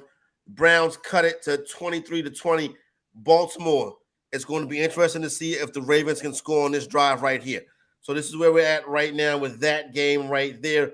23-19, extra point pending in Baltimore. Let's get to the leaderboard. Update some of this stuff that's going on right now before we get back and I'll sweat the end of these games right here. QB1 on the day is Joe Burrow. I mean, he is having a career day in this game right here. 441 passing yards for Burrow, 3 passing touchdowns and a rushing touchdown. Andy Dalton is QB2 right now, had the big game the other night. Dalton, 4 passing touchdowns for Dalton, 361 passing yards as well for Andy Dalton. QB3 right now is Daniel Jones, 202 passing, 1 passing touchdown for Jones. QB4 is Kyler Murray, 204 passing with a touchdown. Trevor Lawrence, QB5, 188 and 1 touchdown for Trevor Lawrence. Ronas, what have you been thinking about Trevor Lawrence so far today? I feel like he should be better. I mean, the Giants are okay. I mean, he's 14-24, 188, does have the rushing touchdown, but it feels like he should be better, man, Yeah, and it's the eye test, right, Ronas? It's like, I agree with you. Like, again, young quarterbacks, don't want to be too hard on them, but your eyes can kind of tell you what you're seeing, even if sometimes the stats aren't there. For me, that's the problem. Like, he misses too many open receivers, in my opinion. And over the last few weeks, he's made some poor decisions too, especially in the end zone. Throwing in it. Was it last week he had that big interception in the end zone, I think? Yeah. Yep. So, I mean, it feels like he should be better. I mean, I know Christian Kirk is not your typical number 1, but he's played well. Marvin Jones, a little older. You want to say he needs more weapons, but it's not that. It's the decision-making as part of it as well. So it feels like he should be a little bit better than what he's done. Tyler Heineke holding it down right now. Wow. Tyler Heineke holding it down right now. Heineke is QB7, 118 and 2 touchdowns. Ronas, we got a touchdown in Carolina, don't we?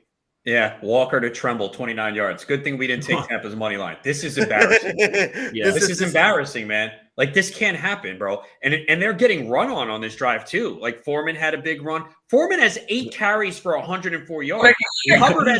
Hubbard has 9 for 63. Like, well, you know what this is doing, Ronas. This is just to get me to start him next week for the inevitable 3 points. As we go through our loser board, Chuba Hubbard.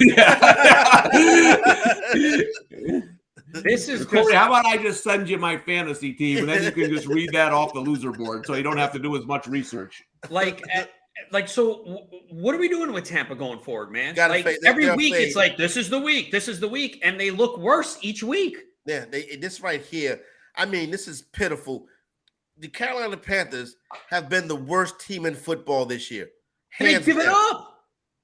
And Tampa is getting rolled by them. The score is 21-3. They're getting rolled by the Carolina Panthers. Next week is at Atlanta. The NFC is not what we thought it was. Dude, the NFC is not what we thought it was. The Rams are trash. The Buccaneers are it's the trash. AFC too, though, and the Packers too. The AFC is not that good either. It's all NFL. We've been talking about it a lot. But you got power teams in the AFC. Yes, you don't have no power teams in the NFC except for Philadelphia, who's never done it before, though, Ronas. They don't have no track record of being successful in the postseason with this group right here. I understand that, but right now in the NFC, they are the team, right? Yeah, no doubt, 100%. Okay, and I think I don't know if I talked to you about it or if it was the playbook, but I went through their schedule. We're not even going to know about Philadelphia even going into the postseason. They're not going to be tested. I think the Cowboys and the Giants twice are their biggest tests left, so they're going to roll into the postseason, and we're not going to know. So they could be exposed in the postseason. But like you said, the NFC, like before the year, I was like, I have no idea in the NFC. I like Philly, but I don't like Green Bay. I didn't like Tampa. San Fran, I do like. I didn't buy the Rams. I'm not buying Minnesota. I'm not buying the Giants. But who knows? The way this year's going, Giants are going to get there.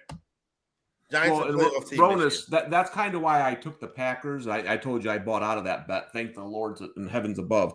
But I didn't see anything in the NFC either, and I was thinking, hey, I overrated their defense, quite honestly, because they're getting run on again. To me, if you said take one team right now that's got no chance of coming up from the dead like the Undertaker, it would be the Packers. I think they're done. I think their defense isn't good. They have nothing. Okay. Do you know what the total yards are in this game today? What is it? 299, Washington 98 for Green Bay. They have 98 yards of offense today, Green Bay, at the end of the third quarter. Their offense stinks. Luckily, Lazard has 38 of those, so we still have a chance to win. Yo, Ronis, last week, the Jets was 1 for 11 on third down and won by 17 points. It's a problem throughout the NFL. We're seeing so many bad offenses right now, and a lot in the NFC, like you alluded to, and we're to the point, like, we're kind of forced to start these plays. Like, how can you bench Aaron Jones? How can you bench Lazard? Because there's so many other teams where we're going through the same situation. With Tampa, all right, we're playing Evans, Godwin, and Fournette, and it's killing us. It's just, there's so many bad offenses in the NFL right now. All right. Well, let's get back Zeke in the end zone here, boys. Yeah, and put this one away. That'd be nice. There's Brian Robinson for a yard and a half. I actually need a Dak touchdown, so I kind of hope this doesn't count. It looks like they're ruling him down. Come on, I need at least. I can't start my quarterback. You can't have a starting quarterback at no passing touchdowns. Man. Oh wait, I have Dak too. Get in there. All right, so I got Zeke. So another Zeke touchdown will be good for me. I got a team with that's a Zeke and Etienne team. So yeah, so that'd be cool. That'd be at least that team would be decent this week if it hasn't done anything much rest of the other season. All right, QB8, Marcus Mariota, losing effort for Mariota, 124 on the touch, running for 31 yards this week for Marcus Mariota. All right, Tom Brady is QB9, 282 and 1 rushing yard for Brady, 29 of 45 on the day for Tom Brady. Matt Ryan right now is QB10 on the day. The Indianapolis Colts quarterback, Matt Ryan, 218 with a passing touchdown and 2 interceptions. Lamar Jackson is QB11, 120 passing, 46 rushing yards, but no rushing touchdowns. But no touchdowns, period, for Lamar Jackson. QB12 right now is Dakota Prescott, and his return, 205 passing, 2 rushing yards, no touchdowns for Prescott. Lamar Jackson and Dak Prescott, no touchdowns. That sucks, bro. Yeah, man. Terrible. I mean, especially Lamar. I mean, he's top 5 quarterback ranked this week. You have to. I have them both. I got them both. Dude, I mean, the quarterback play this year, man, in fantasy it's insane how bad it is. Like if you don't have Geno Smith, it's like I should have used that first round pick on Geno. That's who would have thought that Nando. I'm over here drafting Aaron Jones like an idiot. Dude, I mean, no idiot. I mean, there's so many guys that are not producing. I mean, and these quarterbacks, I mean, if you don't have Mahomes, Josh Allen, I would have said Lamar, but this is going to be a 4th straight down week. So, I mean, Burrow looks like he's emerging, but Rodgers sucks. Brady sucks. There's so many quarterbacks that you can't rely on. Ronis, would you change your draft strategy at all and take a quarterback higher next year, or do you still go the same way? Well, it's easy to say, yeah, go higher, because if we were to redraft today, I think people would take Josh Allen early and a tight end early, because you see a lot of those running backs and receivers disappoint and a lot of late round guys. So I'm interested to see how the rest of the year goes, but I think you could see that. I mean, because people react to what just happened, right? We see it all the time, and they're going to be like, oh, I got to get Josh Allen or this elite quarterback. But, I mean, what do you think it is? Is it the poor offensive line play why we're seeing such a lack of offense this year? I think there's a combination of things. Again, I think they're hiring some guys who maybe aren't qualified. And listen, being a coordinator, being a head coach in the NFL is damn hard. It's tough. So I think that's an issue. I think the offensive line is definitely an issue. Out of all the positions in football, I think getting good offensive linemen is one of the hardest. And to be honest with you, that's the problem with spring football. It's not the quarterbacks. Spring football has the worst offensive line. Nobody can get a pass off. So that's just using that as an example. When you have poor offensive line play, you have poor offensive play. Jeez. And it's been a lot of poor offensive line play so far this year. Let's get to our running back leaderboard right now. RB1 on the week so far is Eno Benjamin, 23 points in the PPR, 92 rushing yards and a rush touchdown. Last week, this time, running back number 2 was Kenyon Drake. This week, it's typical Baltimore Raven fashion. It's Gus Edwards, 66 rushing yards, 2 rushing touchdowns for Edwards, 18.6 yards in the PPR.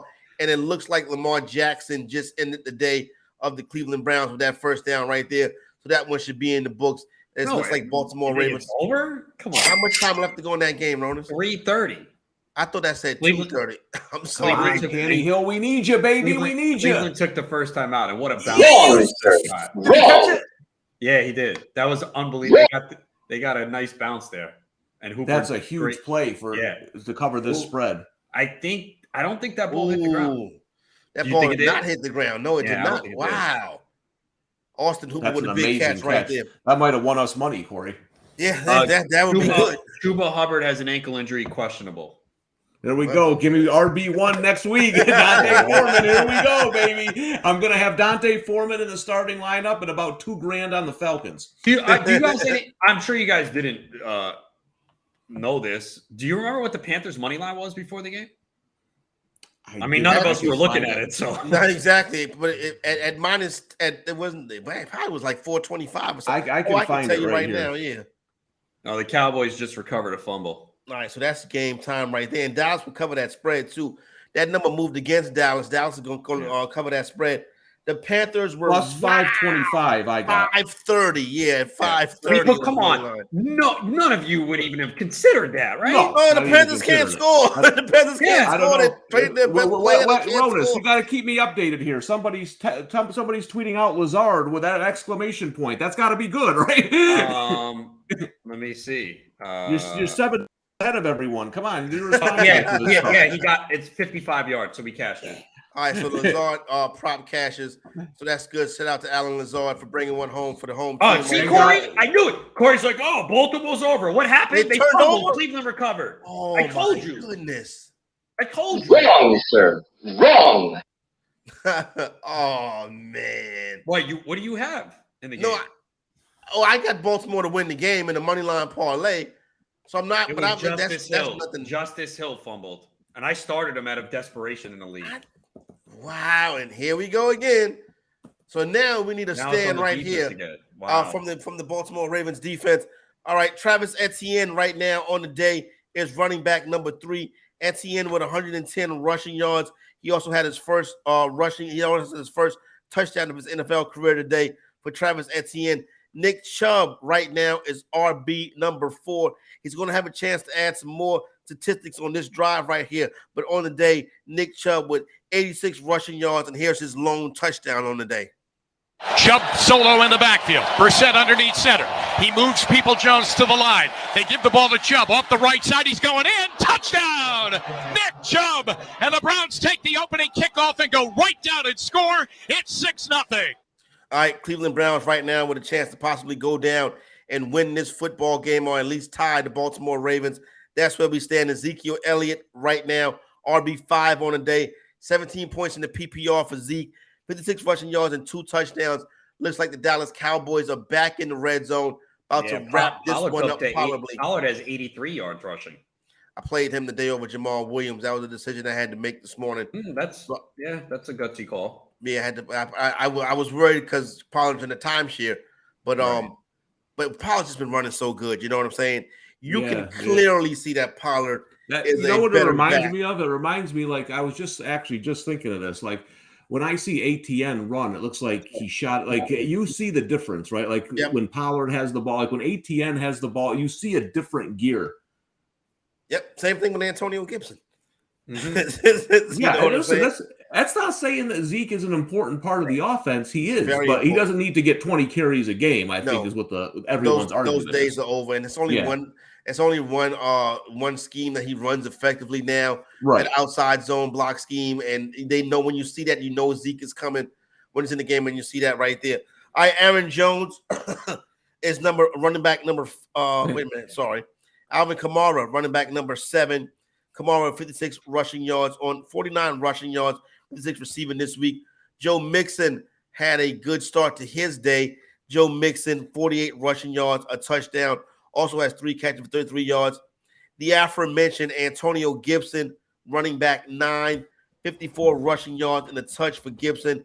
Deonta Foreman, 112 rushing, 27 receiving. Foreman, 112 rushing. What happened, Ronan? I know with Foreman, like I thought he was good last year. Didn't you guys think he was good with Tennessee when he got? It's like really good. Yeah. What threw me off with this one, Ronas, right, was like, okay, Foreman's going to be the guy, and then Hubbard starts. You know what I'm saying? But I figured Foreman would still be the guy. To be fair, the coach did say it was going to be a committee, and they were going to, but I don't know. I think Foreman's a little bit better. I mean, Hubbard might be the better pass catching back, and they're going to be playing from behind a lot, although. No one saw it. I mean, it didn't happen today. But again, Hubbard left with the ankle, so we'll have to see. But I like Foreman. But I worry about this offense, obviously. You know why I went with him is because when we co-hosted the show during the week, it was a few weeks ago. That girl came on, right? We had a young lady on there who follows the Panthers, and she said if something were to happen to McCaffrey, if he was dealt, she thought Foreman would eventually be the guy. And so that's when I picked him up, actually, was based to see, listen to our shows and you get good advice. And so, of course, I have him on my bench in favor of Jamal Williams. But I know. I can't blame you for that today. Williams has been pretty good. I know it was a tough matchup against Dallas, but, I mean, the Lions scoring 6 points. I mean, I know Dallas's defense is the real deal. Yeah. So what number did you get on this Titans game, Corey? Did you get 2.5 like me? Yeah, 2.5. Okay, I just want to make sure we're both going to lose by the half point here in the final yeah, no doubt. All right, so now back to the leaderboard. In his return, Jonathan Taylor is running back 11. Wow, 27 receiving yards. 58 rushing yards. What's going on, Adam Ronis? Is that the Cleveland Browns? Yeah, man. 3rd and 5. Brissett deep pass to Peoples-Jones. Dude, how can Baltimore do this 4 times this year? How? It's Corey's fault. He said it was over. No. Don't blame me because Baltimore been doing this every week. It's my fault every week now. This is insane. We have Raven Nation coming after me. For real, I don't know the exact time total, but I think Baltimore's led almost I don't know outside of today's game because they were trailing, but they've definitely led for almost every minute except 10 this year. And we're in week 7 and they could potentially be 3 and 4. It's just insane. You can hit the touchdown sounder right now. Ronan, your boy Dak Prescott. He has a touchdown pass. Dak Prescott to Peyton Hendershot. Yeah, Dallas Cowboys up 23-6. How about Cowboys? Hey guys, listen. Goodness. The Packers, Cleveland Browns. Oh, the Packers. Okay. Yeah. Oh, I'm all watching it be an interception. It's like now I'm watching with bated breath to see what Aaron Rodgers is about to do on 4th and 1. I think the receipt. I don't know if he dropped it or got knocked out, but it was to Dobbs. They're still not out of it this game, though. They haven't had the ball this entire game. That's their problem. Washington has pretty much had possession almost the entire game. All right. Antonio Gibson, 10, Taylor, 11, Chuba Hubbard, running back 12 on the week. He has a touchdown and 63 rushing yards. Brett Mayer hits that extra point. Dallas up 24-6. Under 2 minutes left to go in this game. The Cowboys should cover as a we need the Giants to lose, man. Favorite. We need the Giants to lose as Cowboy fans. Yes, that would be very good. They can lose every week for all I care. Yeah, exactly. I'm just saying. But this week right here would be good too, especially down in Jacksonville has them on the ropes. So that'll be a good spot right there. So right now, let's take another one to check back in on these scores before we get to the wide receiver leaderboard. Baltimore and Cleveland coming down to the wire. Carolina up 21-3 over Tampa. Atlanta don't look like they're going to have the luck this week. 3 minutes left to go in that game. Bengals 35, Atlanta 17. Told you about the Cowboys. Still got plenty of time left in Duval County. Jacksonville 13, Jacksonville 17, New York Giants 13. Plenty of time left in that game. 4 minutes left to go in the fourth. Tennessee 19, the Colts 10. Wow. And we that's crazy. Play. And we Amari have Cooper offensive pass interference on a big play. That one looked like offensive pass interference just from the naked eye. He pushed off with the left. I typically hate that call, but that one looked pretty obvious. Yeah, he did push off. You could see it on Peters. All right. So, and then we have Washington Commanders 20, Packers 14. Oh, Tom, we caught a break. Alan Lazard, questionable return with a shoulder injury. At least he got us. Wow. Hey, not only that, Rodgers only has like 80 yards passing. We got like 85% of the yards. Talk about getting out of there with our asses. Unbelievable. But hey, look, sometimes you get the break, sometimes you don't. We'll take it this week. It looks like the Giants are going to hold on a big. I was going to say, or if you're the Giants, you get every break. Jacksonville should have kicked this now. Listen, this game's over. Jump on that Giants money line right now, everyone, because they're winning this game. They're winning this game. That was literally an inch. It was 4th and 1 inch, and they didn't get it. So right now, 11:25 left to go in that game right there.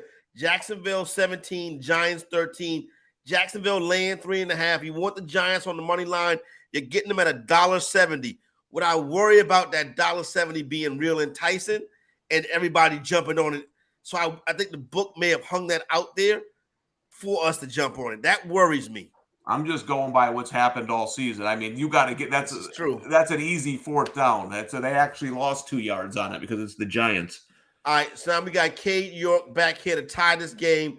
Just as we approach the 2-minute warning, 56-yard attempt for Cade York to tie the game for the Cleveland Browns. Flags down right now, so we'll let you know what happens on that in a minute. John Harbaugh and the Ravens on the sideline wearing their purple. Harbaugh screaming at the referees. Ravens looking like, oh my God, it's happening again. The Cleveland Browns are like, we're about to tie this game and figure out a way to beat them and get back to Cleveland. On the play, so we got to see what the flag is. Oh, yeah. I was trying to 4th and 5. I was trying to set the scene, Ronas. I know, but if it's a flag on Baltimore, potentially could be a first down. Cade York, number 3. He was drafted this year, right? He's a rookie kicker, right? Like, I don't think he was a free agent. I think he was drafted. I could be mistaken on that. I'm normally, on top of when kickers get drafted. Yeah, I mean, kickers are very important. They are. Wait till the playoffs. Looks like a fumble by the Indianapolis Colts, recovered by the Tennessee Titans. Come on, Pittman. Yes. So there you go right there. Tennessee up 19-10. No, did they call it a fumble on the field?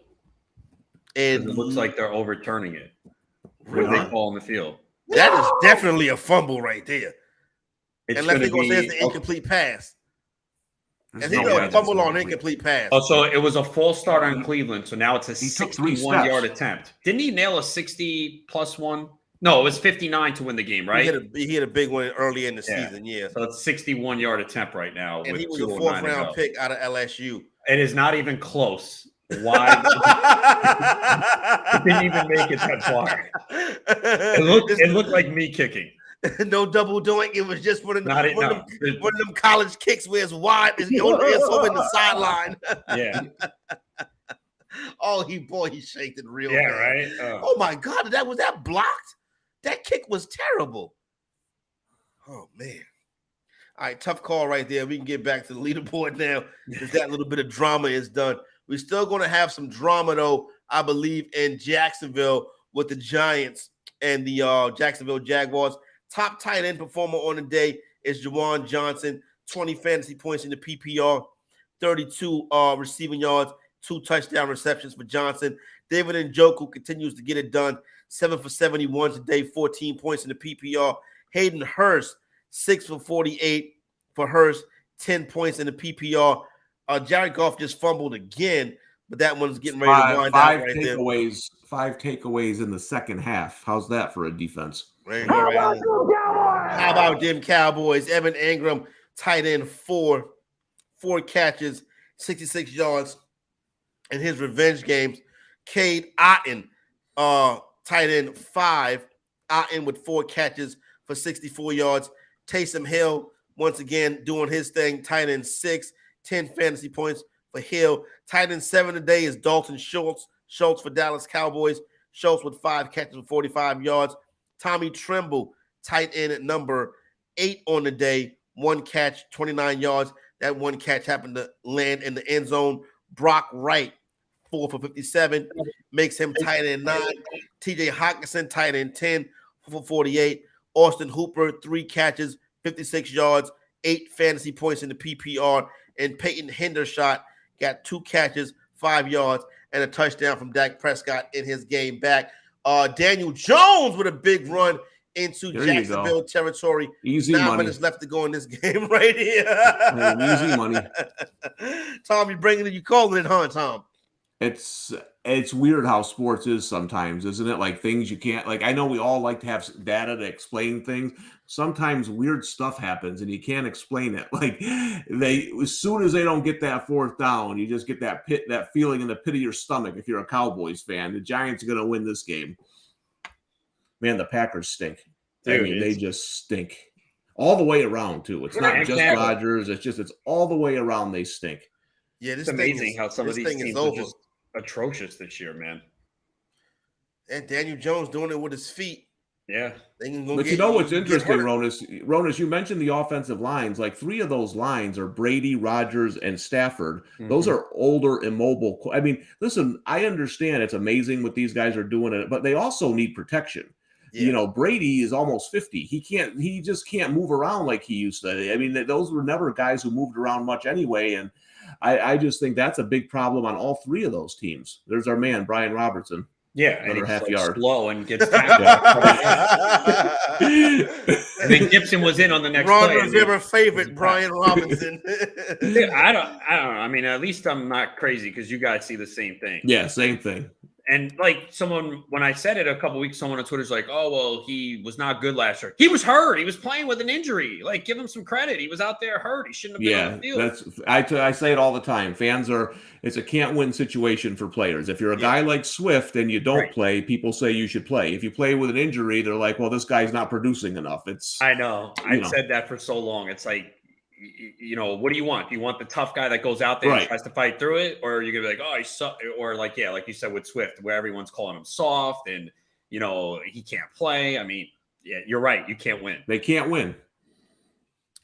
Bengals back in the red zone looking to hang a 40-burger possibly on the Atlanta Falcons, to my dismay. 3rd and goal in Washington. Tyler Heineke off the wall for a double. As he throws that one away.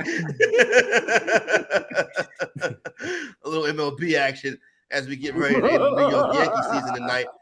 There goes that strip sack by Micah Parsons, and that we got a final now in Dallas. The Cowboys improved to 5-2 on the season. And Dan Campbell's days are coming to an end in Detroit. And he probably goes back to what he does best, being a position coach. He does that great, and he should get paid to do it. He's just listen. I say when you act like Dan Campbell, that's fine, but you got to win because once you start losing games, players are going to tune that stuff out. They just will, and I think it's going to get worse for the Lions here. You know, and I think it's really disappointing. Whatever you felt about Detroit, to be 1-5 in the state of today's NFL, where there's such parity, that's really bad. Yeah, you got to do a better job than that. You know what I'm saying? Like you said, when these teams, it's not like they're playing great football teams. You know what I'm saying? We're seeing some of the other lower teams in the NFL get it done. Barkley. Commanders up right now. That dude is good. Commanders up right now. Commanders up right now over the Green Bay Packers. 23-14 is the score. Still time left in that game to see if the Green Bay can get back into it. And the Giants are doing what they do, stay attached to you. And then in the 4th quarter, Saquon Barkley takes over the game. Giants now down to the 10-yard Same line. recipe every week. We're here every week. Yep, basically it's the same thing they do every week. And this see the Jacksonville. This is poor coaching from Peterson right here. You know what I'm saying? He let Giants back in this game right here with some of the decision making. I'm going to wait a minute. I didn't bet this anywhere. Did I? I don't think so. I feel better about it, man. I do want the Giants to lose, though. Looks like Cleveland may get the ball back here. They're not going to have a lot of time, and they have no timeouts, but they're going to have a potential shot here. And it's Baltimore. We have seen some crazy things with them. So we're good in this Colts game, right? It's they're kneeling it down. Okay. All right. So now we got. I can't believe the Titans are 4-2.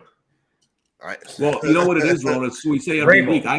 I bet the under in the Patriots 8.5. Right? I mean, they don't have any talent.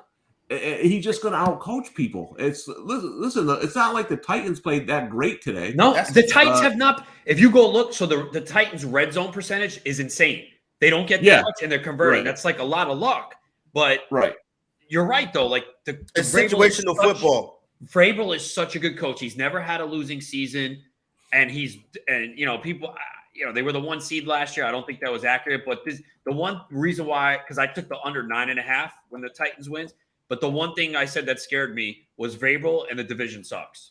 Yep, agree. I think, and listen. I think it's one of those things where I think I'm not being stubborn. I think we're still right, but we're wrong. I don't think Tennessee's that good. They're not. They're just beating teams that aren't that great. They're coaching better than them, and they have a winning record. Well, that's what's making it so difficult. Like, there's just not if we went through the whole list, we would say maybe 3 or 4 are good teams, right? So then it comes down to the little details. And when you have Belichick and Vrabel, that's going to be able to put your team in a better spot than a lot of these mediocre teams. Oh my God, Jacksonville had 15 players on the field.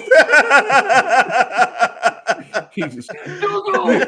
Dable's over there rubbing that genie. Come on. Unbelievable. All right. I do want to see what the Giants do here, but we'll get you updated. Stop me if something happens right here. But I want to get to our final look at the wide receiver leaderboard before we get into the 4 p.m. Eastern hour and get the kickoff started for those games. WR1 on the day is Jamar Chase. He's getting it done. Chase with 8 catches for 130 and 2 touchdowns. Tyler Boyd also having a day. Tyler Boyd, 8 catches, 155 yards. And here is Mr. Boyd's touchdown reception from Joe Burrow. Burrow in the gun. Mixon to his right. Fakes to Joe Mixon. Burrow throwing deep down the middle of the field. Tyler Boyd over the shoulder catch at the 16. Woo. And he streaks into the end zone. Touchdown, Bengals, as Joe Burrow floats a perfect ball down the middle of the field. 60 yards for a touchdown to Tyler Boyd. All right, so now Cincinnati Bengals do a good job wrapping up the Atlanta Falcons today, 35-17. You laid the 6.5 with the Cincinnati Bengals. Congratulations, you on the right side of that one. Paris Campbell's having a day, and Paris Campbell had a day in a losing effort. Campbell, 70 receiving yards, 10 catches for Paris Campbell, 23 points in the PPR. DeAndre Hopkins, welcome back. D-Hop, 10 catches for 103, 20 points in a PPR for DeAndre Hopkins. Sorry, I have to interrupt you real quick. So with 5:43 left in the third quarter, Green Bay has yet to convert a third down. That's unbelievable. It was the same last week. Dude, that is insane. Last week, Green Bay was something like 4 for 17 on third down. Yep, they are the reverse of Tennessee. The Packers are the opposite of Tennessee. They have better and more talent, but they're not well coached. It's poor situational football. That wouldn't have mattered anyway. The game would have ended. I was going to say Peoples-Jones fumbled, Baltimore covered, but the time was going to expire anyway. They would have had no time. So Baltimore wins 23-20. And so Baltimore 23-20 victory over the Cleveland Browns. Cleveland covers as a 6.5-point dog. So there you go right there with that one right there. Daniel Jones gets in the end zone for the Giants. So that game right now, the New York Giants are up in that game 20-17 over the Jacksonville Jaguars. I can't take this. Can this stop with the Giants, bro? It's just sickening. This one right here, this was given to them. Back to the wide receivers, WR5, DJ Moore gets it done today. DJ Moore, 69 receiving yards on 7 catches. Moore also gets in the end zone. Mike Evans, 9 for 96. Tampa Bay down 21-3 to the Carolina Panthers. You heard that correct. Tampa Bay down 21-3 to the Carolina Panthers. Aaron Rodgers looks disgusted. I mean, everybody goes into FedEx Field and destroys Washington. The fact that the Green Bay Packers got in there and got embarrassed, not good. Chris Olave, the young man, continues to get it done. 7 for 106 for Olave. Darius Slayton gets on the board today for a Big Blue. 3 catches, 58 yards and a touch for Slayton. Demir Byrd, WR9, 14 points in the PPR. 1 catch for 75 yards. Khalif Raymond filling in. Well, not filling in, but getting the majority of the work today with the injury early to Amon-Ra St. Brown. 75 receiving yards for Raymond. Also carried the ball for 20 yards. T. Higgins as another one of the Bengal wide receivers to get that work this week. Higgins with 14 in the PPR. He's 5 for 93, no touches for Higgins. And Terry McLaurin, Scary Terry, 3 catches, 47 yards. That's up-to-date leaderboard. Still got some live action left on the board right now. Game still going on in Washington and in Jacksonville. Right now in Jacksonville, Jaguars getting ready to get their drive started, see if they can win this game. They are tied down 3. The Green Bay Packers, Aaron Rodgers just running around, winging the football down the field. That is an incomplete pass. Yeah, off that one right there. Fingertips of Amari Rodgers, who was wide open. Yep. So right now, Commanders 23, Packers 14. Let's take a break. Come back 4 o'clock hour. Get ready for these 4:25 and 4:05 p.m. Eastern Time starts. Wrap up these last 2 games with these NFC East teams, and send you on to part 2 of the Bettor Zone coming up later on this evening, beginning at 5 p.m. Eastern Time, with our buddies Holden Kushner and my guy Holden Kushner and Greg Leonard, and they'll take you to 8 p.m. Eastern Time, wrap up the day, and of course we'll be back early tomorrow morning at 7 a.m. to recap everything that went on today and get you ready for Monday Night Football. It is the Bettor Zone right here on the Bettor Sports Network. Bettor Zone.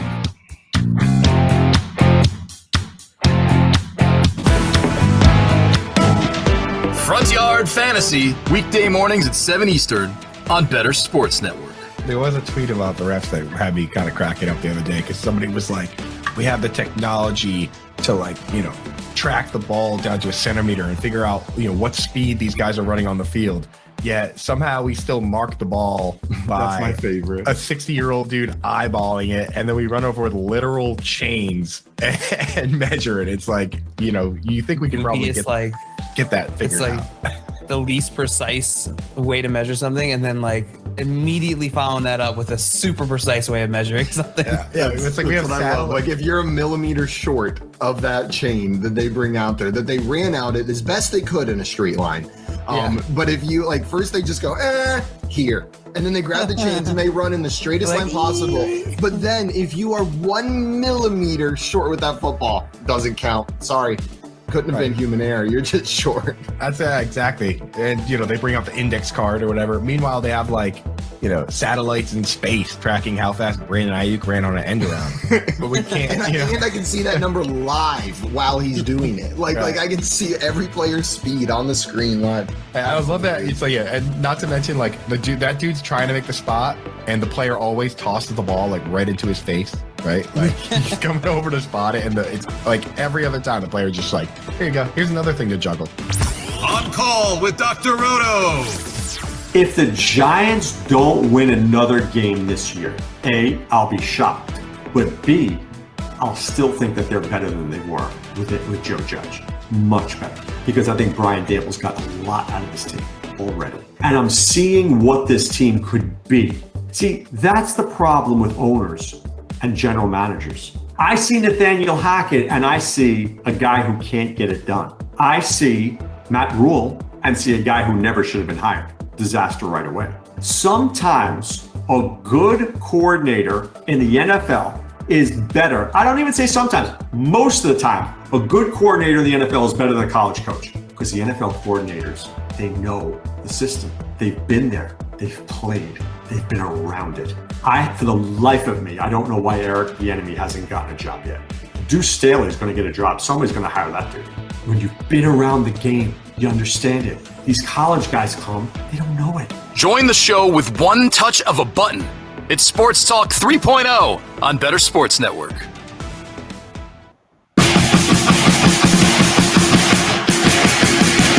Walker in the gun, Foreman off his left tip, 2 receivers to the left, 2 stacked to the right. One of them is the tight end Trimble.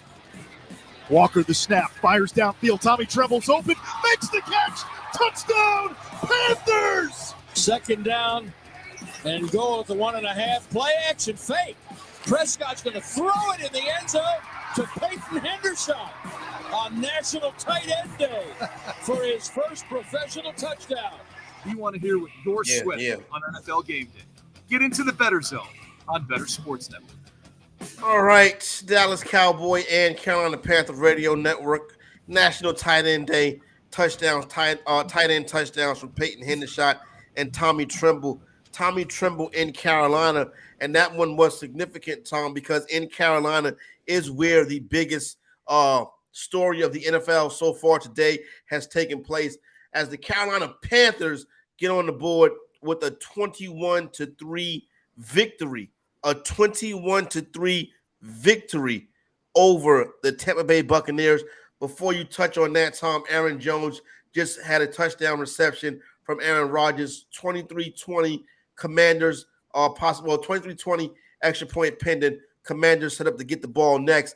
But Tampa Bay, as a 13.5-point favorite, loses by 18 points. That's unheard of.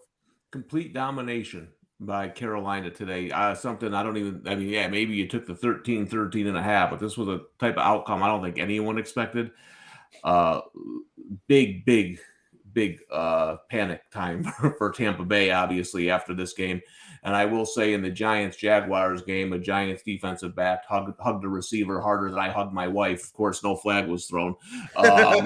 Jacksonville, Giants got the ball, run the clock out, win the game. But yeah, again, I always give it until week 7 or 8, and then I say, okay, now it's not.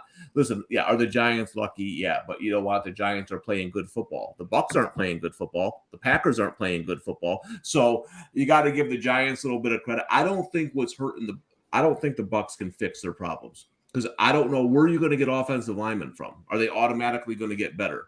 There's no explosiveness in the offense whatsoever. And I think, it's been a hell of a run, but I think we're at the end of Rodgers and Brady's career. I don't imagine we'll see either one of them after this. So, who would you take to win that division right now then? I would take Tampa Bay to win an NFC East. Those divisions that have been bad in the past where you win a 500. I think that's what's going to happen. I think they still have enough defense. Brady will make plays in most games, but I'll tell you what. The Falcons, I think, are interesting because I think if you look at the teams just up until today, I think the Falcons are a better overall football team. Well, Atlanta has an identity. Tampa doesn't. Yeah. Now, the Falcons took it on the chin today. They're still not an overly talented football team. But in terms of if you look at the teams, again, eye test, I think Atlanta is the better football team. Those, to me, are the only 2 teams that we can have in this discussion. I think the Saints are in big trouble, and obviously Carolina is not going to win many more games. Right quick, Warners, I want to ask Tom one thing. Offensive line, they say, is the group can get better during the season. Do you think that can happen in Tampa and maybe save the season? Like the group gets better? It could. That's one thing I was going to say before is if you suffer one offensive line injury, even if it's a great player like Tyron Smith, you can overcome that. You might be able, when you suffer 2 to 3 injuries like the Rams did, like the Bucs did, then it becomes a lot harder because these guys haven't played together. It's all a cohesive group. Yes, they could get better as the season goes on. Like I said, though, the thing that bothered me with the Bucs is they lost really good linemen, not like, some guy who finished 98th rated in PF Pro Football Focus. They lost really good linemen. So it'll be interesting, but I think, we can hit the panic button on the Bucs now. Ronas, it's like you hear people talking in the national media and stuff, and it's like, well, we're all talking down about the Buccaneers now, but we would never be surprised if Tom Brady is hosting the Lombardi Trophy in the first Sunday in February. And I'm like, that's not going to happen this year. No. You know what I'm saying? Those days are over of, don't sleep on Tom Brady. He's going to come back and win the whole thing. Tampa Bay is not winning the whole anything. Yeah, I guess they're not watching the games. And it's just, again, based on a name and reputation. I mentioned before, like how I did plus 900 to win a Super Bowl. No chance. I'm taking that bet right now. They're lucky that they're in this division because they can still win the division and get in the playoffs. So we all know they could be a different team by then. But it's difficult to see this really turning around in a drastic way to put them in a Super Bowl contenders. But I guess, again, the only reason why I would say, okay, the door is slightly open is because the NFC is so bad, man. There's a lot of problems here. Again, it's not like this is one game where it's like, okay, they had a bad week. No, they lost last week in Pittsburgh. And this is not the Pittsburgh team that we're accustomed to seeing. It's a different Pittsburgh team. So this was the week they were supposed to go into Carolina and kick the crap out of them. And instead, it was the complete opposite. And, they didn't even get a touchdown today. And even the game against Atlanta that they won a couple weeks ago, they had to hold on there. And they got a fortunate roughing the passer call against Brady late. They were up 21-0. Right. They won 21-15. They lost to a terrible Green Bay team, 14-12. There's been no signs at all that this team has anything going for it except the defense. Team right now that doesn't have anything going for it is the Las Vegas Raiders, and they could be getting even more bad news. Derek Carr just shooken up on one of the first – it might have been the first play of the game. Carr shooken up. I cannot take a 0 at my quarterback spot. Derek Carr, you got to figure out a way to get back in this game, bro. Yeah, I have Devontae Adams over 80.5 receiving yards. So I kind of need him to get back in there, let him get the prop, and then he can go home. Man, a Derek Carr leaving this game would be terrible. The worst possible thing that can happen to one of my main fantasy teams. You know what I'm saying? All right, so we got to check. We'll keep an eye on that. Let you know what's going on with Derek Carr. Good quarterback play, Tom. They're getting it in Cincinnati. Bengals dominant today, 35-17 victory over the Atlanta Falcons. Like, it's time to start Aaron Rodgers, Tom Brady, start moving them down, and then guys like Justin Herbert, Joe Burrow start moving them up. Yeah, and I thought this was a tougher matchup today for the Falcons because those games in the division are against teams that don't have great offenses. Their defense still lacks talent. So the way the Bengals matched up with them, and like Ronas said earlier, the Bengals played today the way that they should play. You spread you out, you hit all your weapons, and they had a defense that they could exploit. So, yeah, nice win for the Bengals, but I still think Atlanta playing in that division could be live. Cincinnati, Ronas, 6.5-point favorites, rocking chair cover over the Falcons. Cincinnati is a team that we'll see playing in the AFC playoffs. Yeah, I think so. 4-3 now. That division, they're kind of right there.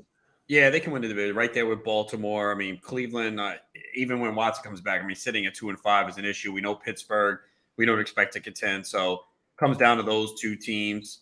And they're starting to get it together. They got off to the slow start, but when you got those weapons on offense and Burrow as quarterback, that's just a huge advantage over a lot of teams. Dallas Cowboys are 6.5 to 7-point favorites the majority of the week. Closes at 7. No shot. Detroit Lions kept it close in the first half. Dallas 24, Detroit 6. Tom, Dak back under center for the Dallas Cowboys. Cowboys 5-2 on the season. What started out looking like it was going to be a bad year, they've righted the ship. The Dallas Cowboys will be an interesting team to watch down the stretch and during the second half of the season. Jarrett Stidham is in the game now. Yeah, but Carr's coming in. It was what he had to leave one play, but Carr's back in. All right, good. Thank you. Yeah, Corey, with the Cowboys, listen, I'm not saying this because I'm a Cowboys fan, but you know what I was impressed with last week is that they didn't quit. Yeah, that's a game where in the past the Cowboys would have gotten rolled. Yep. They came fighting back, and I said this Cowboys team, the makeup of it is a little different than it's been in years past. So I think as a Cowboys fan with that defense, hey, if Dak can just play, a little bit above average, you don't have to be great. They can do a lot of things. I think to me that We'll see what the Niners look like with McCaffrey, but for me, those are the two best teams in the NFC. And I know listen, I guess you got to put the Giants in there too. The NFC East has the power right now. All of a sudden, just like that, after years of being the laughingstock division, now the NFC East is coming back together again. You're getting good quarterback play from Hurts. You're getting solid play from Jones. Cowboys have a great defense, and well, then you got the Commanders. But that's neither here nor there. At least they're winning today. Jones has 107 rushing yards today with a touchdown. Wow. It's insane. Wow. Saquon Barkley's beat up. He's grimacing after every play. Yeah. Yeah. I mean, he has 24 carries, 110 yards, and 4 for 25. I mean, look, they're giving him huge workloads, and he hurt the shoulder. His shoulder was banged up through a couple weeks ago. So, yeah, he's battling through it. You just, if you have him, that he could just stay in there. But, yeah, man, look, I know we're all Cowboys fans, and people who know me know I'm not this home guy. I tell it how it is. The Cowboys have a legit shot in the NFC because of their defense. Yep. And with Dak back and CeeDee Lamb, they have weapons. And again, the NFC, there's not a lot of good teams. I still think Philly is the best team. I know Corey says they have to prove it. True. But they are the best team right now. I want to see Dallas with Dak go up against them next time. And San Francisco, I think, is there. And San Francisco has experience. They do right deep into the playoffs before. Let me ask you this, Ronis, and same thing to you, Tom. You can answer after Adam. Do you think Mike McCarthy is a good coach? I don't, and this is what scares me now. He's done a good job so far, right? Because this team could have caved after Dak got hurt, but I still don't trust him in a big spot. But you have to give him credit for getting this team to 5-2 right now. So I look at it like I think he's a good coach, but I think there's a dumb decision inside of him. Yes. That waiting. Exactly. In a big spot. What's your thoughts on McCarthy, Tom? I think, to be fair, I think he's a solid coach who's had good quarterbacks, and that matters in the NFL. There's been good coaches probably who didn't have quarterbacks who will never know what they could have been. Listen, Belichick is Belichick now, but there was a time when he didn't have great quarterback play and he was maybe a couple of weeks away from getting fired. So that matters. I don't think he's the worst coach in football. I do agree with you guys. Some of his game day decisions, fourth quarter decisions, I'm not sure I would make those mistakes in youth football. So that scares me a little bit. But overall, when you look at the crop of coaches, I can't say he's a terrible coach. I will say this. I'm glad, thankfully, that instead of hiring his buddies, he brought in Dan Quinn to coach this defense. To me, that's the X factor with the Cowboys. And like you said, Ronis, what's the problem in the NFC? Offensive line play, offenses not scoring a lot. Dallas's defense is made to play those teams. Yeah, they're going to wreak havoc. And I think the team I don't want to see is the Niners. I think that's the team that can line them up. They can bully him a little bit. They can take Kittle, double team, smash on that would be the team I wouldn't want to play. I'd like to get a shot at the Eagles again. I'm looking forward to that. Yeah, I think I would look at it. I would say Dallas, San Francisco, and Philadelphia right now are the class of the NFC. So and then we'll see what happens. Did you see this play with Barkley? No, what happened? What happened? So apparently he, tried to go down and stay in bounds, keep the clock running, and it looked like he went out of bounds because it looks like they're putting time back on the clock. It would have been 25 seconds. Now it looks like it's a minute and 7.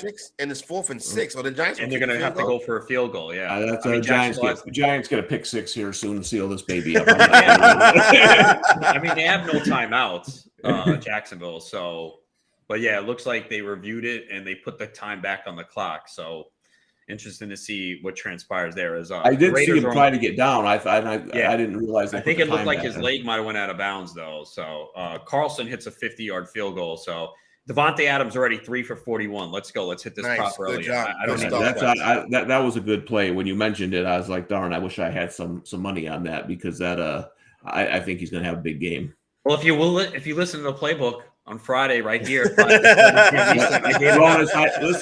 I try to listen to I got 2 kids, man. I'm lucky if I get an hour of sleep. Well, that's why I got 0 kids, and it's great. That you know of. That's true. 0 kids that I'm responsible for.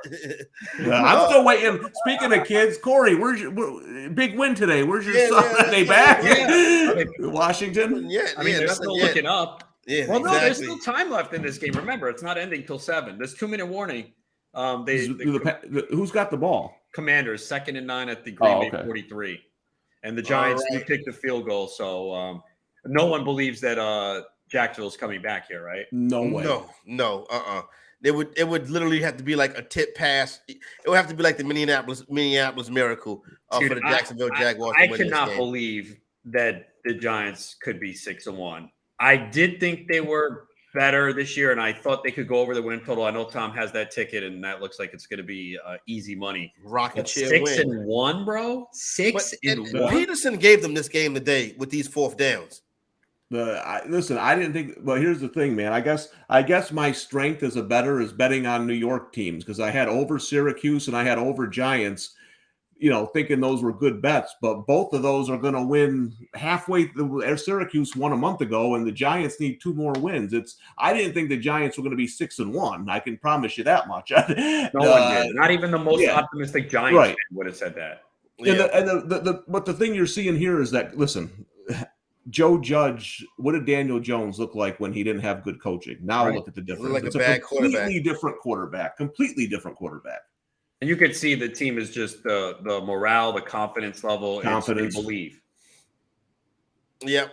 So just keep feeding Brian Robinson so he can average 3 yards a pop. You want the Packers to get back in this game. This is I can tell you one thing. This Broncos Jets game. Whatever team you have, when you're on offense, that's when you're scared. You want to see your defense out there. Yep. Indianapolis Colts 19. Tennessee Titans 19, Indianapolis Colts 10. Titans 2.5-point home favorite. Rocking chair win in this one. Total was 43. The under catches easily. Can Tennessee beat Buffalo or Kansas City in a playoff game? No chance. Tennessee was the number 1 seed in the AFC last year. I get it, but it's a completely different team. I would not sleep on Tennessee. I really wouldn't. I know. Again, I don't see it. Okay, they lost to the Giants by 1. They got trounced by the Bills. Remember, 41-7 Monday night. Now I know the Bills had the extra advantage because they had extra rest. They opened Thursday night. That was a Monday night game. Okay, they beat the Raiders by 2. I mean, the Raiders have played a lot of tight games and lost close ones. They beat the Colts twice now. Okay, it's not great, and they beat Washington. So I just think and they're going to play Kansas City on the 6th, and that's a NBC game. Yeah, so football night let's in see. America. They don't have the firepower on offense to stay with Buffalo and Kansas City. They just don't. Again, maybe I'm not giving them enough credit, but I just think they're a product of an awful division with a better coach. I mean, they can't. I mean, it's Derrick Henry and that's it. Look at Robert Woods. I mean, I liked Treylon Burks. He's on IR. Even the other kid they drafted, a guy in the slot who didn't play today. What's his name? I forget now. I thought he had a chance. They have nothing. Their leading receiver was Austin Hooper today, 3 for 56. Hollister 2 for 32. I mean, come on, man. They can't hang, and we've already seen it. They got destroyed by Buffalo, 41-7. It wasn't even close. They beat Buffalo last year. That was last year, bro. It's a different team. I don't think it's AJ Brown last year. At least I don't think the loss to AJ Brown is that much. I don't think the loss to AJ Brown was that much. Yes, I think it was a negative opinion of this team. When it comes to Buffalo and Kansas City, it's a big loss. Who are you worried about now? Kansas City lost Tyreek Hill. He's a more impactful player than AJ Brown is. Yeah, but they have Mahomes. Ryan Tannehill's not Mahomes. It is a difference at quarterback. A little difference at quarterback. Yeah. I don't know, Tom. I feel like I'm the only one that's like, hey, this Titan team, let's get behind Tennessee, everybody. You were also the only one with a Mac Jones MVP ticket. Don't worry. Mac Jones will be back next year, Ronald. Don't worry about that. We'll be back this week. Corey, but they did lose in the first round of the playoffs. It's not like this is a team that went to this. They had 9 sacks in that game. They was the 1 seed coming into the playoffs. That's even more against That's the problem. That's the problem. Look at Ryan Tannehill's numbers in the playoffs. He's a guy who can play this way, play this type of game in the regular season, but it's hard to do that in the playoffs. To me, the Titans are the NFL version of Iowa. Like, I don't know how Iowa's ever won a football game in college, but they do things that kind of way. They play good defense. They make a couple of big plays here and there. They rely on the running game. I think in the division they're in, they own a lot of those teams. But I agree with Ronis. Once they go up against a team like the Chiefs or the Bills, they don't have it this year. They just don't. I don't think their defense is as good as in years past either. If you look at some of the numbers, they're not pressuring the quarterback the same way. Yeah, it looks good against Matt Ryan, but you don't play Matt Ryan every week. But no, they got a good coach. I mean, listen, they'll be around. They'll probably make the playoffs again. Are they better than the Dolphins? I think I got to see more from the Dolphins. I haven't seen enough with Tua. Stanford band is on the field. Yeah, The band is on the field. The band is on the field. The band is on the field. There's one team that's going to lose from this. It'll probably Washington. That is insane that Washington now has the same record as Green Bay, and they're obviously a better because they beat them. I mean, I have been anti-Green Bay for years. They always make me look foolish in the regular season, and they get exposed in the playoffs.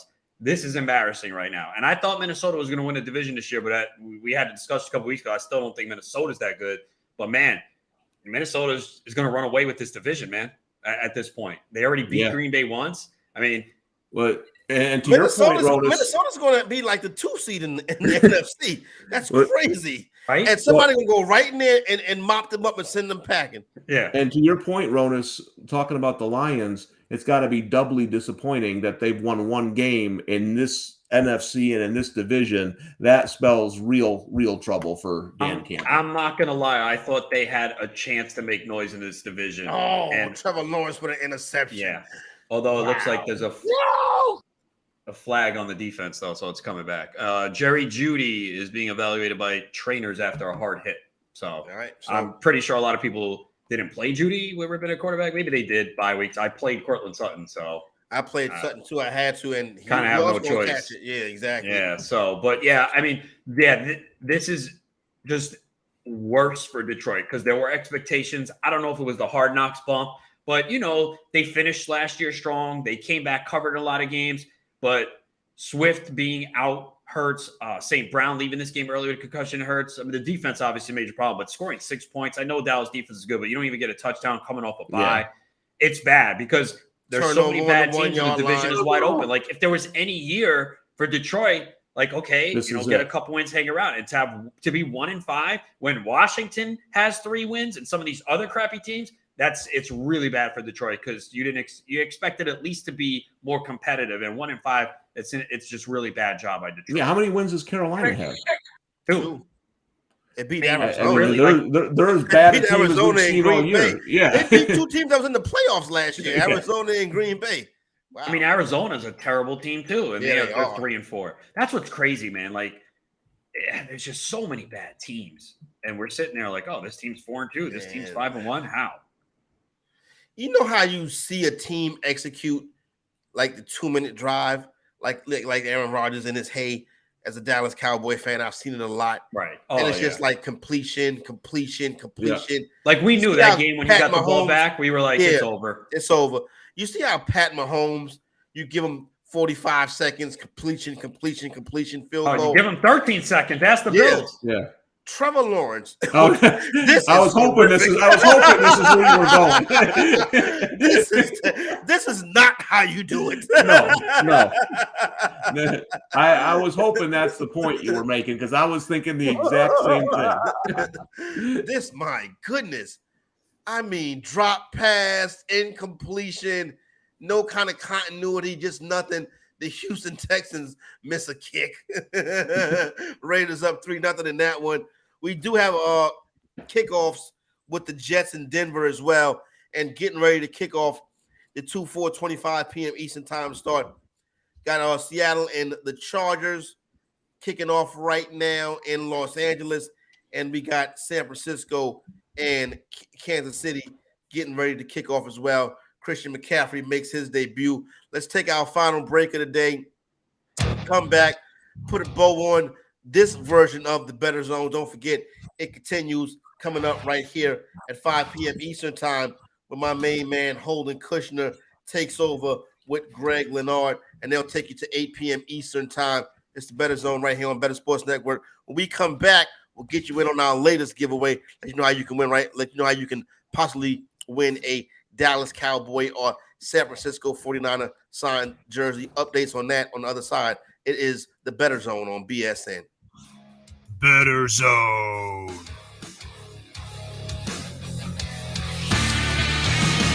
Better Sports Live with Rick Kamla. That's 7 p.m. Eastern, 4 Pacific on Better Sports Network. Andy Reid is the best current coach in the NFL.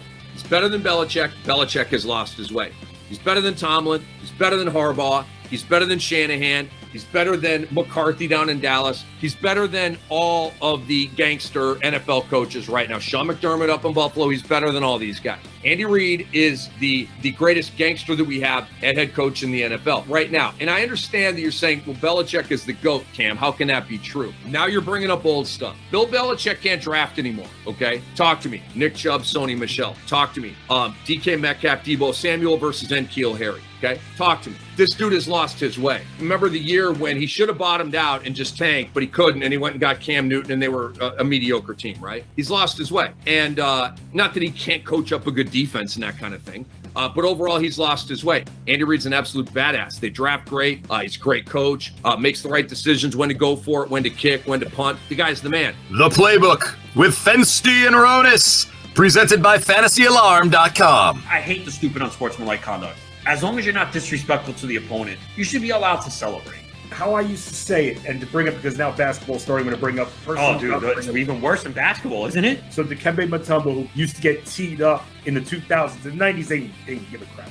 2000s, though, when they tightened up the rules, they used to tee him up more when he did the Dikembe finger wag. But they wouldn't tee him up if he did it to the crowd instead of looking at, like, Eton Thomas, like one time I remember, and doing it right to him, or when his back was turned, doing it right to him. If he did it to the crowd, they would never call it. And so that makes me wonder if these players, while, yeah, they want to talk a little smack, maybe they should flex towards the crowd than at the player who they're standing over. I guess. I know again, it's soft, man. It is soft. Because you know what? Like we're gonna give 15 yards for that, bro. They think that, you want to know why they're paranoid? They think that's gonna turn into a fight. See, I disagree with that. That's not going to start a fight. I agree with you. They don't agree with us. It's one thing, okay, if you spit in someone's face or say something derogatory, like about their family or something, right. Yeah, that can incite it. But if you're just like, yeah, I made that play, what? You know what I mean? Like, again, they know the rules. You got to know you're going to get flagged. You have to have discipline. But, like, I don't know. I have no problem with celebration as long as it's not disrespectful. What's disrespectful? You know, it's interpretation, and that's my problem. Watch, it's going to cost someone in a big playoff game, and that's when people are going to go crazy. There'll be a third down play. Someone makes a pass breakup, and they're in someone's face. They're going to throw a flag. It'll extend the drive. That team scores, wins the playoff game because of it. You need something drastic for it to really leave an imprint, and I hope that doesn't happen to my team. Better Sports Network is betting, fantasy, collectibles. It's sports talk done better. Hang out in the Better Zone for a better NFL game day experience. Henderson and Schultz have gone left. All three tight ends.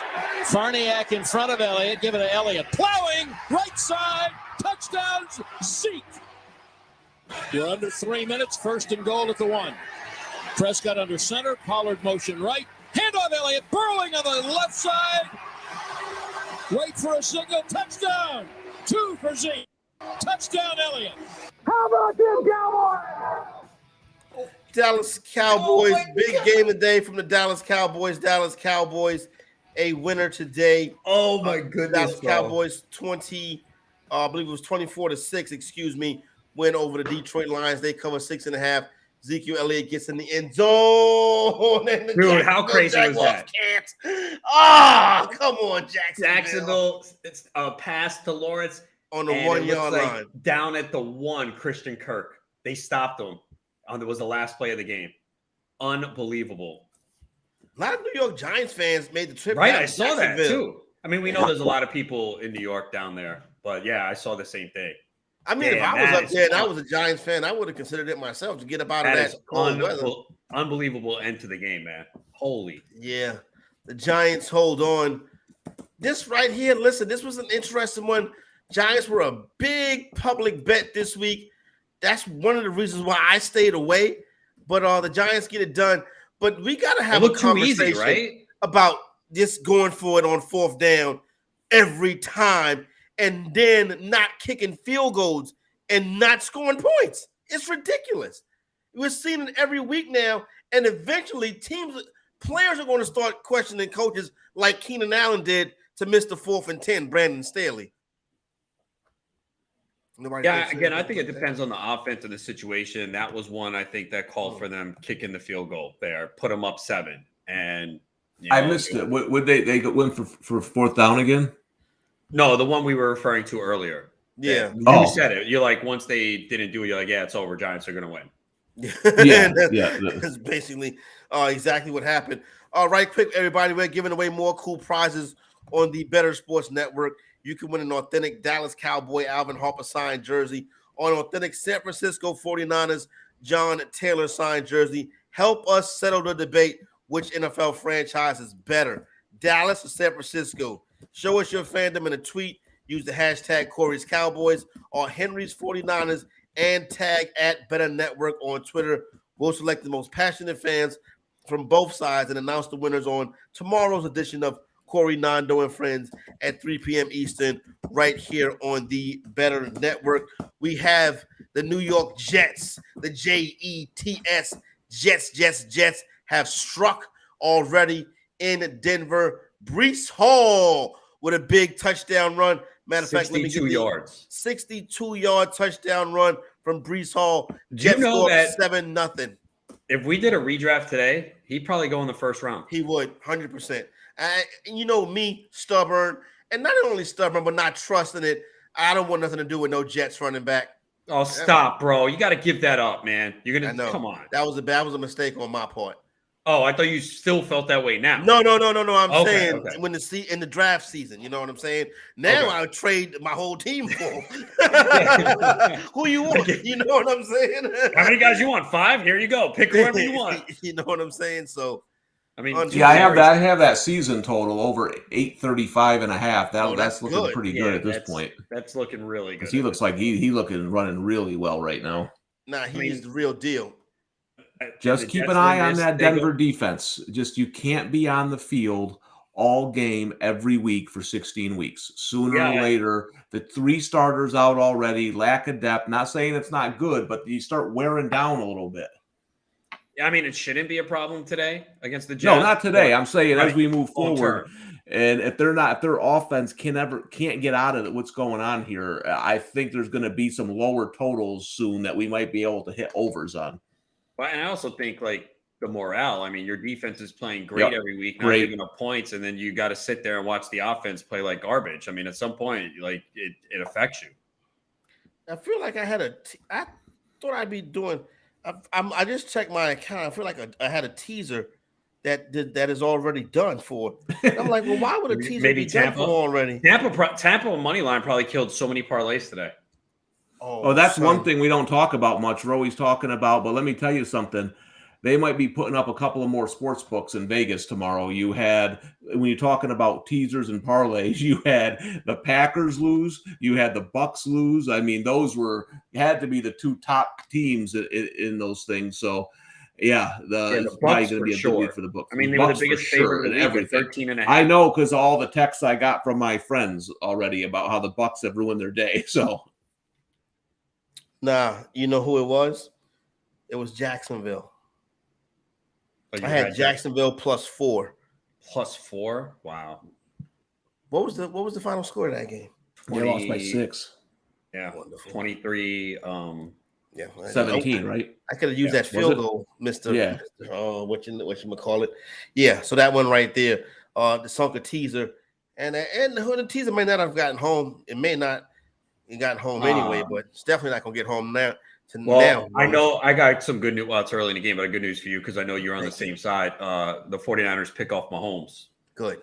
Hufanga, this is the news part. So I play in an IDP league, and I was waiting until kickoff, and there was no news about him being out of concussion protocol. So I dropped him. I didn't want to risk taking a 0, and he's playing. But there was no reports about what? He's playing well, too. Yeah. I mean, but there was no reports. I kept looking. I was checking Twitter. I knew he was questionable and he was practicing, but it didn't say whether he passed concussion protocol. So I was like, I can't risk taking a 0 because I can't make pickups after 1. And I said, I got to drop him, and he gets a pick. It bees like that sometimes. So we do got some action right now. Niners already up 3-0. I seen McCaffrey's first carry. He got a good carry on his first shot out there. And then Niners kicked that field goal, taking 3-0 lead. Now San Francisco 49ers with a chance again to get back on the board. 49ers at home. I like them a lot this week at home. I think Kansas City could be in for a tough one coming off that emotional game last week. Also seeing we got things kicked off between the Chargers and Seahawks. Still no score in that game right there. Geno Smith did throw a pick in that one. Oh, he finally messed up, huh? Yeah. So we'll see, because I think there's still a lot of people who aren't buying. Look, he's played well, regardless. I mean, if he does come out here and throw 3 picks today, fine. It's really the first bad game. Even last week, he didn't put up big numbers. I thought he played well. He didn't need to, but he's played well than a lot of these other quarterbacks like Rodgers, Brady, and those guys. So, yep. All right, loser board. Let's get into some of the low lights of the day. Some of the players that did not have your back today. Let's start off with the quarterbacks. Jared Goff, horrible day today for Jared Goff. 21-26, 228 and 2 interceptions. Lamar Jackson, 9-16, 120 for Lamar Jackson. 10 carries for 59 yards to kind of salvage his day, Ronas. But, for Lamar not to account for a touchdown, that's pretty tough considering what you expect from Lamar on a weekly basis. Yeah, and it's like 4 straight weeks now that we've had bad fantasy performances. I know he only had catch by Debo just now. Yeah, that was in the red zone. That was phenomenal, man. He had a defender all over him right there, and he even swiped up his arm. Debo is an appropriate name for him. But they were like, Lamar only had 16 pass attempts, and they asked him why he couldn't get in a rhythm today. He's like, we only threw it 16 times. So it's been disappointing. I mean, like you said, the 59 rushing yards kind of saved the day. No, but this is disappointing, man. I mean, this is disappointing, yeah. I mean, dude, it's 4 straight games now. He has 1 passing touchdown or less, and he's reached 200 passing yards 1 time in those 4. They're just ruining prime years of Lamar Jackson's career with this guy, Greg Roman.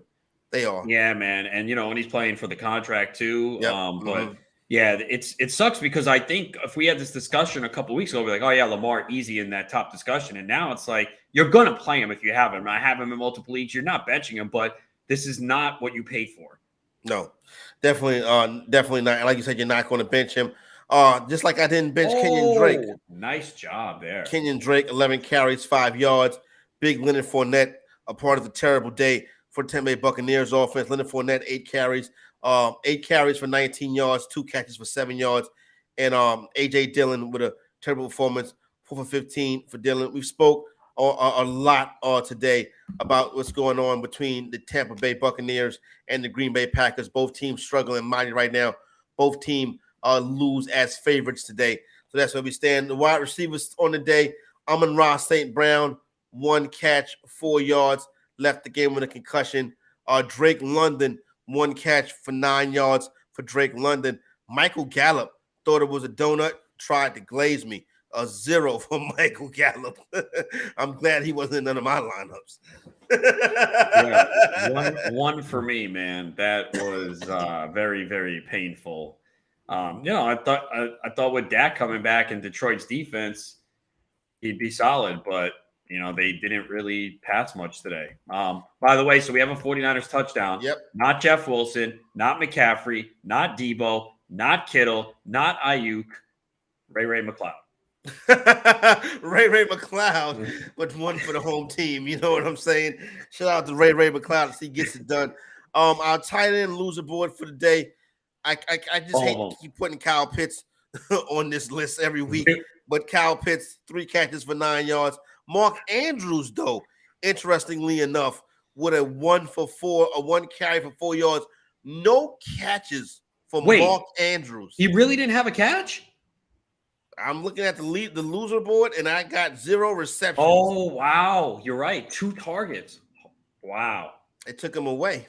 It's National Tight End Day. Yeah, you would think they would get him involved in National Tight End Day. You know what I'm saying? Man, and I was like, I think last week, I'm like, you know what? You just got to play Mark Andrews props over every week. Good thing I didn't listen to myself. That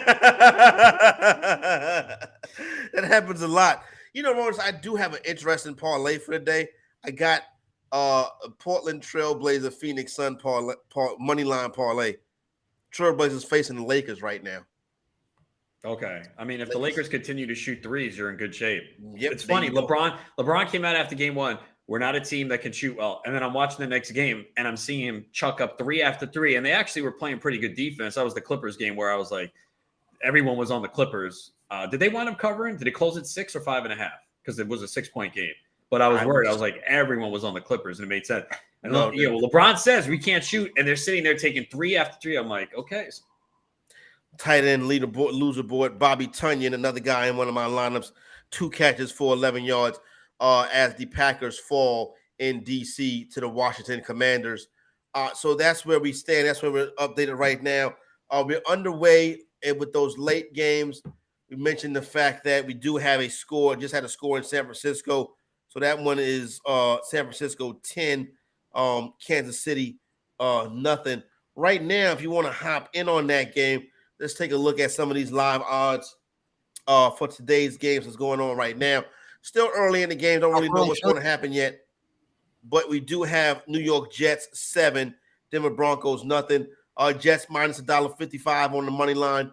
You want to lay 3 to get the minus 110. Denver Broncos, you're coming back at plus 115. But if you are brave enough to money line the Denver Broncos, I tell you what, you definitely deserve it if you win that one because who's quarterbacking for the Broncos today? Rippin. Okay, Brett Rippin. Well, they just got inside the red zone to catch Jerry Jeudy. They're at the 5 or 6. Judy caught a play for a first down. So, I think we touched upon a little bit at the top. It's like, can they really be much worse? I mean, it's not like Russell Wilson. No, exactly. Was playing great. Yeah, exactly. So that's the whole thing. Like when you see that, sometimes they'll move a line because of a quarterback missing the game, and I'm like, it maybe should have went the other direction. You know what I'm saying? Like, that has been the case for Tua in the past. The line moved against Tua one time last year. He was out and the line went the other direction. I always laugh at that. But Las Vegas Raiders 3, Texans nothing. Still early in this one. Houston plus $1.60 on the money line. Las Vegas laying 4. You want to see I want to see Vegas blow them out. But I don't think I'm going to get that, Ronas. As a matter of fact, Houston's in the red zone. Yeah, they are. It doesn't look great. I mean, it is early. We do have a touchdown in Denver, and it is Latavius Murray. Lat Murray with the touchdown. We also have a touchdown in Houston. No, that's out of bounds right there. Both teams are running the ball well in that Broncos game. I mean, what are the defenses doing? Seriously, like you can't be that worried about the pass. Right. Zach Wilson. Murray was untouched. Yeah, Murray went in untouched on that play. Yeah, load the box. You know what I'm saying? San Francisco 10, Kansas City nothing. San Fran laying 3.5. Kansas City, you want to come back, you get him at $1.50 on the money line. Obviously, that's Patrick Mahomes. He's not done yet. That's going to end up being a game out there. I do think San Francisco will get the victory. Got about 14 minutes, about 12 minutes left to go in the program. Solid day, you know what I mean? Listen, my parlay's still alive. It's going to come down to the Las Vegas Raiders. This will be the cover or the money line? Money line, no. I have a money line parlay that's live right now. Okay. I've already got 3 victories. Right, the 4th and final leg is the Raiders.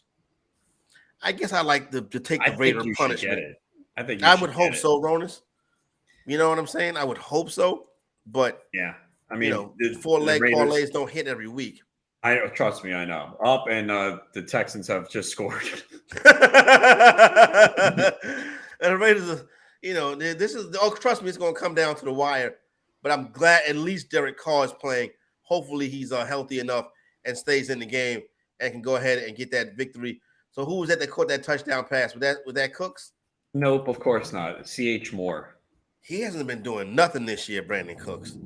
He has 2 for 14 today. Nico Collins has 2 for 24. I did start Nico Collins in a league. I have the over on Pierce's rushing prop. He has 9 for 29.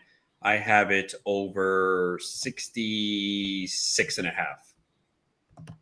And I have, like I said, I have Adams on the other side. So I need some offensive fireworks in this game. So there we go. We're not getting it in the Jets Broncos game. Although, they're they're on 7-7. That's pretty high scoring for that game. Extra point. No, 7-6. And, I had McManus in the league and I dropped him today. I'm like, wait a second. With Russell Wilson, they were moving the ball and getting a lot of field goals. I'm like, this could be dicey. So I am not going to risk him today. So I mean, look, Chiefs Niners should be a good game. That's the one that's going to be and I think the Chargers and the Seahawks will give us an interesting a game as well. I want to turn the page these last couple minutes and take a look at what's going on next weekend, week 8 of the NFL season. Tell you what, the NFL season flies by each week. Each year it seems like, the season, the week goes by faster and faster and faster. It's just like, you enjoy it so much, but it's like it comes and it goes so quickly. But week 8 next week, we start to get into the month of November. Well, actually, next Sunday is the last day of the month of October. But the week starts off with Baltimore at Tampa Bay. It's going to be a lot of talk this week and the lead up, Ronas, about how poorly the Buccaneers are playing. So at least, they won't be talking about how bad the Ravens are playing. You know what I'm saying? That is true. It's going to be a lot of Tom Brady as Geno Smith touchdown to Marquise Goodwin. All right. So Seahawks get on top early in that one. So I should have played Geno over Dak, huh? At least Geno threw a touchdown pass for you. I know. Well, Dak had one, but Geno he did probably set up for the rest of the game pretty well. So, but yeah, Baltimore, Tampa, very interesting game. I mean, it's a big game for I don't know. Is it? The division sucks. They could be 3-5 and they'll still be favored to win this division. So, but yeah, I mean, it's going to be a lot of talk about Brady struggles. Baltimore did get the win today, but wasn't impressive. But Bucks are home on a short week. So now we get to see the Bucks struggle in prime time. When the Jets and the Giants, they share the stadium, but you can tell it's the same stadium. So far, you can't tell it's the same stadium but the difference between the Charger game and the Ram game. At least I can't. Maybe that's something with my vision. You know what I'm saying, Ronas? Could be. I don't know. Jacksonville Jaguars. Why don't you just see the opponent's jerseys, whoever's playing? That's why. Nah, I don't know. It looked like a different stadium to me. Yeah? Yeah. I never looked that closely. Wait a minute. They took that touchdown off the board? For who? For the Seahawks. No, it counts. Oh, they did? That was a previous play. Oh, okay. All right, I'm tripping. All right. Yeah, your vision. Almost another interception. By who? By the San Francisco 49ers. Oh, had his hand on the ball. Bufanga's going to have like 7 interceptions today after I cut him. We got another international series game next week. It's a game at 9:30 at London. What's the game? Broncos and Jags. We sit in the two worst teams. They got the Broncos on a stand. Oh my god! So the Broncos send these teams bloody home. The Broncos have 3 more nationally televised games. Now, one of them could be flexed. It's a Sunday night game. Yeah, let's hope so. They have this Sunday, and on Christmas, they're one of the 3 games. Oh man, we got to spend Christmas with Russell Wilson. Yeah, I mean, if things don't turn around soon, that could be by Christmas time. That could be really ugly. I mean, really ugly. How bad are his commercials, bro? Yeah, the whole thing. Like, who approved it? Like, he signed off on that? I think, you know what? I think the commercials are so cringy now that I think they're doing it on purpose. I hope so, because they can't be doing it on purpose. Yeah, because I'm like, wait a minute, this guy, come on now. You know what I'm saying? Like, this man is not, he is not, come on, it's this Russell Wilson still, y'all. He can't be this out of control. Carolina and Atlanta. Has he gone from someone that was well liked to like everyone like bashes him now? Oh, so he right? gets, but sometimes I think they take it too far. I'm like, wait a minute, it's a little bit personal now. You know what I'm saying? I'm like, my goodness. Wait a minute, I just text my neighbor and I was like, I'm starving. You know what I mean? And she's like, well, let me get started. She's like, let me get started cooking. And I'm like, why isn't that done already? Yeah, like, come on, I'm getting off at 5. What's going on, Ronas? You know what I'm saying? Hey, take control relax, here, man. Okay? Yeah, relax, Ronas. You come on, relax, Ronas. I don't want you to get no trouble over there. I stopped myself. A big time NFC South battle next week. Carolina at Atlanta. I'm on Atlanta. Carolina could be right back in the division race with a win. Was that a pick 6? No, the hell was that? Not. He was down. Exactly. Was he? I think so. Yeah, he was down. He was down. Yeah. He was down. Okay. Yeah, his knee touched the ball. Chicago is at Dallas next but week. was he touched? Oh, if he wasn't touched, you're right. That's a fumble if he wasn't. Well, wait a minute. You know why? He sucks. The quarterback. He sucks. Zach Wilson sucks. I can see it already.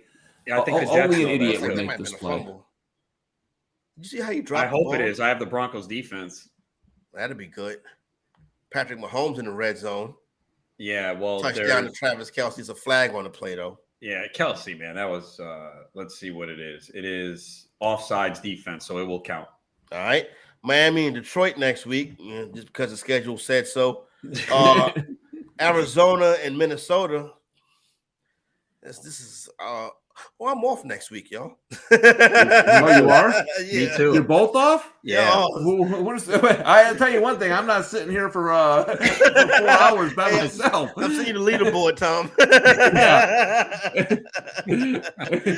I'm sure they'll have somebody. I mean, listen, the loser board will be easy. I just take a look at my fantasy team and rattle off the names. But Arizona. Just look at the Packers stats. That's the loser board. Yeah, that's exactly. Las Vegas and New Orleans next week. Ooh, boy, I tell you what, you got the Jets and the Patriots. That might be a little something, Jets. Revival in New York. You got Pittsburgh and Philadelphia next week. So this is really, it's really a pitiful 1 p.m. Eastern time slate next week. Wait, did they take the Kelsey touchdown off the board? I guess they did. Nothing you can really hang your head on this one. I thought they said it was offsides. Apparently not. Looks like they took it off the board. And for the Jets, they're saying he was down by contact, and Denver is challenging it. Okay. Challenging the ruling on the field. Yeah. So Zach Wilson, that would be a pitiful turnover if that was the case. That was like a bad news Bears play right there. I mean, was he? I don't know if he was touched. The Broncos feel the same way you do. Your man Nathaniel Hackett making the call, Tom. I haven't gotten it. Ronas, did you get a good look at that? Did he look like he was touched? Yeah, I need to see it again. So now there's a Kansas City touchdown. Mahomes with a little shovel pass to McCole Hardman, who gets in from 7 yards. Here's something that's crazy, y'all. The most intriguing game on the schedule next week is the Giants at the Seahawks. And don't you think Jets-Patriots too? Yeah, and Jets-Patriots. Those are the two best games on the schedule next week. Yeah, in week 1, if you'd have said on Sunday, October 30th, week 8, Giants and Seahawks is going to be America's game of the week. I have a question for you. Next Sunday night, Packers going into Buffalo.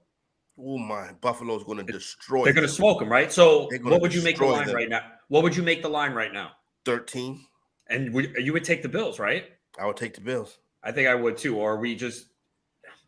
I can't take Green Bay, man. I know. And I don't like betting favorites on in prime time. Right. I would bet Buffalo. I'm not touching Green Bay. I didn't touch Green Bay today. Bills coming off a bye, and we know when the Bills tend to win, they tend to win by double digits. Yeah, the Bills will blow you out. The Bills don't fool around. So that's what we got coming up next week. I want to thank everybody for hanging out and rocking with us this week. Still got football night in America left tonight. The game between the Miami Dolphins intercepted Joe Burrow. Justin Herbert just intercepted. We were all on Seattle getting the points, right? Everybody was on Seattle getting the points. That was a pretty easy one right there. But I still did like the Chargers on the money line, but I don't have it anywhere, so I don't have to worry about that.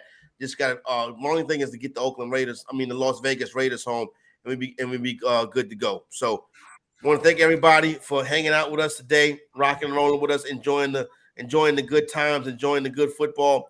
So we got some winners in, we got some losers in. Hopefully everybody gets what they need for their fantasy rosters and their pockets with the betting.